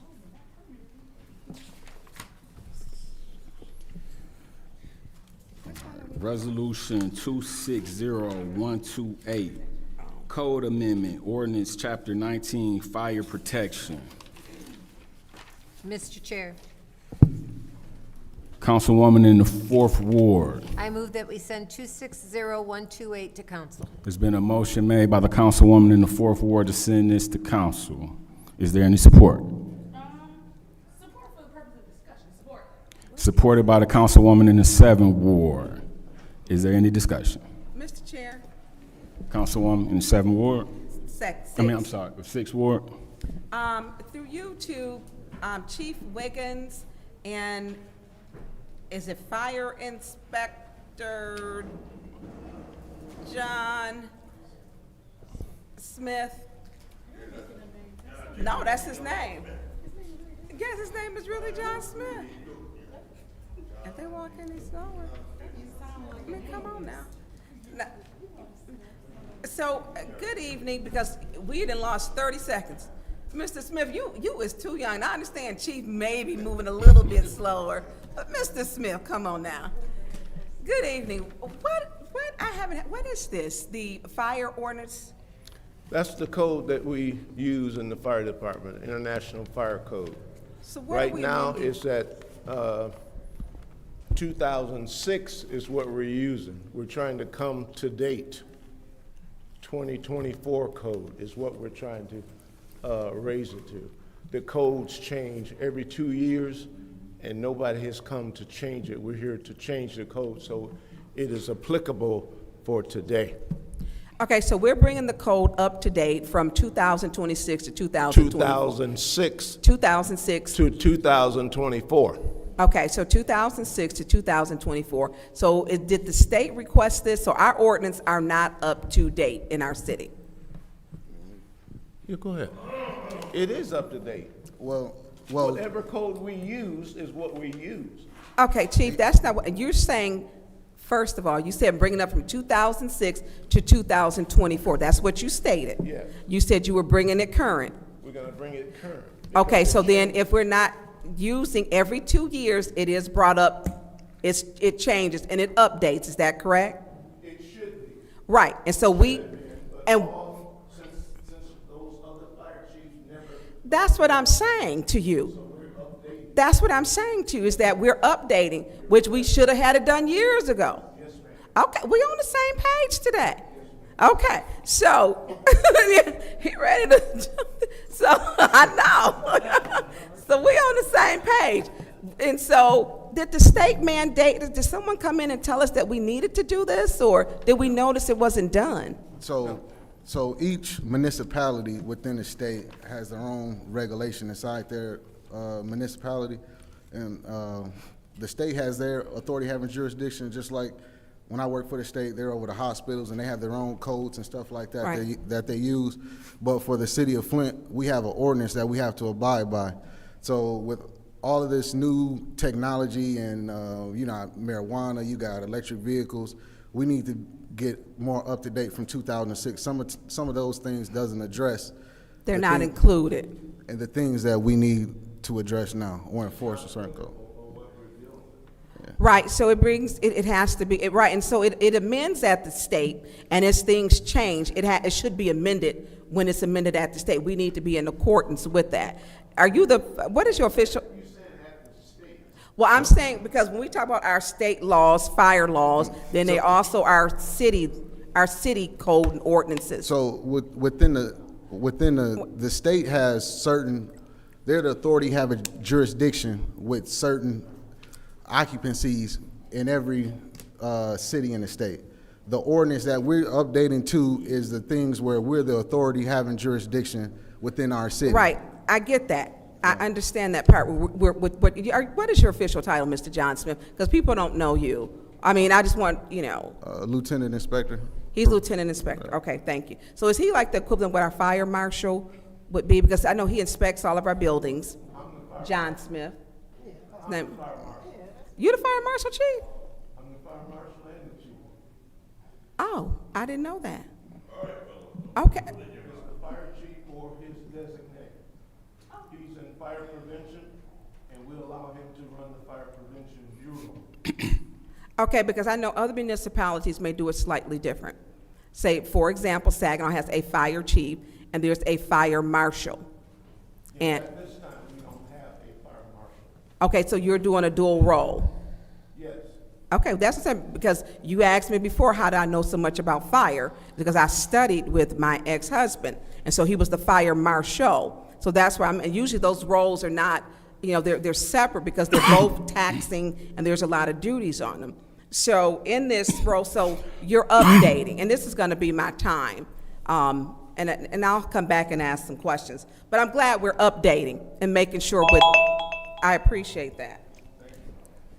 All right, thank you. Is there anyone else who would like to speak to this resolution in the first round? Mr. Chair. Councilman in the 8th Ward? Yeah. So, I hear you, Chief. I'm not going to support this in its current form, and I'm going to tell you why, and then you try to convince me otherwise. Because this basically says we are going to adopt proactively anything that they approve. So we are going to, because this doesn't have 2006 or 2024 on it. This basically says we are going to adopt whatever they put out at any time. And to me, there's a reason why each municipality might be on a different year because they may disagree or not want to do certain things. But what we're saying is we're going to adopt everything that they put out no matter what. And that's what this says, and I can't do that. Like, there's a reason why, what exactly has changed from 2006 to 2024? A lot of things have changed. We have electric cars, we have our post office over there store about 15 or 20 different electric cars inside the building. Okay. Our present code doesn't address it. We can't address the danger that's over there. Okay, so, Because we're in the 2006 code. We can't make them do what the new code applies. so why don't we adopt the 2024 code instead of saying that we're going to adopt everything that they put out no matter what from here until the time ends? That's what I'm opposed to. Well, Because if this said, okay, we're going to adopt 2024, you don't want to fight the code. These codes are promulgated. they're promulgated by people we don't know. They're coming down from the heavens. Like, These are code officials, sir. I understand that, but I understand that, but do they? We're not fighting the code. Those codes are made to save people's lives. I don't dispute that. You do whatever you want to do, but that code is to save. Yeah, I understand that, but as a body, shouldn't we, or as a city, review that code? Don't we? So about this thick. So Review it. I don't have to review it. I know that it's updated because of. but you don't have to review it, but you're the fire marshal and everything else, so why wouldn't you review it? That doesn't. We have it on. You just said that that you're not going to review it. Excuse me. We have it on our computers. We're reading the codes all the time. The new codes. I understand. But we cannot call the codes, Mr. Cup, because the code is not in our ordinance that we can call. So then they can do whatever they want to do, and people may even die. So, I have to have a code. that's okay. I'm going to reclaim my time real quick. So I just honestly have a hard time saying that we're going to adopt language potentially that we don't even know what that language is in the future. It's my time. I didn't ask you a question, sir. No, I'm not. What do you mean I'm not making any sense? This says, sir, you're out of order. Gentlemen, You're out of order.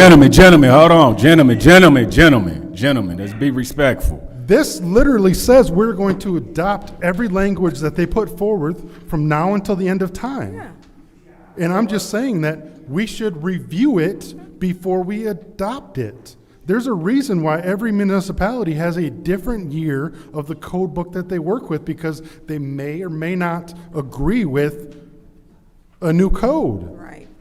And no offense, Mr. Wiggins, but you might not be here in 2026. Or I know I'm not going to be here. I'm going to be here in the city. But no, I didn't ask you a question. So that's my problem. I don't have a problem if saying we're going to adopt 2024 code. But I'm not going to sit here as somebody and say, I'm going to preactively adopt the 2030 code when it may cause a undue financial burden or anything else in the city. So that's not what I'm going to do. Request for information. What's your request for information? Through you, Chair, to the speaker. So, do we have the ability or liberty to modify this ordinance to change it to say any future additions to make it specific to the 2024 edition?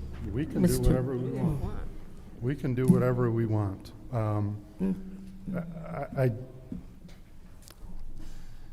Maybe I'll make that motion in the second round, but I'm not, like, as sitting here today, I'm not going to adopt language potentially in 2040. Like, to me, and I understand it's life safety or whatever else, but everything has a cost. And if if the International Brotherhood or International Fire Code in 2060 says you can no longer have a gas stove. Mr. Chair. All right, thank you. Mr. Chair. Councilwoman in the 7th Ward. Thank you. I do hear what my colleagues are saying. I would like to defer to the clerk really quickly. Thank you, Ms. Mashat. I just wanted to point out that this ordinance, as it was originally adopted, it provided that every addition here and after this adoption, this was, and I'd have to pull to see when this original language was approved, it's automatically enacted by the city. So it's not that you're adopting the new code. This ordinance just says that a printed copy will be kept at the clerk's office. However, the law also states that the city can make modifications to the International Fire Code as needed. So every time a new version of the code is adopted by the International Code Council, it automatically becomes the code for the city of Flint. The city can then take that and make its own amendments to that adopted fire code. And this also, this is per the Home Rule City Act, and this is just pointing out what's already in the act that says a printed copy of any current version plus any modifications that the city makes has to be kept on file in the clerk's office. Thank you. Thank you. So what I will say is this, and given what the city clerk just said, also weighing in the fact that I guess my only question with that would be is how would we know when? Because you said it's every 2 years, right? And then it's placed, and then it's going to be given to the clerk's office. So is there like an update or something that the clerk would give the council? I mean, at the end of the day, and I'm just going to be honest about why I am going to support this, is because I have full confidence in the fire chief that we have standing before us.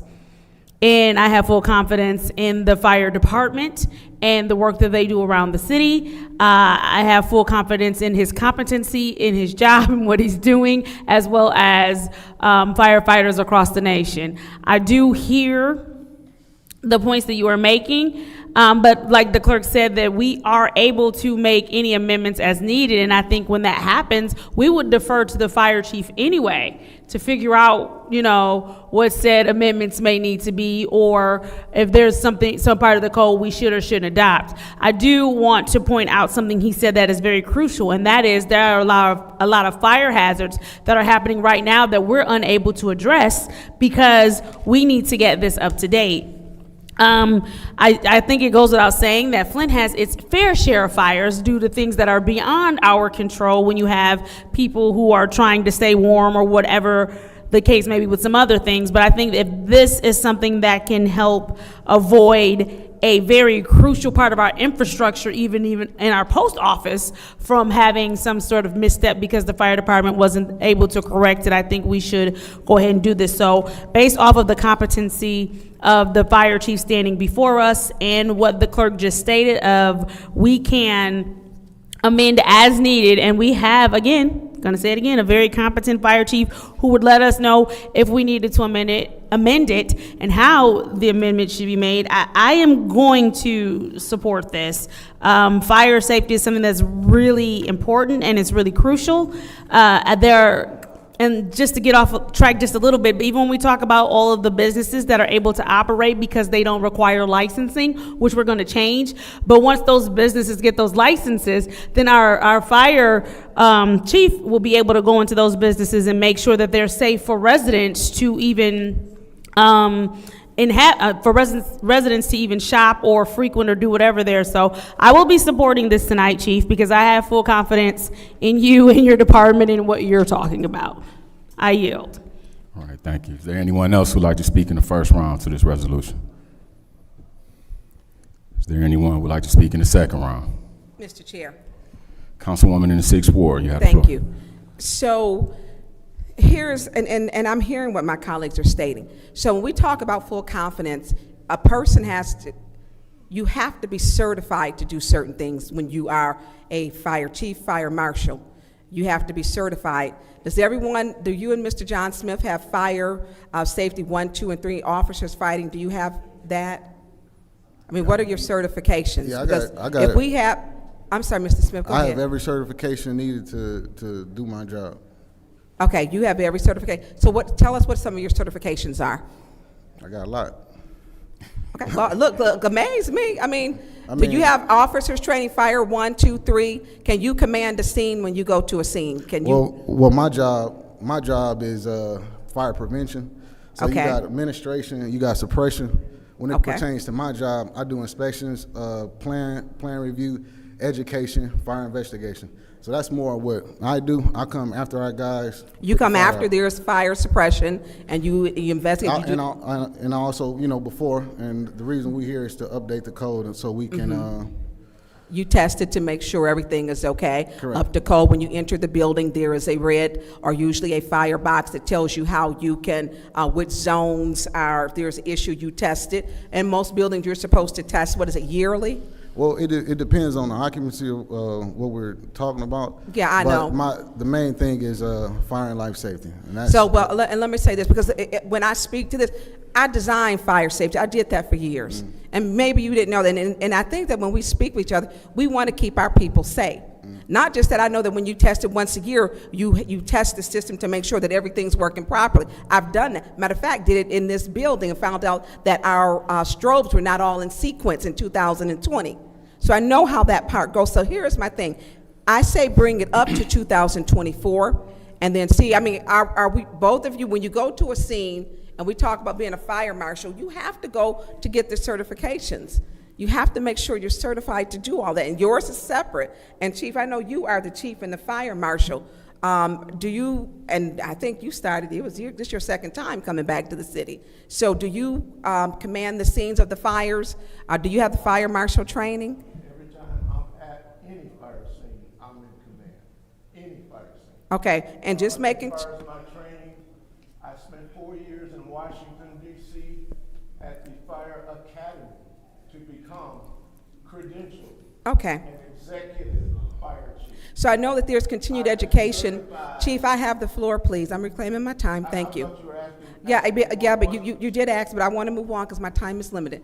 So I just want, because I know there's continued education. So here's one of the things. If someone came here with a data center, and they say, hey, we're going to put a data center here. That's different type that we need to know. So it's technology change. We can't know what's really going to happen. So for me, I'm saying let's approve up to 2024, which is what I have no problem with. And if we're making sure every 2 years that we're valid, because we really don't know, technology can be outdated in 6 months.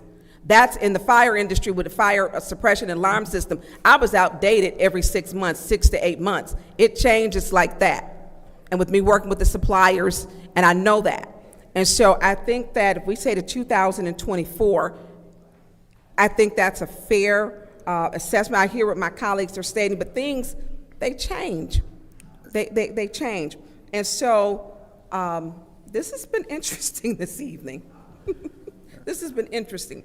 So we're not against, I support updating our code, make sure our codification is correct. To you, to the clerk, is this something you would like to state? I just want to reemphasize that the language that is currently in the code states that all future editions of the International Fire Code are adopted. So there's nothing additional that you would need to do to be under the current version. Okay. This ordinance just says that a copy has to be on file in So the clerk's office. Okay, so is it stating, and maybe this is the question, any updates? Point of request for information. What's your request for information? Didn't the chief said that we've been working on 2006 and we're bringing it up to 2024? Yes. So if that's the case, then why aren't we on 2024, Madam Clerk? The city, according to this language that's in the code, every version of the International Fire Code that is published by the International Code Council is already adopted by reference from this original language. So the city is always currently under any version that is adopted, excluding modifications, deletions, or anything that the city decides to change within that code. So the city is already. So was that a misquote? Because Chief, I'm looking at this and it states that the vendor, which the city is in compliance with federal government, state government, and city of Flint. So it's stating that we're in compliance with all of those on this, we don't have a page number at the bottom. So it is state, federal, and city. Okay, so this is stating, as the clerk stated, that we're already in compliance. And it's checked, yes, yes, yes. All right, thank you. That's the time. That's the time, Chief. Mr. Chair.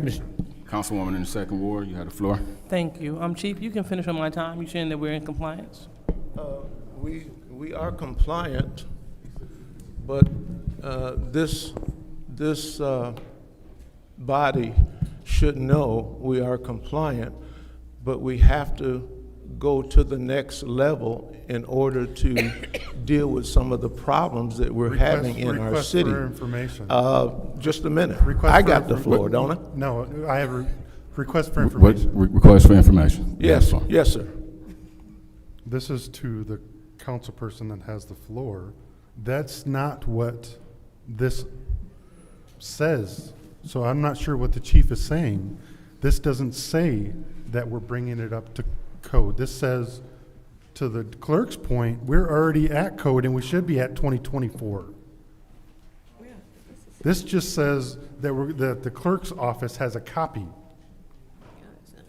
So, are you aware? Okay, thank you so much, Mr. Pfeiffer. Mr. Chair. So,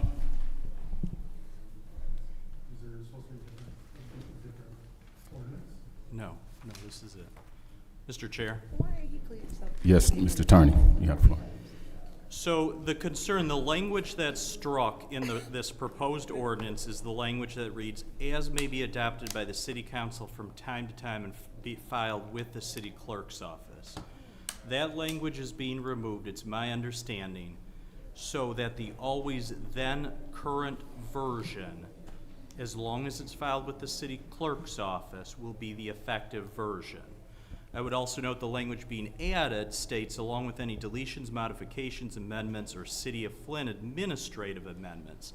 So the chief or the fire inspector, the fire department, can make changes to the then current version of the fire code. So I think that addresses your concerns, that if the city doesn't like something in the then current version of the code, it can be accomplished by an administrative amendment. So this is a request for information. So this is taking council's ability to approve away.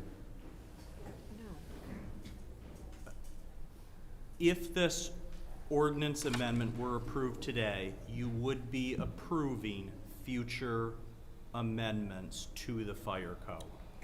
It does impose the requirement that the then current version utilized by the fire department. It takes away the council's ability to approve, right? Because it now makes it administratively approved. Well, council is approving it today, if that's the choice that council makes. They're approving any future amendments. Right. Yes.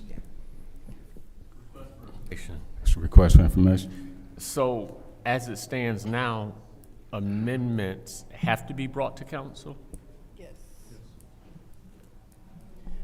Well, the language that's in there now is the language that's struck, as it says, as may be adopted by the city council from time to time. So yes, it does have to be approved. My understanding is from time to time. And that's why I believe, to Chief's point, they're utilizing the outdated version because a newer version has not been brought before council. All right, thank you. Request information. Request for information. Yeah, Attorney Cups, could you lean into your mic? I couldn't hear you. Could you repeat that, what you just stated? So currently, the way it's worded is with the struck-out language on the draft. So currently, the requirement is that it may be adopted, current versions of the fire code may be adopted by the city council from time to time. This modification does remove that requirement, and it allows the fire department to, I guess, if you want to use current terminology, be more nimble in their enforcement of the fire code by always using the current version of the fire code. Request for information. Next request for information. Attorney Cups, doesn't it say that are hereby adopted and we may do it? So hereby adopted is the law. We may do it. Well, they're adopted by reference. That's what it's saying. They are adopted by reference. But so there's that no- the entire text of the fire code does not need to be repeated in the ordinance verbatim. There's other standardized codes that are adopted by ordinance as well, besides the fire code. Request for information. Request, Councilwoman. Would this affect, say, if fire pits, would that automatically go into effect? That I I'm mean, not is that, are we changing the fire code then? I mean, does that bypass council? Because that's changing the fire code? I would have to see what, I would have to look up and see what the, I know we have an ordinance against fire pits. So I don't think so. It depends on what the code says in the 2024 edition. Councilwoman, you have the floor. Second ward. Thank you. Point of information, Point of information, Councilwoman. or not point of information, excuse me, request for information. So through you to the city attorney. So, but this, does not this also say that, that we can, even though we're adopting it? On point of order, What's your point? I have the floor. I was asking, I'm asking as well as my other colleagues have to clarify this language. Point of order. What's your point? I have the floor, so she can ask I on her will time. yield and I will take my time when I get my 5 minutes. Go ahead. The floor is back to you, second ward. Thank you so much. So, Chief, and do you have any other things that you'd like to add? I would caution this body when we're talking about codes. I think you should leave that to the experts. And we are the experts when it talks about the codes. And the reason why Councilwoman Burns is because this code not only helps the lives of the public, but it also helps and save the lives of the firefighters that are going into these dangerous buildings. And so I would caution you all trying to decipher a code. If we gave you the code, it'd take you a year to figure it out. It's just that complicated. But this is something that we do every day. And then we have colleagues in other cities and towns that's even sitting back here that we always collaborate on how to keep our city safe with the codes that we can call to make our city safe. So keep that in mind, that we're not here just to be here. We're here to protect the city. That's all I have. Request for information. What's your request for information? And I think, are we on Councilwoman Lewis's time still? Yes. We're So, in first round? Second round. Second round. No, we're in, I thought we were on the first round. No, we're in the second That's the only round. reason why I'm here. That's all right. I need more. That's the only reason I'm here. We beg you all to help us to save the lives of the city. That's all. thank you, Chief. And so, I do support this because fire safety is a big priority of mine as well.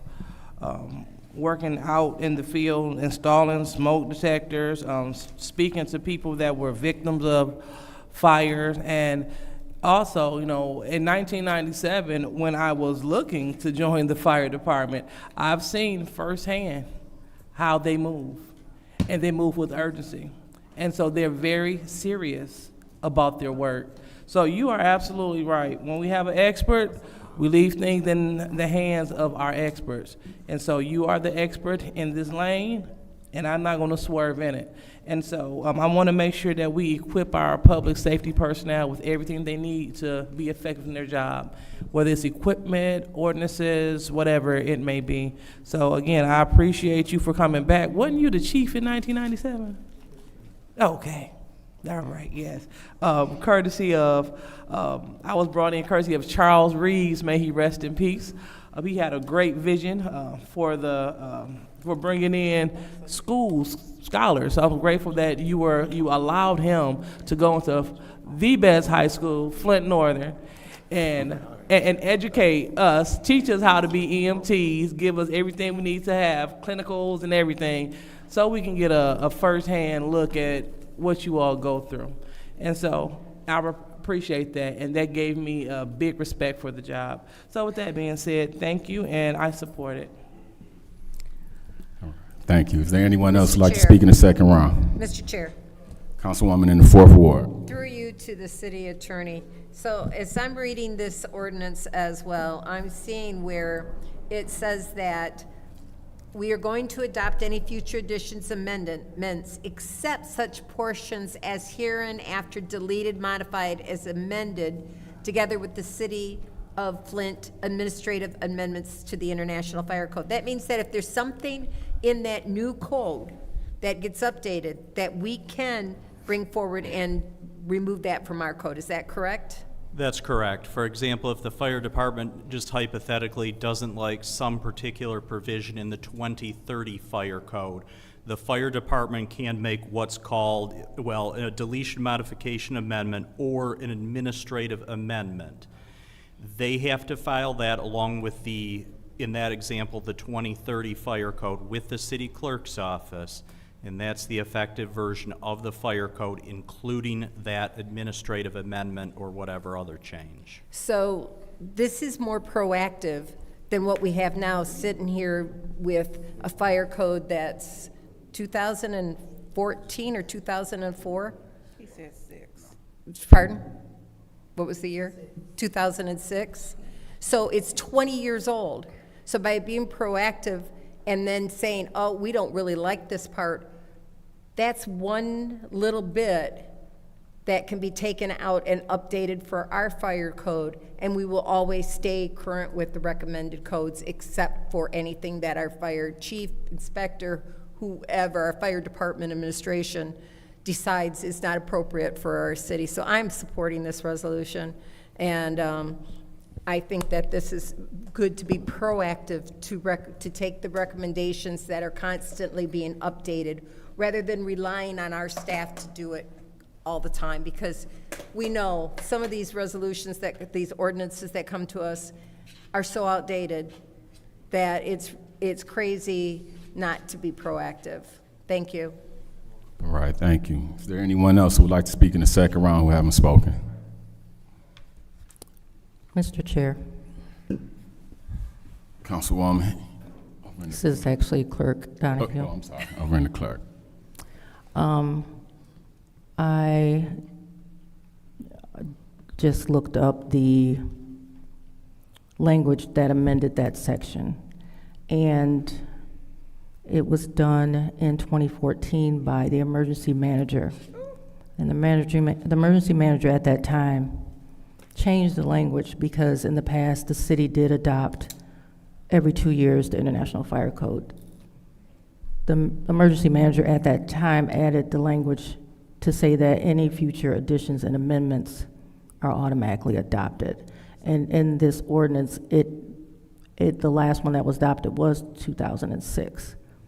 So in 2014, the manager enacted language that made it so that every future addition was automatically adopted. Request for information. Request for information. So we're operating underneath emergency management, and we should be quite, no offense to you, Chief, I like you. I got some relatives that we got the same. But there's a reason. Emergency management did not want the opinion of council. So are we stating that this was done under emergency management, was not repealed, just like other laws? And before we were adopting it every 2 years, not just because we like you, we want you to come up here. From reading this language, because it says the last one that was adopted officially by the council was 2006. The manager came in and amended it in 2014 because it probably wasn't being done every 2 years. However, every version of this says that the city can make amendments. Okay, but this was under emergency management law. And this effectively keeps us at emergency management law if we... It just makes it so that future editions of this doesn't have to come before the council every 2 years. The city is automatically under whatever version of the International Fire Code is current. So this took it because it took out the year, and it added any future additions and amendments to that code are automatically adopted by the city in addition to administrative amendments that the city wants to make. So how will we know if it's automatically done? Because every time the International Code Council adopts a new version, the city is under that version. So would that be the clerk's responsibility or the chief's? That would be the fire department to keep up let with us the know? version. That'd be But Karen's it's job? automatic. Then it would be up to the fire department to make sure a copy is on file with the clerk's office. It would be up to the fire department to make sure that any administrative amendments that come, and they took out the language that says adopted by council, so I'm not sure if that would have to come before the council or not, would be on file with the clerk's office. Councilwoman Priestley, you have the floor, back. I yield. Is And there that was anyone, just Mr. me. I Chair? just asked for the floor. Is there anyone else who hasn't spoken in the second round would like to speak on this Mr. Chair. resolution? Councilman in the 8th Ward? Yeah. I didn't know that, Madam Clerk, and that's what I'm trying to get back to, is we should be adopting it by the year. And that's why I would not support this one here, because I didn't know that this one was emergency manager. It just didn't make sense to me that we are infinitely, automatically adopting, and that's not, I don't think that's normal across municipalities. And even, this is even worse than the emergency manager, because now it's saying city council can't do anything. It's all got to be administrative. So I would be interested in reviewing the ordinance pre-emergency manager and adopting, using that language to adopt 2024. But to me, this is emergency manager 2.0. It is. So and you can't tell me one good thing that's came out of the emergency management, so I will not be supporting this today. All right, thank you. Is there anyone else who haven't spoken in the second round that would like to speak? Hearing none, this is the roll call to send Resolution 260128 to council. Madam Clerk. Ms. Winfrey Carter? No. Ms. Burns? No. Ms. Mashat? Yes. Mr. Pfeiffer? No. Mr. Jarrett? No. Mr. Alamin? Yes. Dr. Lewis? Yes. Ms. Johnson? Yes. Ms. Priestley? Yes. The vote is 5 yes, 4 no. The vote is 5 yes, 4 no. This resolution moves to council. Resolution 260133, Code Amendment Ordinance Chapter 31. What is the body's decision on this code, on this resolution? Excuse me, Mr. Chair. Councilwoman in the 2nd Ward. Thank you. I would like to, for discussion purposes, because I'm not against leaving it in legislative, but for discussion purposes, I would like to move this to council. Support. There's been a motion to move Resolution 260133 by Councilwoman in the 2nd Ward to council, supported by the Councilwoman in the 7th Ward. Is there any discussion? Absolutely. Mr. Chair? Councilwoman in the 2nd Ward. Thank you. So this is an ordinance that I put forth. And a few things that I just want to highlight. You know, as council people, we have 3 jobs. Well, I said 3 roles in our job, and one of the roles is to make ordinances.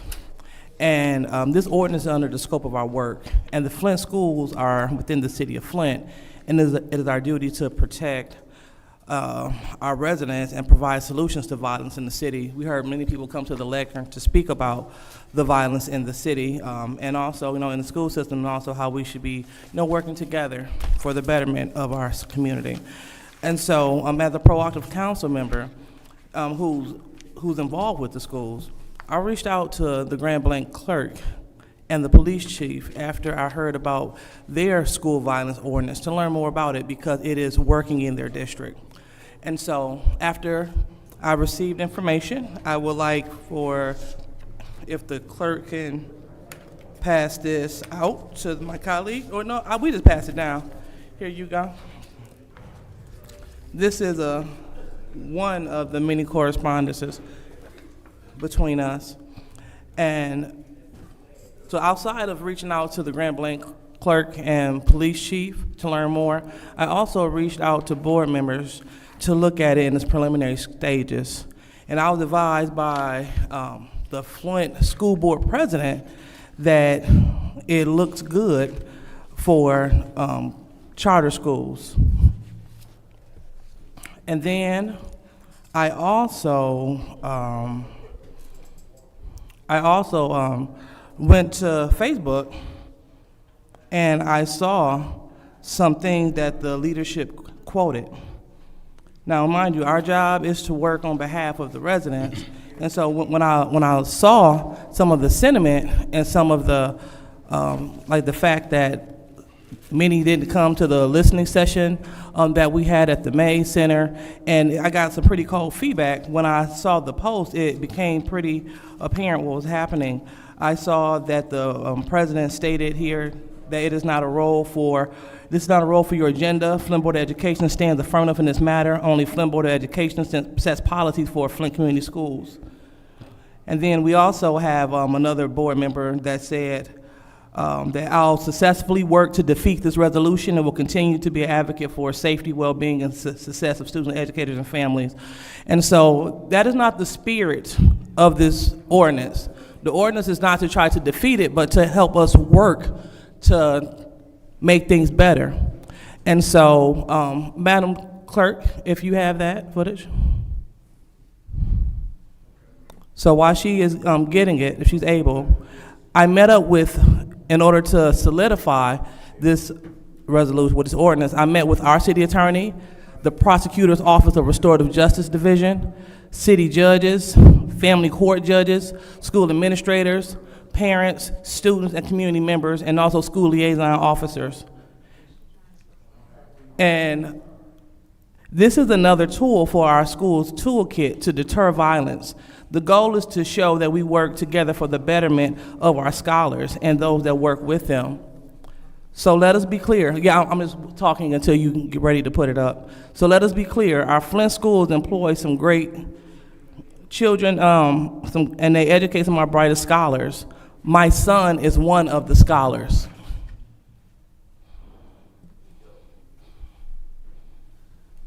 Takes a turn this morning after several fights break out inside the school. Mid-Michigan Now's Andrea Flores joins us in the studio. Andrea, walk us through the latest from Flint Police and the school district.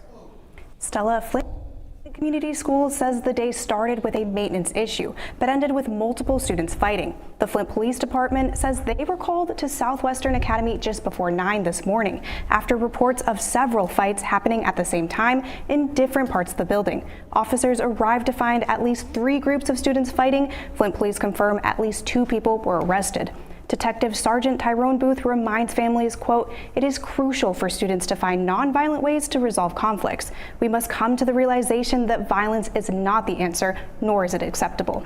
The district also released a statement saying, quote, "This morning, Southwestern Classical Academy was required to dismiss students early due to maintenance issues. During the dismissal process, a few of our scholars were involved in an altercation, which was quickly brought under control. All students have since returned home safely for the day. No injuries have been reported, and police say they're now reviewing surveillance video and interviewing students to learn what led up to the fights. Second Ward Flint City Councilwoman Liddell Lewis says these violent acts are unacceptable, and she plans to introduce a school fighting ordinance at the first committee meeting in January. Tonight on Mid-Michigan Now, Councilwoman Lewis breaks down her proposed ordinance and how it would help deter violence and improve what's happening in the city. Live in the studio, Andrea Flores, Mid-Michigan Now.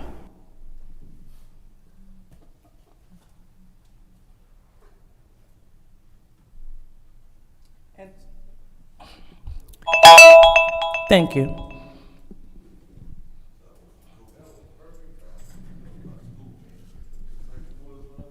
All right, thank you. Mr. Chair. Councilman in the 8th Ward, you have the floor. Mr. Chair, through you to the city attorney. Mr. Cups, is there already laws on the books for assault and any other infraction that could accompany or be charged if somebody was in a fight? There are, in general, there's city ordinances such as assault and battery and disorderly person that would cover some conduct that's considered fighting. The penalties under the disorderly person and assault and battery are limited to essentially 90 or 93 days in jail and or a $500 fine. Where it appears from looking at this proposed ordinance, it expands the scope of penalties available.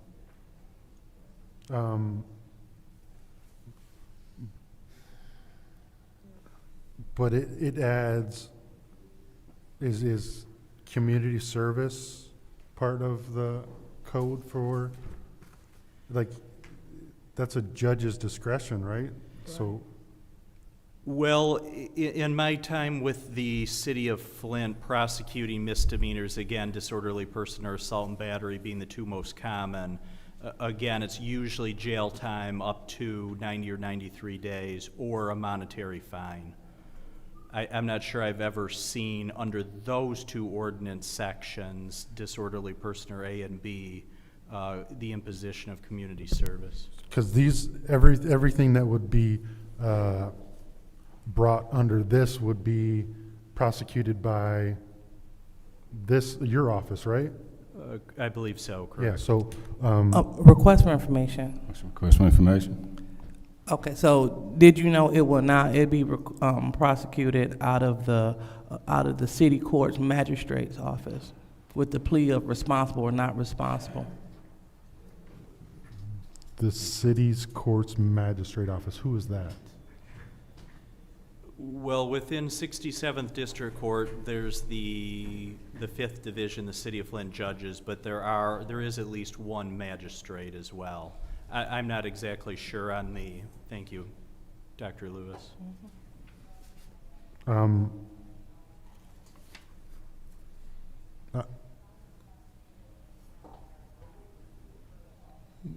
Where does it say that it's going to be by a magistrate and not by a judge? I don't see that. Request for information. Request for information. Mr. Dennis, we can barely hear you.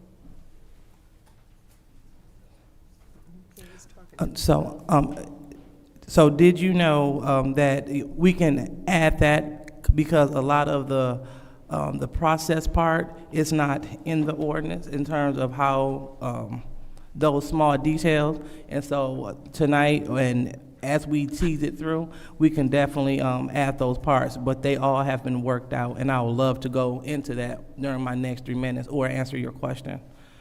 Yeah, I don't know that that's a small part. I guess, to me, there's already laws on the books, and if we want to arrest somebody, so are we saying that now that, are we saying that fighting is now a ticketable offense? Or are we saying that if there's a big fight, then the officer on duty is going to make the discretion on whether it's this ordinance or the other ordinance and either book them in the jail, or is this ticketable offense? I'm trying to wrap my head around on who makes that decision? Do they go get in cuffs and go to the county jail? And then that determines if they're prosecuted under this ordinance or the other ordinance? Request for information. Request for information. Absolutely not. So what happened is, if they have an altercation, a citation is issued, and the citation is to appear before the magistrate. And when they appear before the magistrate, they have the plea of responsible or not responsible. So as the magistrate tease out, what happened and get down to the bottom of it, that is when the magistrate will determine what they're going to levy. I understand that, but I'm saying who makes that decision on whether it's a ticketable offense or they need to be arrested under the existing codes on the books. Point of information, I have a question. Third Ward. The question that I have, there's already laws for kids when they get to fighting in school. We all got kids, right? And if they get to fighting in school, they're all usually arrested, right? And if they're under the age of 17, they return them to their family. If not, then they go in front of a judge. Is there a question in there? So the question is, why are we getting into the Board of Education? Yeah, and that's what I'm trying to figure out. I'm like, why, if we already have laws on the books that have worked till the beginning of time,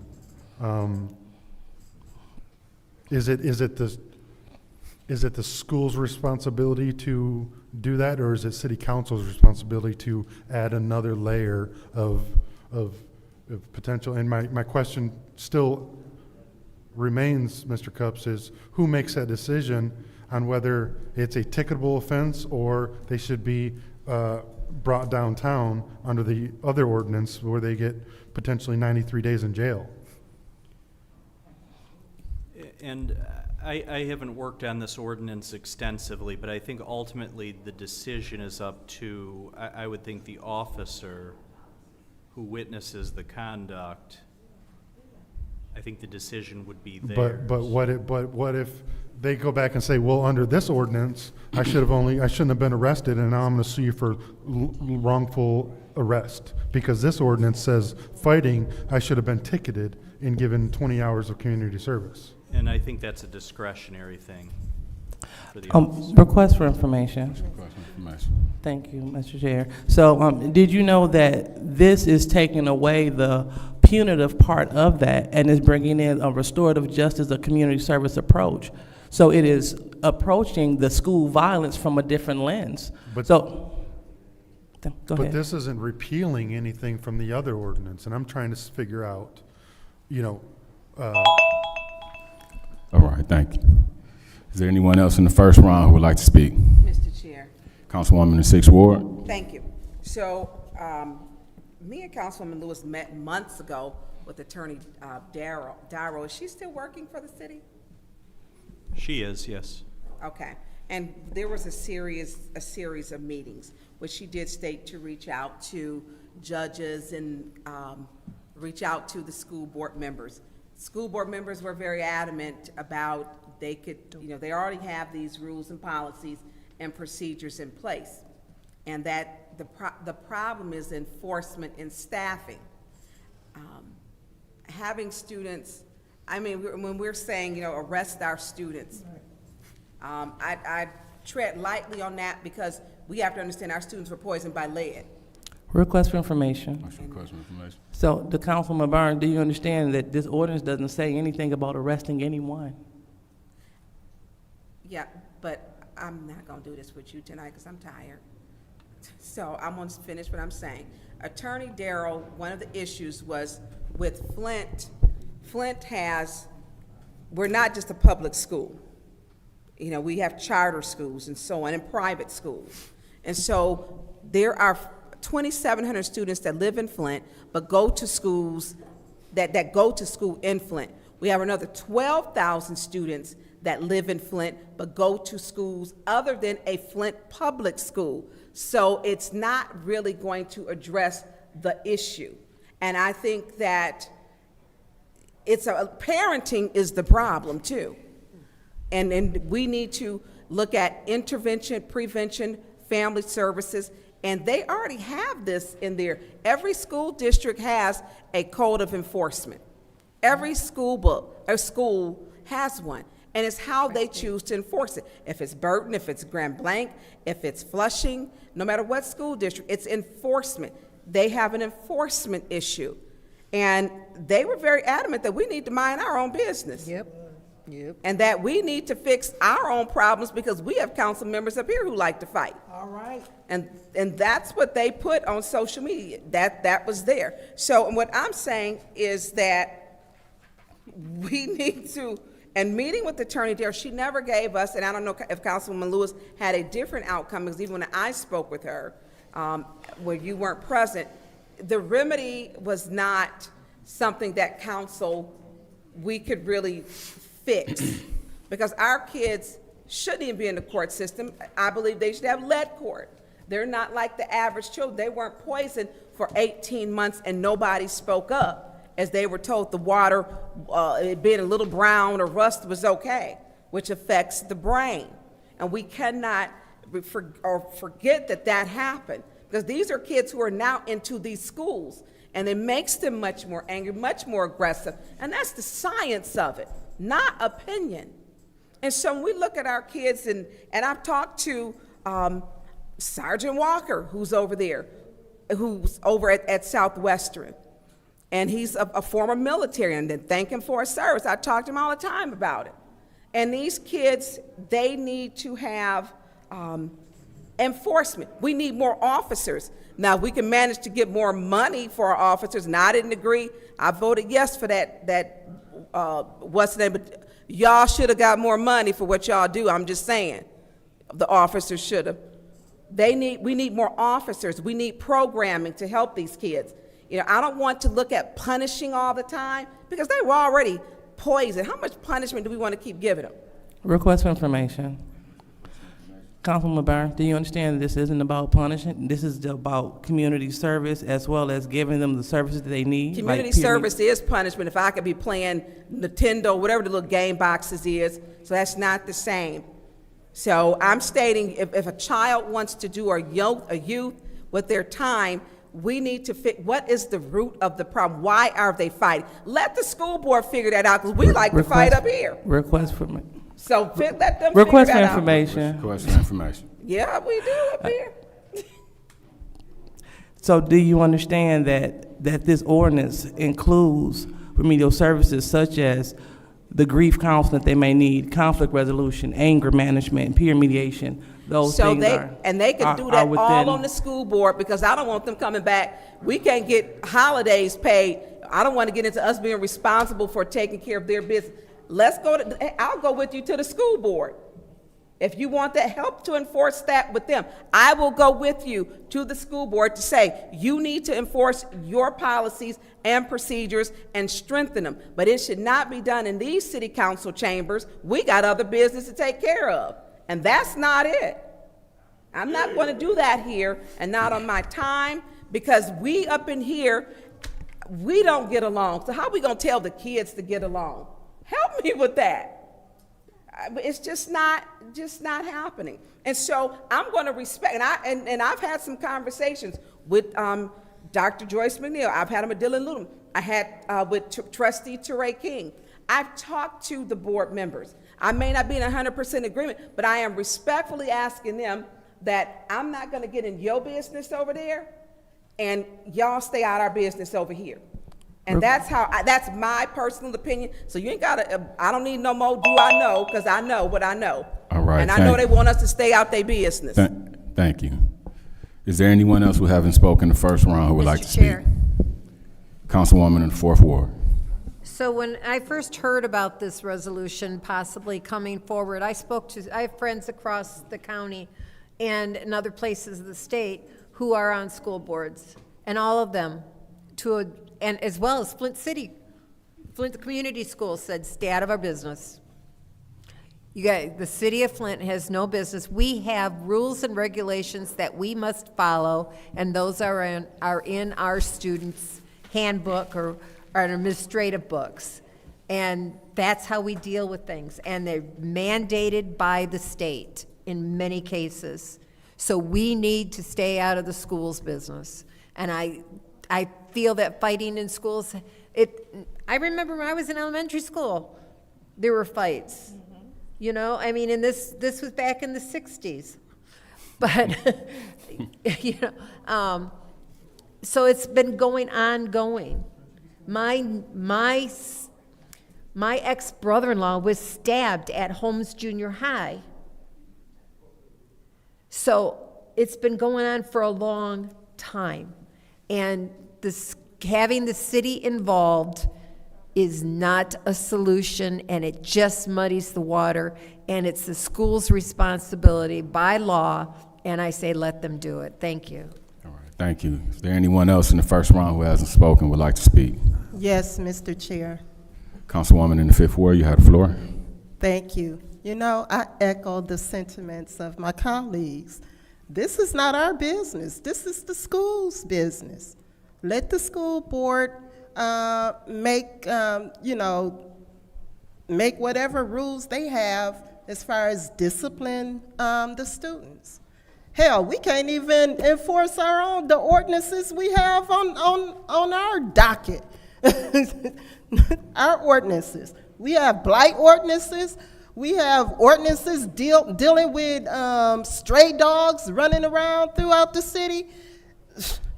Why would we put on another ordinance that we would have to deal with? Right.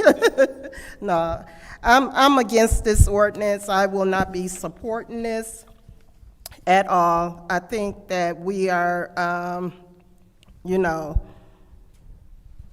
getting in somebody else's lane. We need to stay in our own lane and clean up our own business over here. Thank you. Thank you. Anyone else in the first round who hasn't spoken would like to speak? Mr. Chair. Oh, go ahead. I'm also a bus driver, and I do know that kids have discrepancies. They get into it, they're typical children. For us to sit up here and put ordinance in, and sometimes it's just kids talking to one another and we're resolving the problem of what is really going on. It doesn't take all this. And like, again, as everybody said, people are reaching out and asking us, they say they have policies, school policies, and to stay out of their business. And like they said, we have too much going on up here in City Council to be in anyone's business. And then it's a possibility we probably would be, maybe be subjected to lawsuits. We need to mind our own business and follow the city, let them do their own policy, and I am also against this. Thank you. Councilwoman in the seventh ward. Thank you. So what I will say is this. Dr. Lewis began working on this a while ago at this point. She has had the opportunity to talk to parents.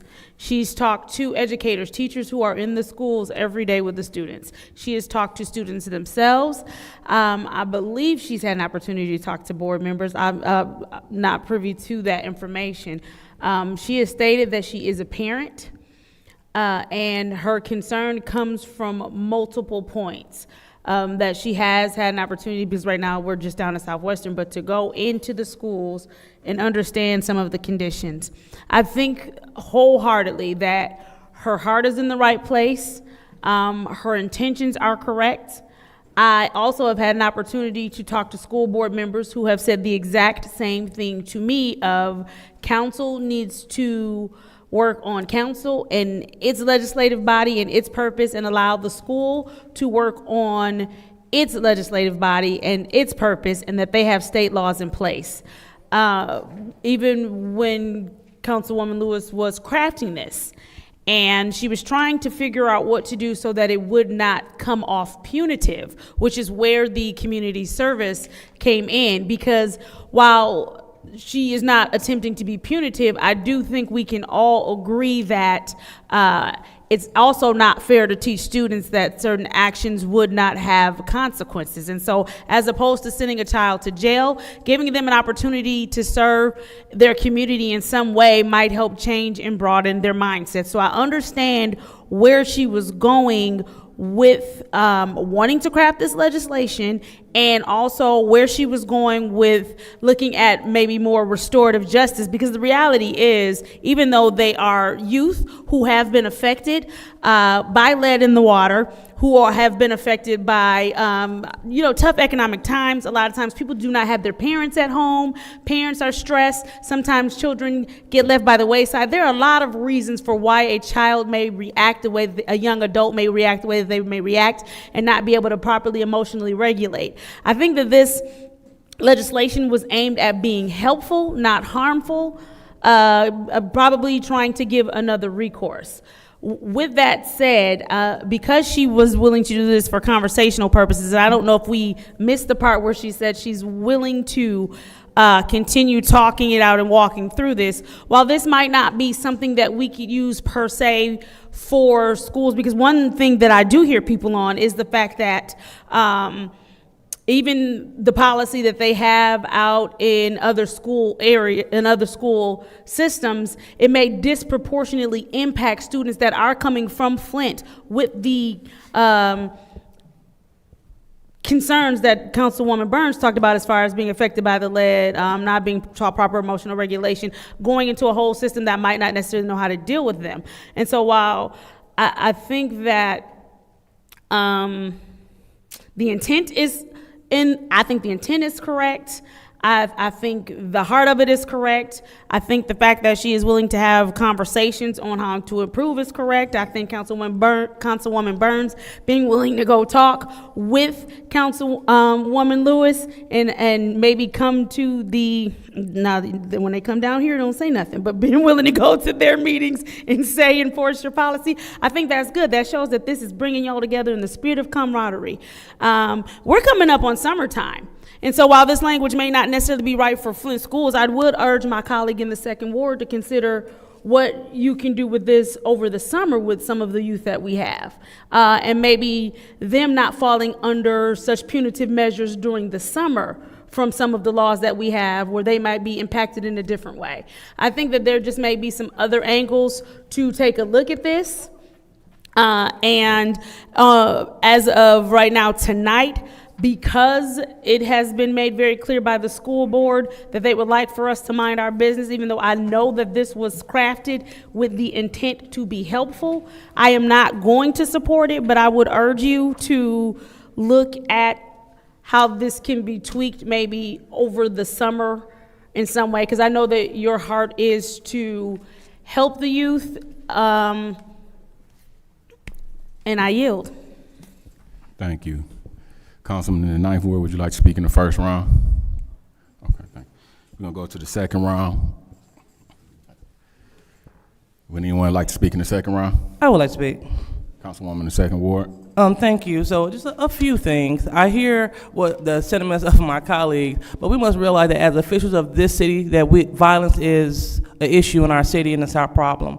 And the well-being of youth should be everyone's business. And so just by a show of hands on this panel, can you all raise your hand if you had or you have a child in the Flint Community School District? Okay. What about on the school board? If we can recollect, do we have any school board members that have children that attend the Flint Community Schools? So thank you. I see that there is none. So with that being said, I understand that you all feel this is an overstep, but the city of Grand Blanc, they got together because they saw an issue and they targeted the issue and then they put forth a solution. Point of information. Point of information. Did you know that one of the people I spoke to is on the Grand Blanc School Board? Thank you, Ms. Priestley. And so I'm going to go back to this point. The benefits of the ordinance, it shows the action from the city of Flint legislators. It gives a solution, a community service-based solution to violence. And it gives students the services that they need, such as peer mediation, anger management, conflict resolution, grief counseling. And also provide help to local organizations that need the community service, blight teams, food banks. And then on the third fighting offense, the fee is evoked, but the fee will be used to fund the above services, the peer mediation, anger management, conflict resolution. And so I heard that some concerns were that students wouldn't want to come to school. I mean, are people really trying to go to Flint schools? based off the violence. And this is not an attack on Flint schools, since we don't want to be specific, and the Flint schools are the ones speaking out saying stay in your lane. This is our lane. Now, when we look at the blighted school buildings, is that not our lane? Should we not get involved? I can just talk about the 2nd ward. No, I can even talk about the 7th ward, right there on the corner of Averill and Lapeer, where a sign been obliterated, and I've been reaching out to school board members for a long time about, hey, what can we do? Can you all pick up this mess? Civic Park, blighted with tires. Hey, can you pick up this mess as community eyesore? Reaching out to no response to our school board members. We're talking about tutoring for my child. And you know what? Haven't heard back. And so when we met downstairs to talk about blight, it was in the mayor's suite. Our school board president said, after it was said, like, listen, you all need to secure your properties because people go in there, die, get stuck, and our public safety people have to go and get them out. When it was told that if you don't secure your property that you might be fined, she said she don't give a FUCK. And it was in a meeting with the mayor. So when we talk about our school board and that they say stay out of their lane, the fact of the matter is we're not in their lane enough to make them do their job. So as a parent, it's okay, I get it, but they're sending the wrong message. So the leftover kids that do attend the Flint community schools may decide not to, based off the fact that they don't want to work together to do something about an ongoing issue in our city. And I yield. All right. Thank you. Is there anyone else in the 2nd round who would like to speak? Anyone else in the 2nd round would like to speak? Councilwoman in the 6th Ward, you have the floor. Mr. Chair. So I hear your passion, Councilwoman Lewis. I do. And when we talk about working together, I reached out to my email and your email where this, well, she left. So maybe she don't want to work together like she didn't, but we can't tell the school board to work together when she exited her seat. I mean, if you're serious about this, and this is where we get, it's serious that kids are fighting, but serious enough to where you got to work with people that you may not want to work with. And it's not a solo thing, because these kids, if one kid is fighting, they're fighting someone else. It takes two to fight. And so we, again, have 2,700 students in Flint Public Schools. We have another that live in Flint, another 12,000 that live in Flint that go to a school outside of Flint. When we look at and talk about working together, we were supposed to finish working together on this, and she decided not to. She did not. And so we have to be consistent with what we're saying and stating. I'm very sorry to hear that the school board stated the F word. That was shocking, very shocking. But I think that, and then no one's saying that it's not an issue. What we're saying, yeah, we're not saying that it's not an issue. We're saying, is it something that the Flint City Council should be governing? And that is something that we look at, and it's 10:30 at night, and we're still here. So, in this, and with Attorney Darrow, that we were both in that meeting, there was not, and she stated, talk to other people. You know, let's see, the Google meeting stuff, I don't know if what happened, she quit sending Google Meets to me. I don't know if you stated you didn't want to work with me, but if it was that important, I'm gonna work with whoever, and when it comes to children. I mean, I made some phone calls and talked to them and talked to some judges. And for me, I think we have to look at where our children are not like the children who weren't poisoned. They're very different.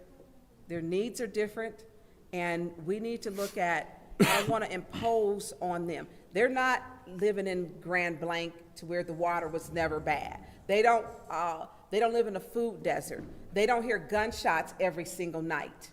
And so their quality of life and our students is completely different. We need enforcement. How can we get programs in the school to help them, not just punish them? If they're fighting, let's get them some help. Mental health is serious with these children in addition. I yield the floor. Thank you. Is there anyone else in the 2nd round who hasn't spoke would like to speak? Councilman in the 8th Ward. Yeah, obviously this doesn't have the votes to go anywhere, so I don't, like, nobody is saying that this is made in jest or that this was done ill, but this is, to me, the schools are basically their own city within a city. They have their own jurisdiction. We have zero jurisdiction over them. This is like us trying to make a ordinance for Grand Rapids to be enforced. It doesn't, like, if we had any jurisdiction over what happens inside of the city of Flint schools, I would say we do an ordinance to say, make sure the kids have better grades and get a better education. Request for information. Request for information. Mr. Pfeiffer, do you understand? This is just a tool for their toolkit. So if they want to use it, they're at liberty to, and it's available. If not, that's on them. But it's not on them because the majority of the schools have City of Flint resource officers. And how do we know that this isn't going to target, because of the City of Flint Police Department resource offices, are the students in the City of Flint schools going to get unjustly or targeted more because of this ordinance, where a charter school that doesn't have a resource officer isn't going to be targeted by this stuff. They're gonna get their 3-day suspension and go back and get home and get their ass whipped and then come back in 3 days the way it's always been. Request for information. Request for information. Do you understand schools that do not have a liaison officer will have the officers write a ticket, a citation? So no, so although if you don't have an officer stationed at your school, that's okay. A citation will be written to address that. So, but only officers in the City of Flint enforcement can enforce this. Like we're not deputizing, principals to write citations. So they're going to have to call the police to get a citation written at a school that doesn't have a resource officer. Mm-hmm. So, whatever charter school is there, so okay, we got this ordinance, I'm going to have to dial 911 to get a officer out there to write somebody a ticket. Like, Request that's for not gonna information. happen. No, that's an exaggeration. No, they have the non-emergency hotline. It's not that kind of emergency. It's not a brawl. If someone fight, again, these are things that we can iron out in committee. What can happen is, at the end of the day, they can go through the fighting referrals, and they can reach out to the officer come and submit the citations, and that'll be that. It's not a taking resources off the street via 911. That's not what this is at all. Yeah, I hear you, and to the colleague's point, like, I think this was done to try to help, but we have calls in the city that don't get answered for a week, and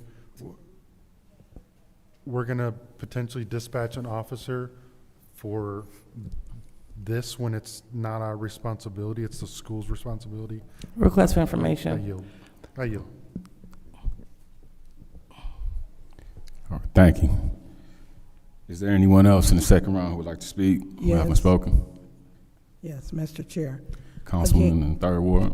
Again, I do understand your passion for this as well, but I think we need to more concentrate what goes on when people are going to people's house, shooting up people's house. Now, those are ordinances that I think we can do, or when they're downtown and they're fighting, or at events and they're fighting. Now, I feel that would be our jurisdiction. Request for information. Go ahead. Request. Does she understand that this ordinance also cover events, outside of the school campus, that are school events? Okay, I do understand that, but again, when it comes to the Board of Education business, I think we need to let the board kind of handle their business, and then we kind of handle our streets, because I'm in agreement. I don't want to see another kid killed.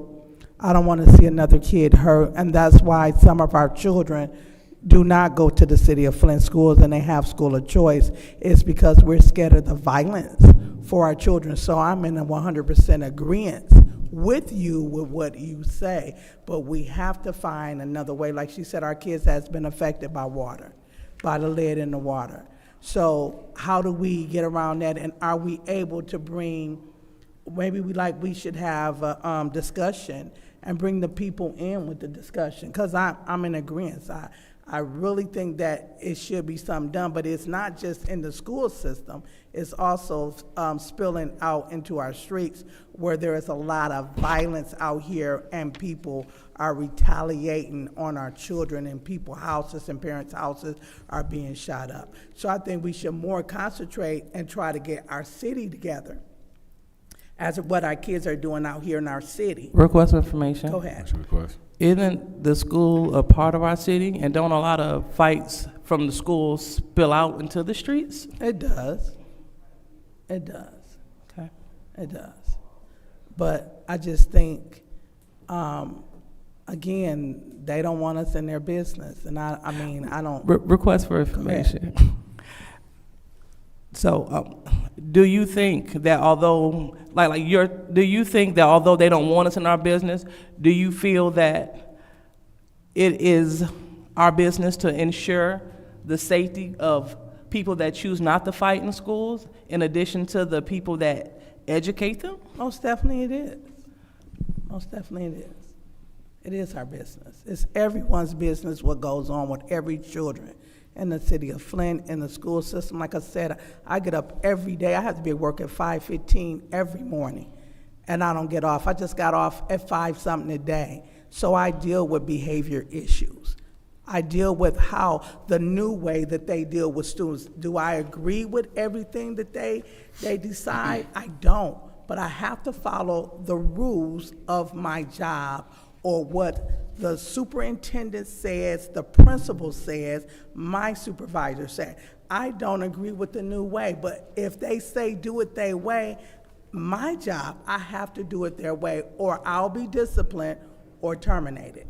So we have to follow the protocol and people policy. That's why policies are implemented in school buildings. That's why their policies are implemented on the city council. Request for information. Go ahead. Do you know that you have the authority to make policy?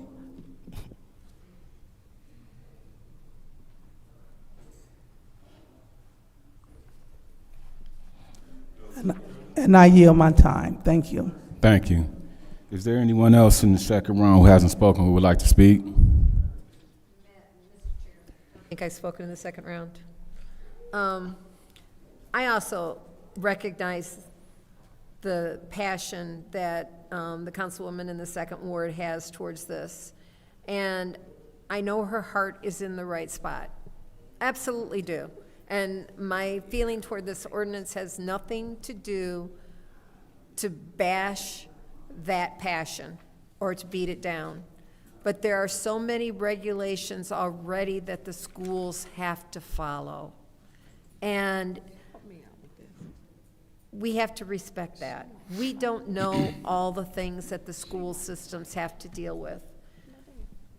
And as I said, my family's been personally involved many, many years ago. I mean, my ex-brother-in-law is in his 70s now. And, but we've all been affected, our families, by violence in the schools, going back to the 70s. Request for information. Request. So if you could have made a policy and done something about it from that seat, would have done that to prevent what happened to your family member in the 70s? We have violence in the council chambers. And in the council chambers? With you. I don't know what the rules were then. I was a kid. So would I have done that? I don't know, because I don't know. We have so many, the schools have so many more regulations that they must follow now than they did back in the 60s and 70s, just like all of us do. So Request for I'm saying, information. And I yield my time because Ms. Lewis is trying to. It's take Dr. my- Lewis, but I'm asking you a clear question. She yields her time. Not a problem. Is there anyone else who hasn't spoken the second round who would like to speak? This is the roll call for the vote for Resolution 260133. Madam Clerk.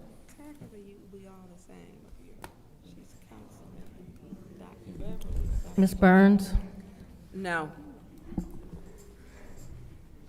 Ms. Mashat? No. Mr. Pfeiffer? No. Mr. Jarrett? No. Mr. Alamin? I abstain. I would like to get additional information as I have been approached by several school board members who would like to share some policies and some additional information as it pertains to this.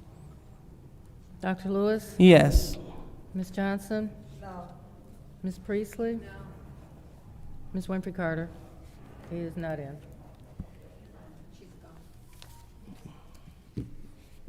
The vote is 5 yes, 2 no, 1 abstention. The vote is 5 yes, 2 no, 1 abstention. That resolution fails. Mr. Chair, Councilwoman in the fourth ward. I make a motion to send 260134 to council. There's been a motion made to send Resolution 260134 to council. Is there support? Support. Supported by the Councilwoman in the 7th ward. Is there any discussion? Councilman in the 8th ward. I'll yield to 7th ward. Councilwoman in the 7th ward. No, you want, it's your thing, you want to explain?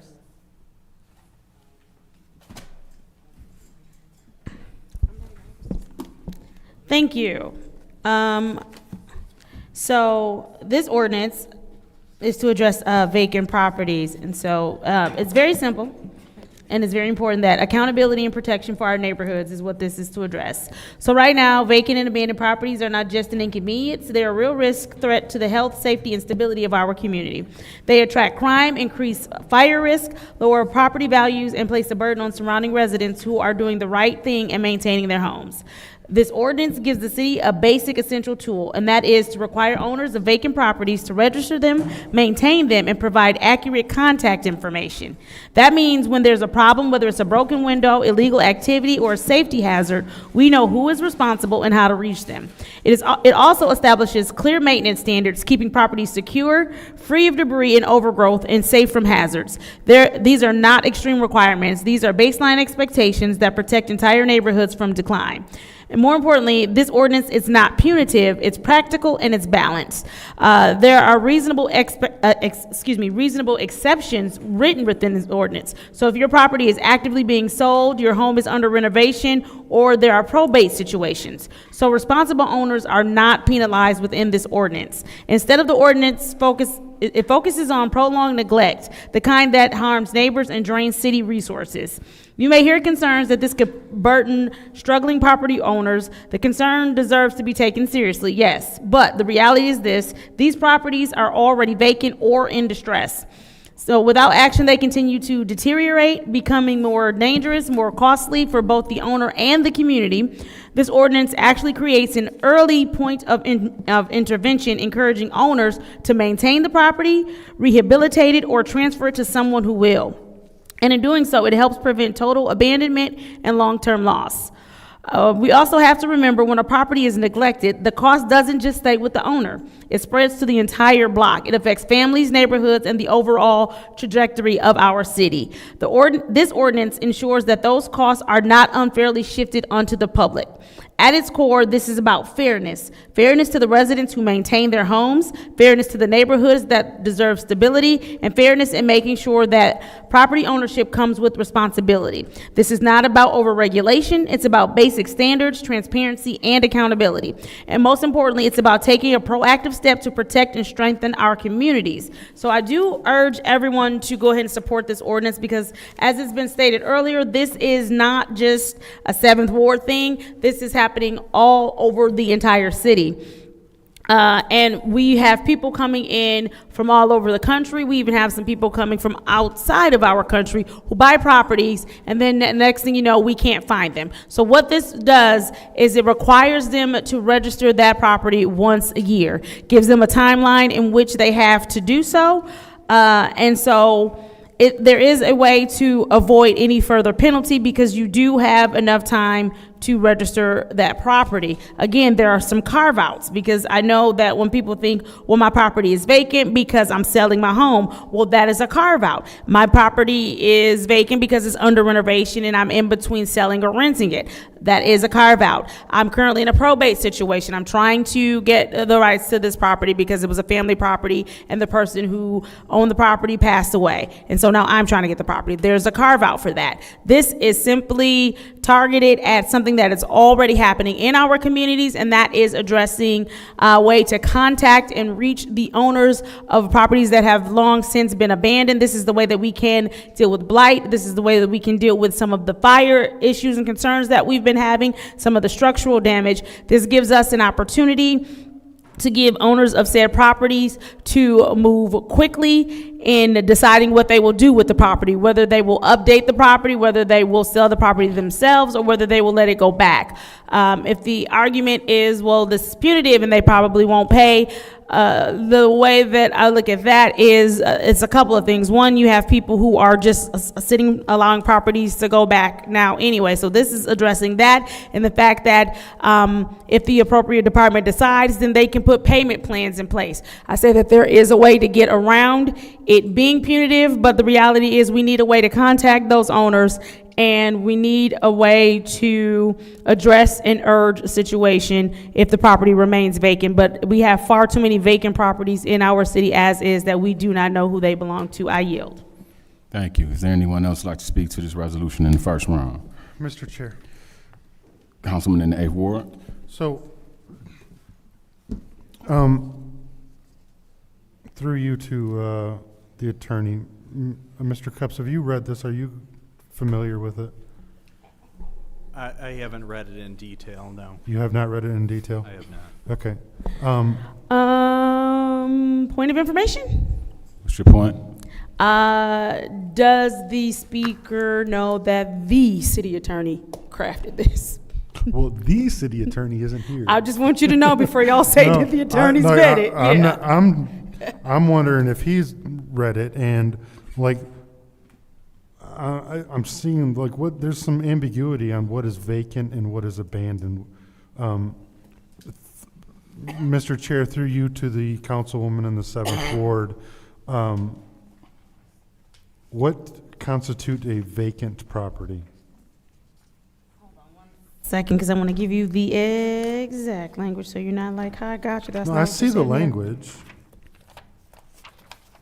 So it's not. Is it your understanding that if it's furnished and the utilities are on, that it's not vacant, and it would not be applicable to this ordinance? What does furnished mean? What definition are you on? Hold on. Yeah, the definition of vacant property.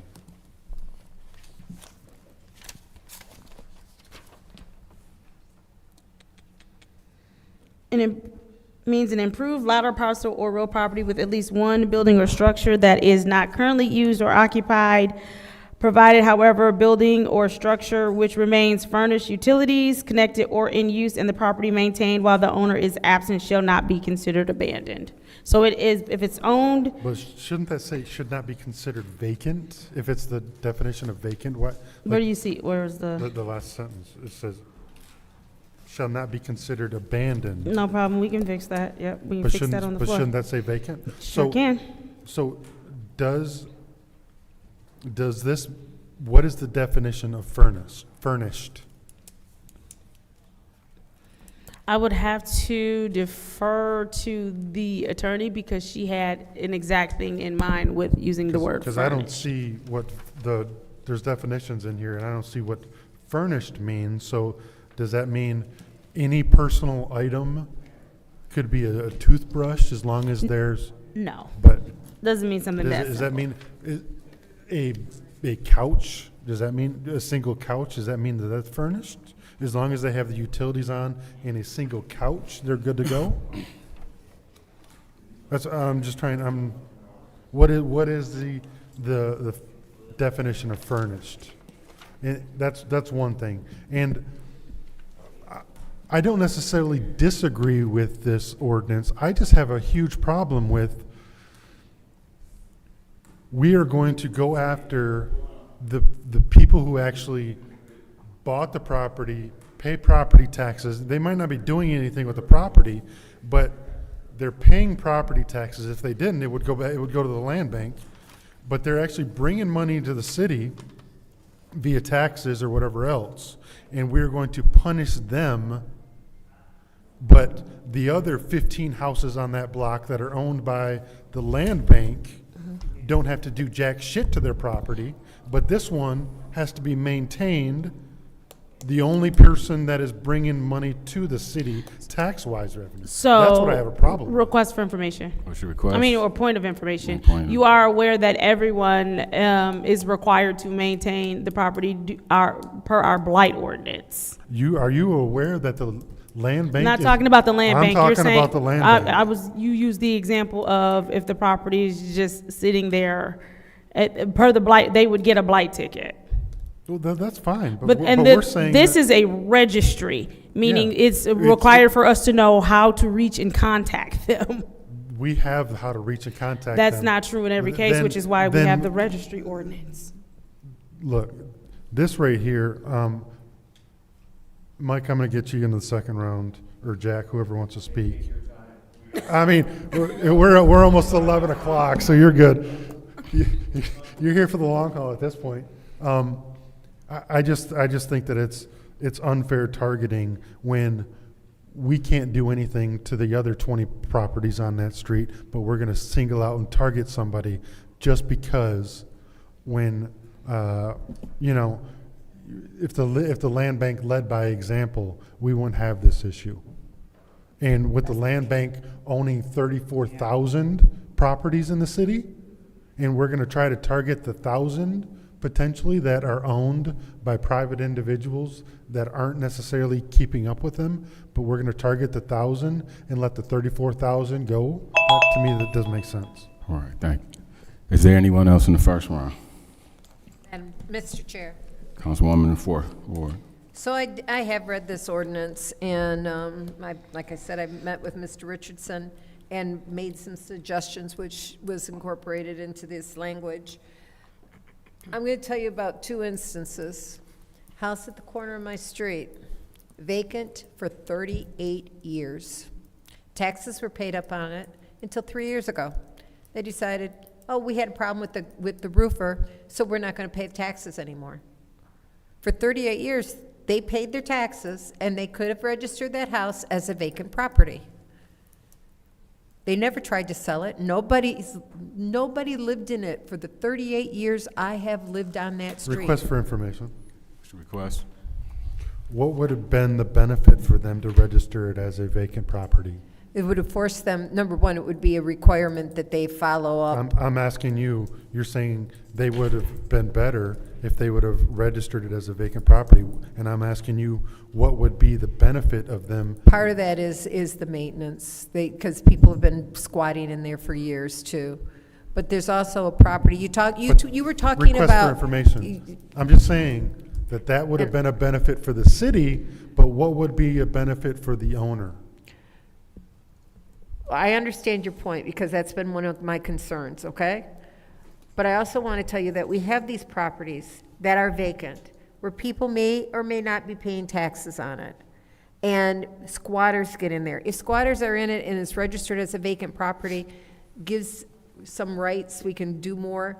But if they're sitting there and people, I get calls all the time about squatters in privately owned homes, and what can I tell them? Can't do anything, it's privately owned. The owners have to be the one to get rid of them.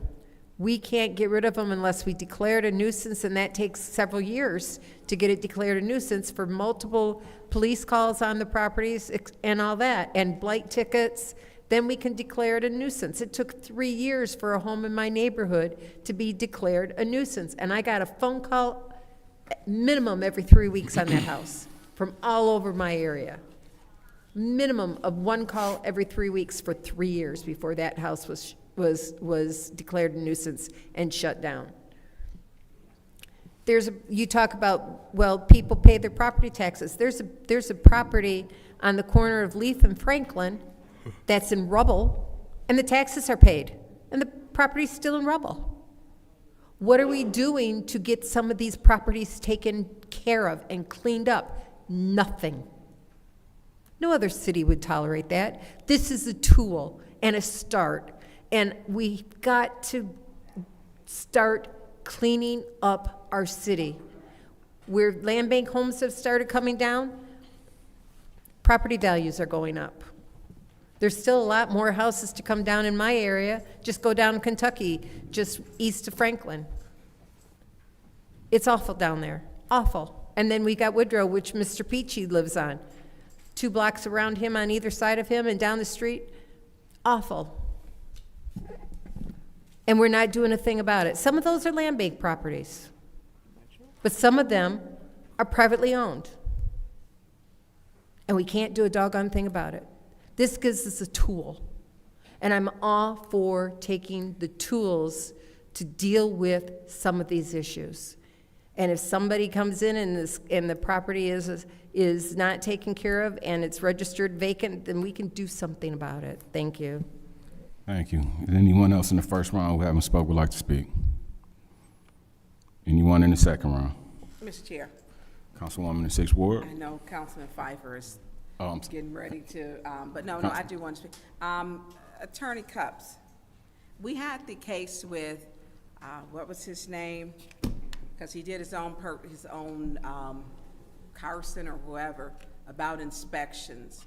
Are we looking at this as just another revenue stream for the city? But then residents have a valid complaint of saying, why do I have to pay for a registry fee when it's 8 houses that are land bank? I mean, that's a valid point, you know, in some of our areas. And it looks as if we are saying, and I know I believe Land Bank has used all of their demolition funds. I believe they're already scheduled to go out for funded properties. That money's been exhausted where it's scheduled to use. So let me back this up. Can we enforce this legally? Because I remember we got sued about, they went to the Michigan Supreme Court and he won about inspection fees on homes, what's his name, Carson or something, because he sued us, the city again. I mean, can this be enforced? And 3 months, who's the state? By the time sometimes you get a contractor, you get the building code inspections, you get your plans, that can take you some time depending on what type of property that it is. And I mean, it can take a good amount of time. So can we legally enforce this? Yes, from reviewing the ordinance just in the last few minutes here briefly, it does appear enforceable under Michigan law in the city charter. The issue you're referring to was, it was a different scenario. It was a different type of ordinance. Okay, so here's a question, because my time is limited. We have some people who they'll spend 6-8 months in Florida, 3-4 months here. And they now, because of the water fees, they will just winterize their home because it's cheaper. And they go to Florida. And so that's considered to be vacant or whatever if they're not there. Or if they have they have very little, if they don't have water, that means a house can be condemned. If they cut their water off, people are doing this because they'll spend 8 months in a warmer climate, which I don't blame them, especially with this past winter. And so this what we look at is how can we enforce it? And is it enforceable? Carter Landon was his name. That was his name. And that is what I get what we're talking about, but then people have the legitimate gripe to say, well, what about land bank? And we have some city-owned properties. What about the city-owned properties? Johnson School. So, I'm gonna yield the floor. I know Councilman Pfeiffer is looking to talk to Mike Ryder. Mr. Ryder, step up. Are we in round 2? Yep. Oh, I'm sorry. Councilman Pfeiffer, you have the floor. Step on up. You're the next contestant. Mr. Ryder, are you familiar with? Good evening, everybody. My name's Mike Ryder. I'm a City of Flint building official. I've been working here for 27 years, and I'm going to retire in 3 months. So, I would like to introduce you to Jack Hippie, our foreman in our office. He can't wait to answer all your questions. I'll sit right here, just in case. Thank you. Thank you. Good Jack, afternoon, everybody. How are you going to enforce this?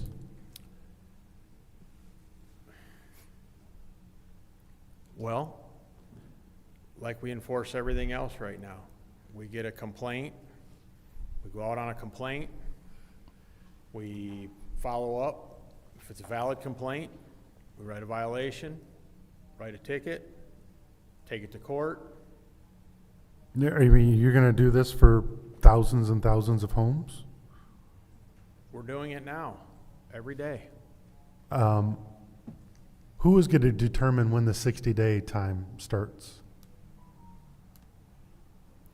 Are you going to pre-go out and say, okay, this is our pre-site visit, and now we determine that it's vacant or empty now from 60, because it's the same thing with the parking. Like, you got to go out, and then if it doesn't move in 3 days, then it's officially valid. So who determines when it's been vacant for 60 days? You would have to.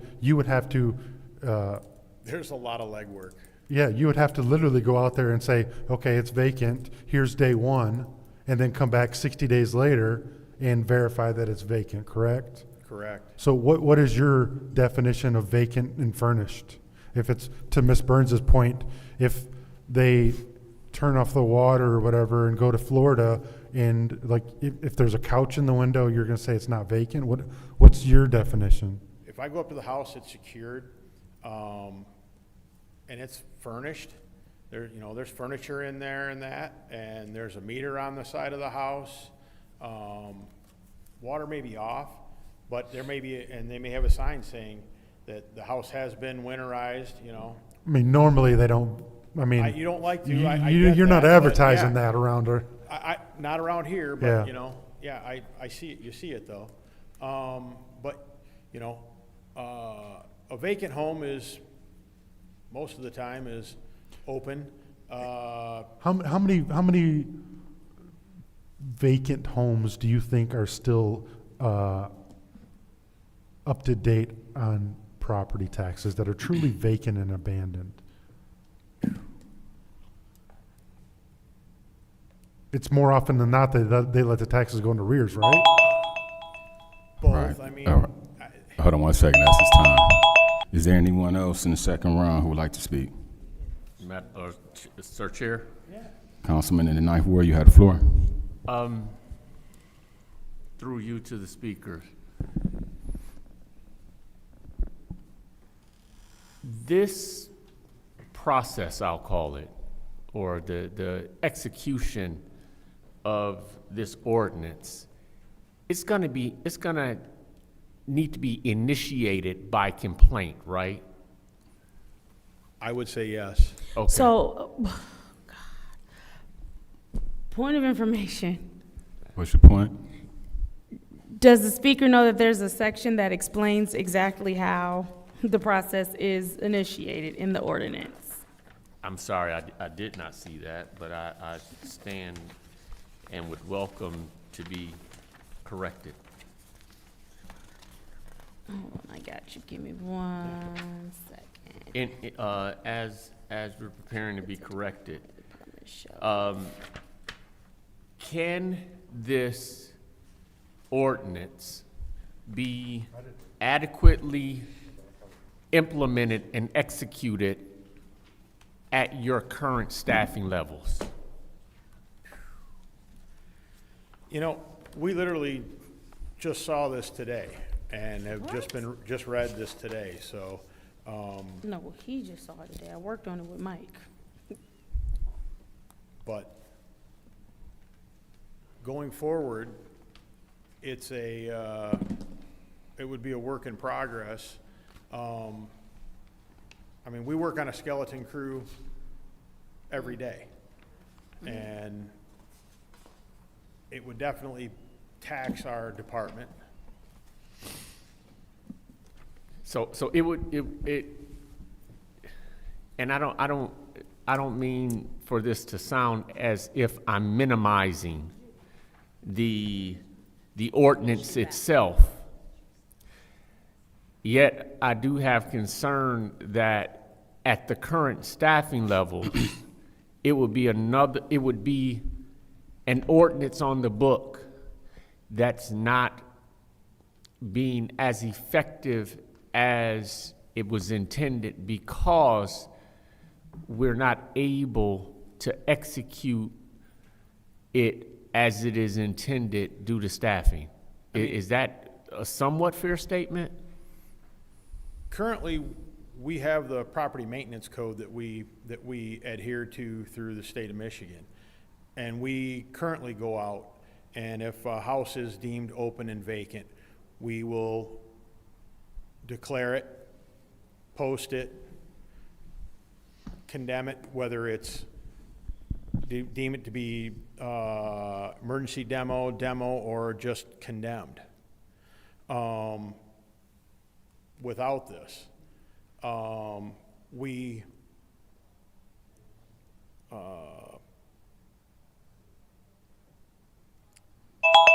get complaints on homes all the time for this. That's his time. Mr. Chair. Councilwoman in the fourth ward, you have the floor. All right. Every day, we're out and about driving through the city, and, we get calls. We see things ourselves. We're constantly in vacant homes throughout. And it isn't, again, they're not always, abandoned, so to speak, but they've been left. The taxes might be paid. Most of the time they're not. But again, we get everyone we can. But then, you write a ticket and you send the tickets off. We post a ticket on the house and send it to the address of record. Sometimes it comes back return to sender. Sometimes it makes it to somebody.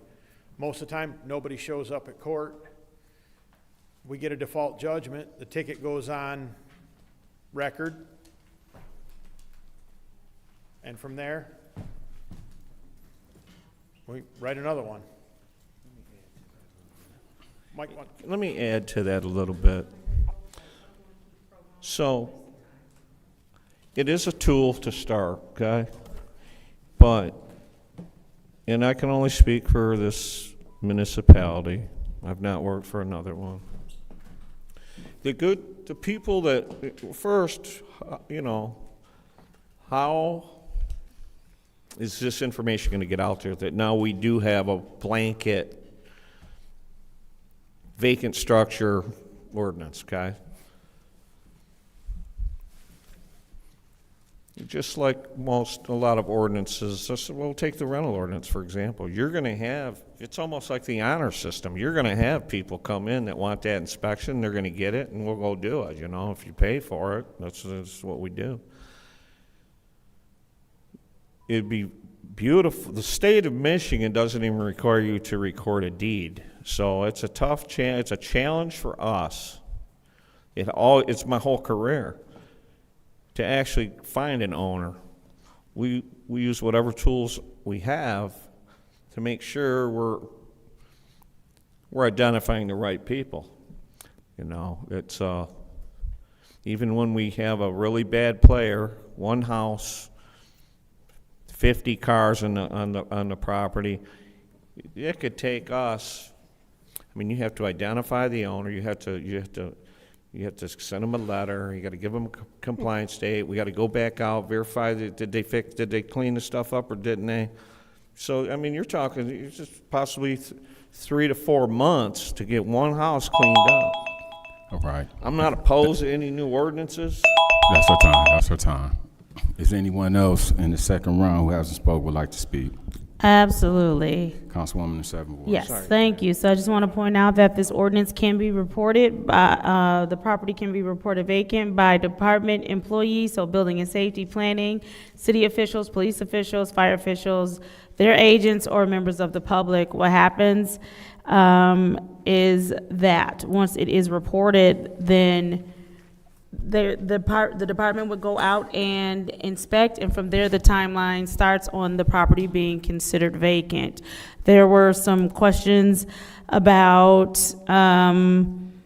the difference between the land bank and a private owner. Owning a property, especially a vacant one, means that you can control the condition of that property. You're responsible for its impact on the neighborhoods. This ordinance simply ensures that cities know who you are and you meet baseline maintenance standards. If you choose to own a vacant property, you also accept the responsibility to maintain and remain accountable. This ordinance addresses a gap in accountability that exists with private ownership, particularly absentee or unresponsive owners. Requiring registration ensures the city can identify, contact, and hold those owners responsible.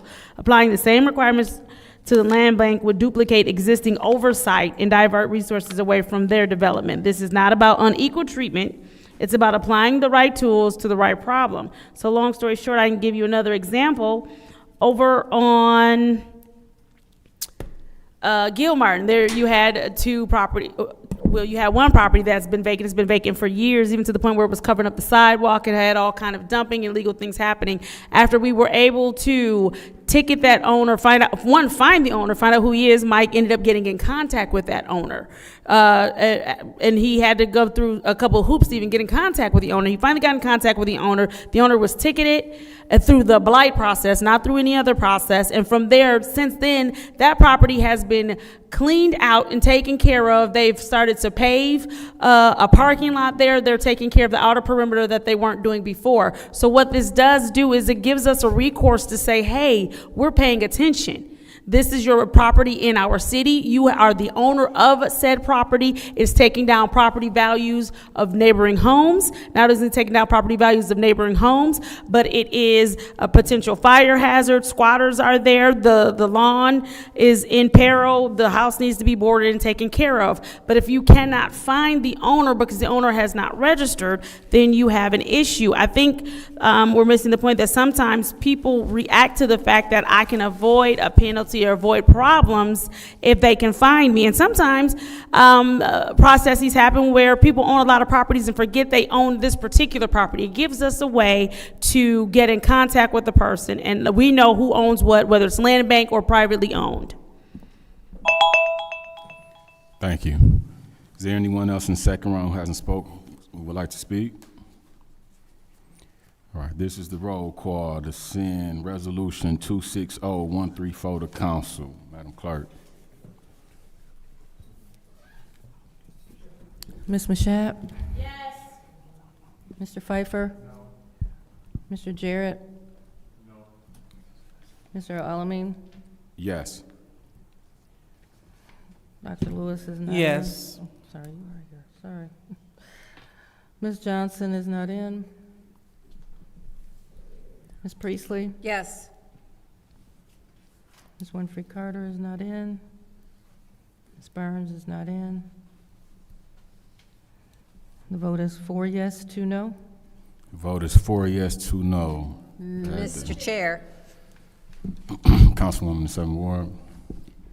In the 4th Ward.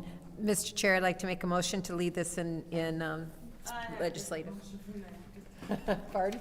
I have a different motion than that. All right, I withdraw. I'd like to make a motion to send it to Special Affairs. There's been a motion made to send Resolution 260134 to Special Affairs. Is there support? Support. Supported by the Councilwoman in the 4th Ward. This is the vote. Send the Resolution 260134 to Special Affairs. Mr. Pfeiffer? No. Mr. Jarrett? No. Mr. Alamin? Yes. Dr. Lewis? Yes. Ms. Johnson is not in. Ms. Priestley? Yes. Ms. Winfrey Carter is not in. Ms. Burns? No. Ms. Mashat? Yes. The vote is 4 yes, 3 no. Mr. Chair, Councilwoman in the Fourth Ward. motion to keep ordinance 260134, excuse me, 134 in legislative. There's a motion made to keep resolution 260134 in legislation. Is there support? Support. Supported by the councilman in the Ninth Ward. Is the vote? Mr. Jarrett, Yes. Mr. Alamin, Yes. Dr. Lewis, Yes. Ms. Johnson is not in. Ms. Priestley, Yes. Ms. Winfrey Carter is not in. Ms. Burns, Yes. Ms. Mashat, Yes. Mr. Pfeiffer. The vote is 6 yes, 1 no. 6 yes, 1 no. That will stay in legislation. Mr. Chair, Madam Clerk. before you move on to the last ordinance, I just want to correct for the record the vote on ordinance 260133. I mistakenly read, you did call it as failed, but I just wanted to state for the record that the vote on that motion to move ordinance 260133 was 1 yes, 6 no, and 1 abstention. Thank you. Thank you. And the final resolution is Resolution 260135, Code Amendment Ordinance, Chapter 50 Zoning Ordinance. What is the decision of the body? Mr. Chair, Councilwoman in the Fourth Ward. motion to send to council. There's been a motion made to send to council. Is there any support? Support. Supported by the councilwoman in the Second Ward. Any discussion? Yes, Mr. Chair. Councilwoman in the Fourth Ward. I did look at some of the pertinent part of the ordinance and saw that it's really mainly designed to assist in rebuilding our city with new housing, which is desperately needed. And so I had no problems with some of the changes that they had, and so I'm going to support this ordinance. Thank you. Is there anyone else like to discuss? Mr. Chair, Councilman in the Eighth Ward. is there anyone to speak to this?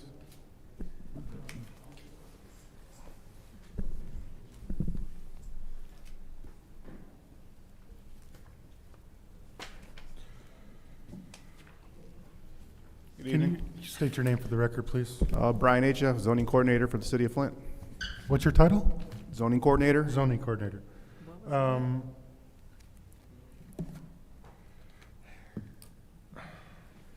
So basically, what I read from this is we're allowing more residential types in the green area, right? It effectively, it allows duplexes by right in the green neighborhood. Okay. Instead of as a special land use. Yep. And it reduces what we call bulk provisions. It affects all of our residential zones. There's a test that was done, a test fit for the two zones, the residential zones of green neighborhood and traditional neighborhood. But essentially, it effectively makes it easier to develop duplexes and other types of housing in the green neighborhood and traditional neighborhood zoning districts. Also helps with parking. It eliminates, it doesn't eliminate, but it makes it easier. It basically eliminates the parking requirement, right? It doesn't eliminate it, but say if you want to develop a duplex in, say, a TN2 zoning district, you need a total of 4 parking spaces. So you'd be looking to cram a bunch of parking into a residential lot that is not big enough. There's a lot of information that's probably given to you. There should be the ordinance with the language, the final report from Planning Commission, and then in the back, the very back of the final report, there is a kind of a little mini memorandum report dated November 27th, 2024 from Progressive A&E, and it goes into the test fit area, and it kind of breaks down by zoning. There's Mary Street that's bound by Louisa Street, North Saginaw Street, and Martin Luther King Avenue. That's kind of a test fit for how these zoning changes would affect the ability to develop more housing, specifically duplexes, in the green neighborhood and traditional neighborhood zoning districts. Who requested these changes? Because this is from the people I'm hearing this from, is it's because the land bank wants to build more of these duplexes in their vacant properties. So I guess from looking And now we're going to open up the whole city to them to open up duplexes in every neighborhood on their vacant properties. So I would point you to the ordinance language, which I don't have a physical copy of, but I have it on my phone.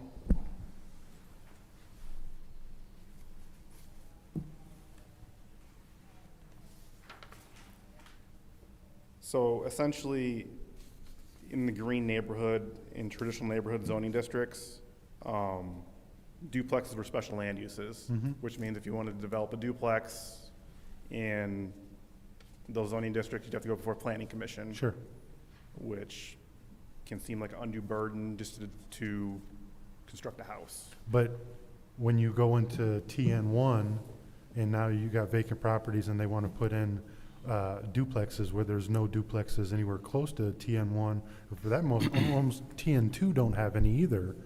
And now we're going to open it up to duplexes and like in potentially more than duplexes, right?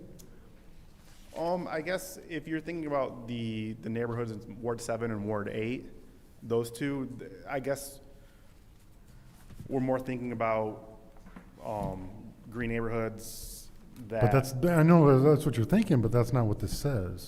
This says that they can potentially start building duplexes on Court Street or in the neighborhood of Court Street or anywhere else around there, or next to estate-sized properties that have high tax value, and now we can put duplexes next to them. I guess I don't. If this was approved. Right, thank you. That's his time. Anyone else would like to speak in the first round?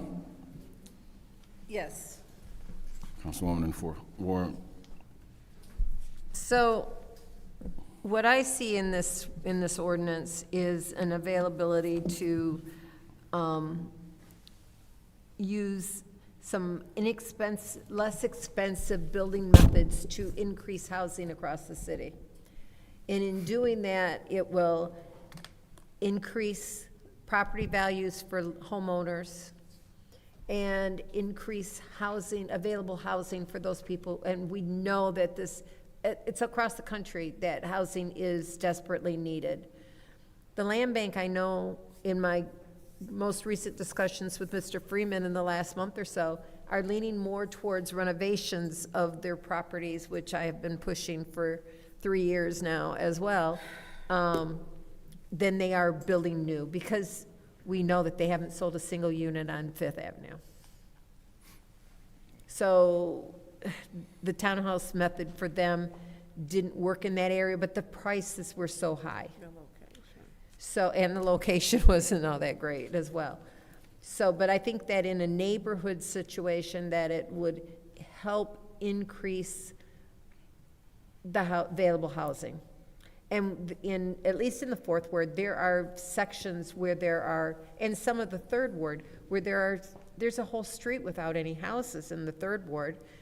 In the named streets, Jane Bell, whatever, I don't know which ones exactly, but I've driven down there and there's no houses on a block. But this gives that opportunity to add some housing and add it less expensive, because they don't have to have 4 walls on each property. They can share a wall. And so I'm in favor of that, because we need to have affordable housing across the whole country. And this is one way to help our city do that, which is something that I have been working towards for the last 3 years.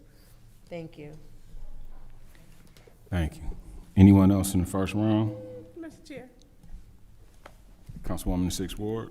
Thank you. So, hello, thank you for staying this late. Y'all look tired. What was your name again? My name's Brian. Brian? Yes. Okay, nice to meet you, Brian. Likewise. So here's a question. So duplexes used to be, I know when we had a shortage when manufacturing came to the city of Flint, people had duplexes.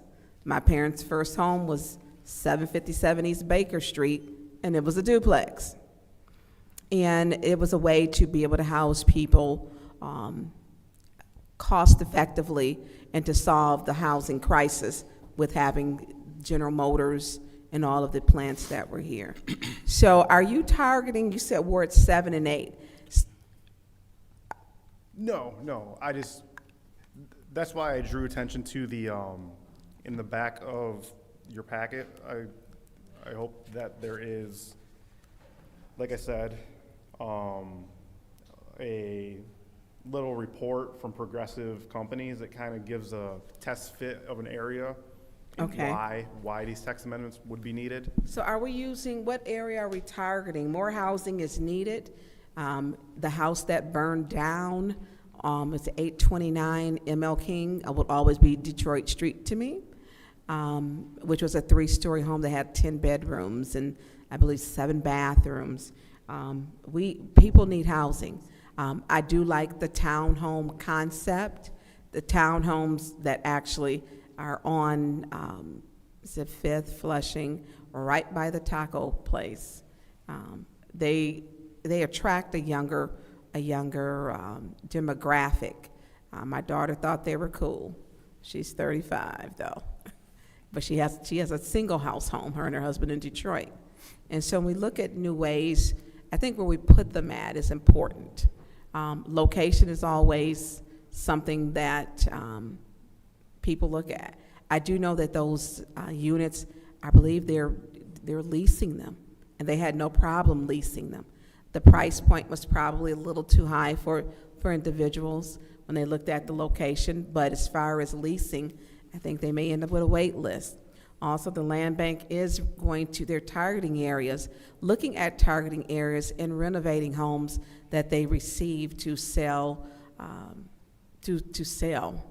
And so, I mean, but we need it on such a much larger scale. When we had the Flint Housing Commission here, and they stated they had the waiting list, there was like 900 and some people on the waiting list, you'll never get to them. And I don't think we could build housing quick enough for people. And as we look at even our homeless population, now that our warming centers are closed, they're congregating in the little park right there at 5th Street. That's right behind Michigan Works.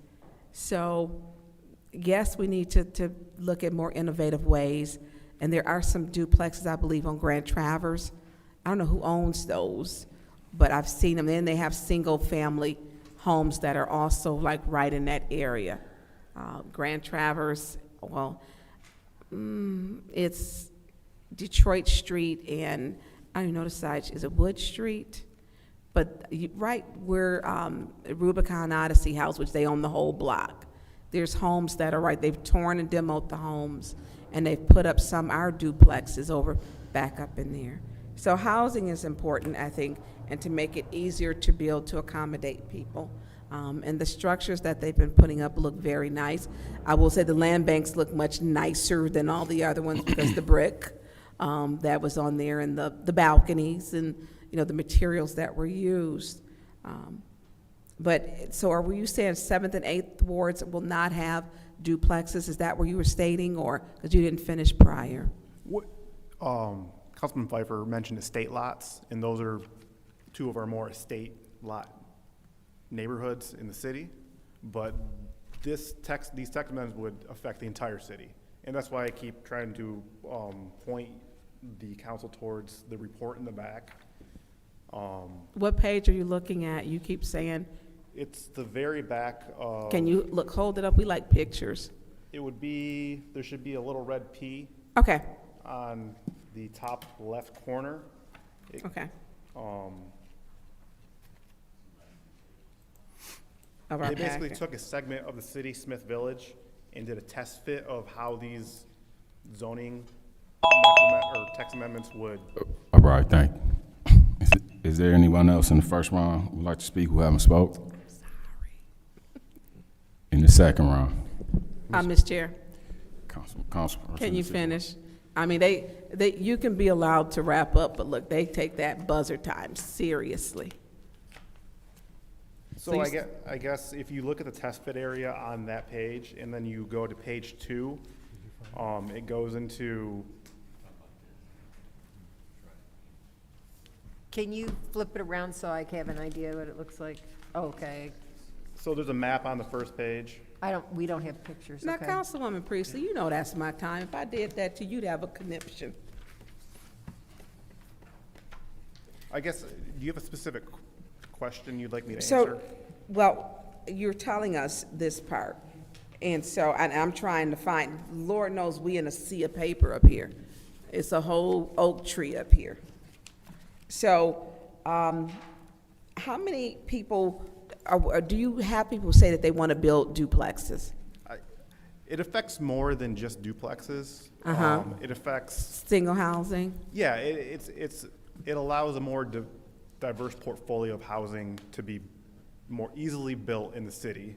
Because, for instance, if you were trying to build a single-family home, let's just say a single-family home in a GN1 green neighborhood zoned parcel of land in the city of Flint, the minimum lot area per dwelling unit, so the minimum area of that lot needing to be to build a single dwelling unit would be 15,000 square feet right now. That's an estate lot, but then if you go into where the green neighborhood parcels are throughout the city, they're smaller traditional lots. Right.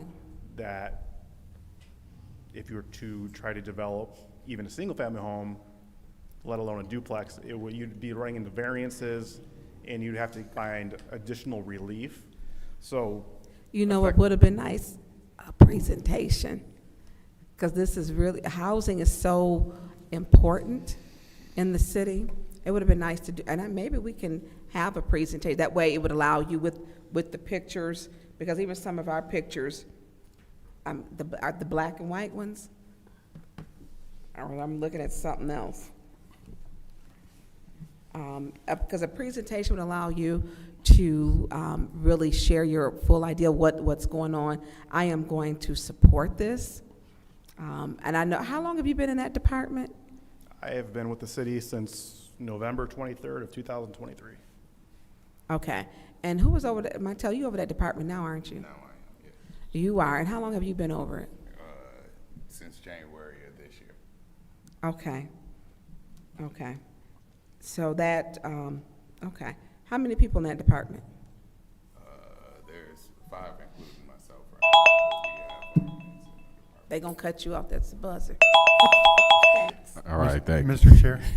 Councilman in the A4. So I'm not going to support this, and I'm very familiar with the zoning. If you were around, I worked a lot to get the new zoning approved, and I'm going to tell you why I'm not going to support this, because I think everyone on this council probably lives in a TN1 or a TN2. And what this allows now is to someone with a vacant lot or to rebuild a house next to you, do you now want a duplex that is closer to the road and that can park in the road? It doesn't have to have driveways, so they're going to be close. Information. So you don't have to have, Mr. Chair, you don't have to have a driveway anymore? It is, you can now use street parking as a parking multiplier, so you can count street parking as part of your parking requirement. So now you're gonna, if you live in a single family house in a TN1 or TN2, they can build potentially 2 small houses on a 40-foot wide lot, 20 feet from the road. So now it's closer to the road. It's two small houses next to yours, and they're gonna park in the road. I'm not gonna do that to them. There is a place for duplexes and there's a place for street parking. But to open that carte blanche to every neighborhood in the city to say that now we're going to allow somebody to come in and build a duplex next to you, and they're not going to have a parking, and they're going to park in the road, and they're going to move their building closer to the road than your house is. Now, imagine you got a house there, a retired person that's been there for 40 years, and it's got vacant houses or vacant properties on both sides of them. Now they're going to build two and box them in. And now it just duplexes make sense in certain areas, but to open it up carte blanche to be in a residential neighborhood that has 0 duplexes and was built under a different pretext, that doesn't make sense to me. I don't mind duplexes if they go through a special assessment and it makes sense, but to say that now carte blanche, you can do whatever you want and build a duplex wherever you want. To me, I think that does more harm. And I don't know how, if you have a well-kept up house and now you've got a duplex that is potentially 3 or 4 cars in the road, how is that going to increase the value of your home? It's not. So I think there's a time and a place for duplexes. I don't know that it necessarily belongs in TN1 or TN2 where the majority of residential are zoned in the city. Now, it may make sense in MR or the green zone or whatever if there's no housing. All right, thank you. Is anyone else in the second round? Anyone else in the second round? This is the vote to send resolution 260135 to council, Madam Clerk. Mr. Alamin? Yes. Dr. Lewis is absent. She right here. I'm sorry, I keep on. Yes. Ms. Johnson is absent. Ms. Priestley? Yes. Ms. Winfrey Carter is absent. Ms. Burns? I need to abstain at this time because I need more information. Ms. Mashat? This is the vote to send it to council? Mm-hmm. Yes. Mr. Pfeiffer? No. Mr. Jarrett? No. Vote is 4 yes, 2 no, 1 abstention. 4 yes, 2 no, so it stays in. Mr. Chair. Councilwoman in the 7th Ward. I'd like to make a motion to send to special affairs. It's been a motion made to send to special affairs. Is there support? Support. Supported by the councilwoman in the 4th Ward. Here's the vote to send to special affairs. Dr. Lewis? Yes. Ms. Johnson is absent. Ms. Priestley? Yes. Ms. Winfrey Carter is absent. Ms. Burns? Yes. Ms. Mashat? Yes. Mr. Pfeiffer? Mr. Jarrett? Yes. Mr. Alamin? Yes. The vote is 6 yes, 1 no. The vote is 6 yes, 1 no, so that would move to special Mr. Chair. affairs. If we could have them, could you give us some type of presentation? Maybe we can put it on so that we can visually see it. Because what do you think you said? I'm going to say a missile, basically, what I'm about to say. The TN1, so we can see what you're talking about. Because, I mean, I'm really concerned about there are neighborhoods that are very populated. This end is very populated. And I would be remiss if I didn't say that. You know, they're very populated. And even I would say, like this end, well, even now, well, this is a lot of, and 5th Ward is rebuilding. But when we look at it somewhere there, the population is going, and you can buy up a block. And so we wouldn't have enough time, you're stating, Councilman Pfeiffer, I believe, this needs to be looked at a little bit more. Real quick, Mr. Chair, or point of information, I don't know who's got the floor, but we wouldn't be allowed to change this. It would have to go through Planning Commission first, correct? It already passed through Planning Commission. I'm saying if we wanted to change Correct. this document. So that's why I didn't. I'll defer to Attorney Gubbs. we are allowed to change it, or it has to go through planning commission? It's my understanding it would have to go through planning. Yeah, that's why I didn't support it going to special affairs, because any changes aren't gonna be happening before Monday. No, it won't. We would have to send it back to them with recommendations if any changes want to be made. So it's either voted up or down, or send it back to them. I just can't see duplexes in none of those neighborhoods. I just can't. I guess while I'm still here, there were two reports. One was more condensed report, one was a more, I guess, beefier report. It had to do with Smith Village zoning analysis. Like I said, I tried to explain, they took an area in the city, it's bound by Mary Street, Saginaw Street, ML King Ave, and Louisa Street, and it's basically a block of green neighborhood and all traditional neighborhood, and then progressive companies provided a lot of data and maps to show you where a majority of these green neighborhood parcels are located within the city, along with traditional neighborhoods. Why didn't we just open it to green neighborhoods if Right. it's the biggest area? Why did we open it up to the entire city and not just the area that they're targeting? The intent was to go through all the residential districts to make more equitable to develop housing. Because like I said, for Green Neighborhood 1, the lot area per dwelling unit is 15,000 square feet. Even in traditional neighborhood, let me flip to a page to give you some data on that. So in this report, this is data that I'm reading verbatim. TN2 parcels by the numbers, 27% of the city of Flint land area is zoned TN2. That's approximately 4,552 acres, and it is about 26,000 parcels. With Green Neighborhood, so GN1,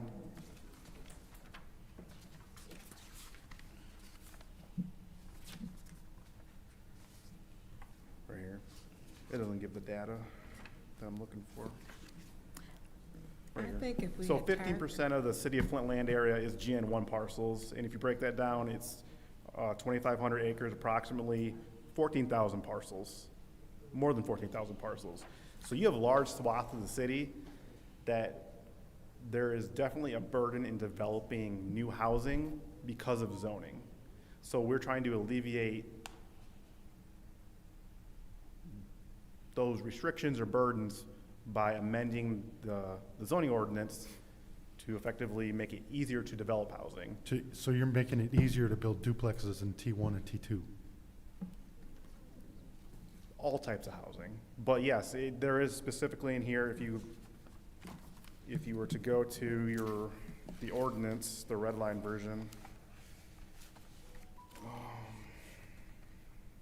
So in GN1, GN2, TN1, and TN2, the proposed text amendment is to make the two-family dwelling duplex permitted by right. Yeah. Mr. Chair, motion to adjourn. Support. There's been a motion to adjourn. Is there support? Support. Supported by the Councilwoman in the 4th Ward. Mr. Chair. Point of order, I have a question. So will it be possible to leave my discussion items in the discussion? Wait, was there discussion? We had discussion items in legislative? No. Discussion item. No, Yeah. They're in Thank you for the correction. government ops.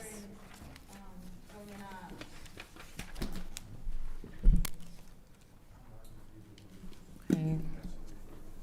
Roll call on the adjournment. Any of, you know, from here. Ms. Johnson is absent.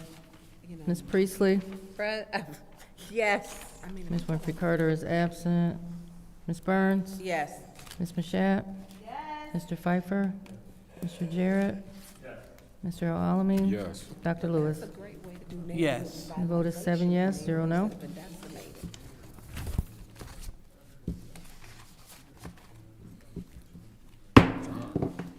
Yeah, exactly, yeah.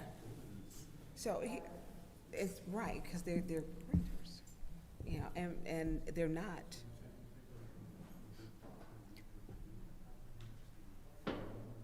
Okay, that goes to Dennis now. So if we're talking about revitalizing the neighborhood, and I'm gonna tell you, I have one of my best friends live over in Smith Village. She hates Clark Commons over there, and she's a homeowner. Her house is paid off. She hates it, and they've got they got that mix of housing. She doesn't like it, But take it into Madam Clerk, are you ready? Okay, it is 11:47, and I bring government ops to order. Madam Clerk, roll call. I don't need that, I'm good. We'll be in and out.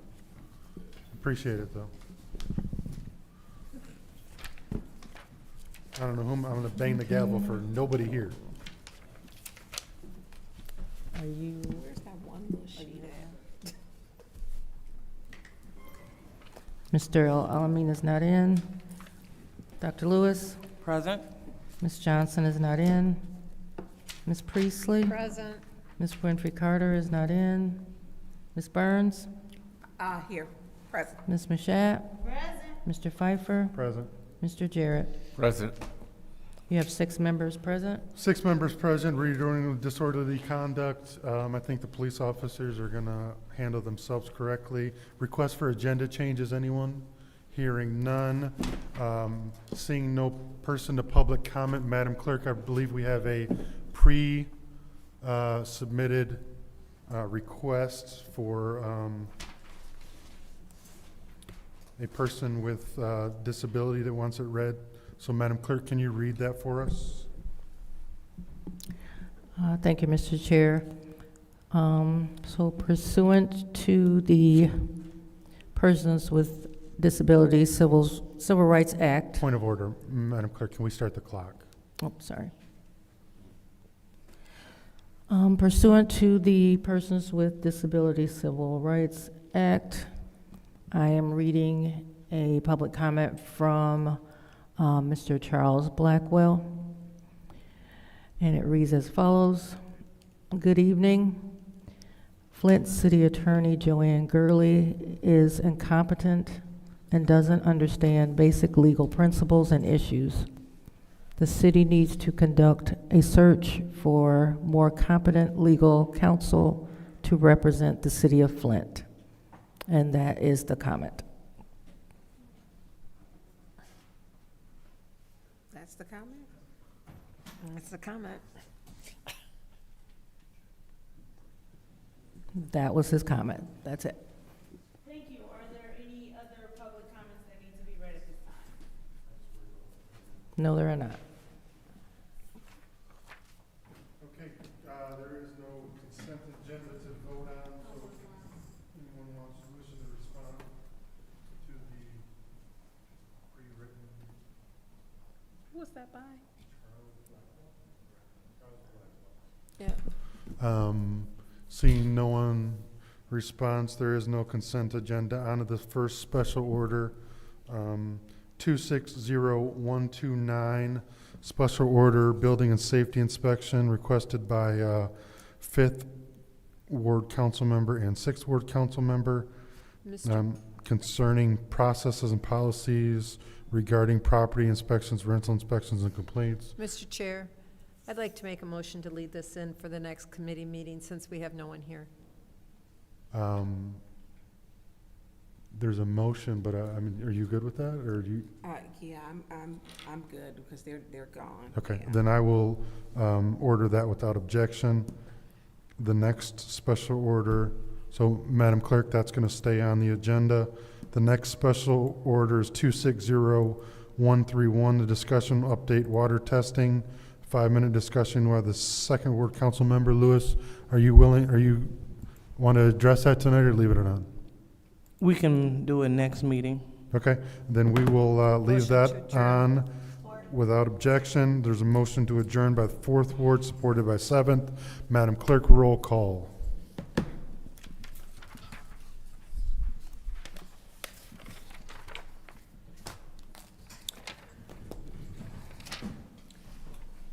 Mr. Alamin is not in. Dr. Lewis? Yes. Ms. Johnson is not in. Ms. Priestley? Yes. Ms. Winfrey Carter is not in. Ms. Burns? Yes. Ms. Mashat? Yes. Mr. Pfeiffer? Yes. Mr. Jarrett? Yes. The vote is 6 yes, 0 no. 6 yes, 0 no, 11:52. We are adjourned.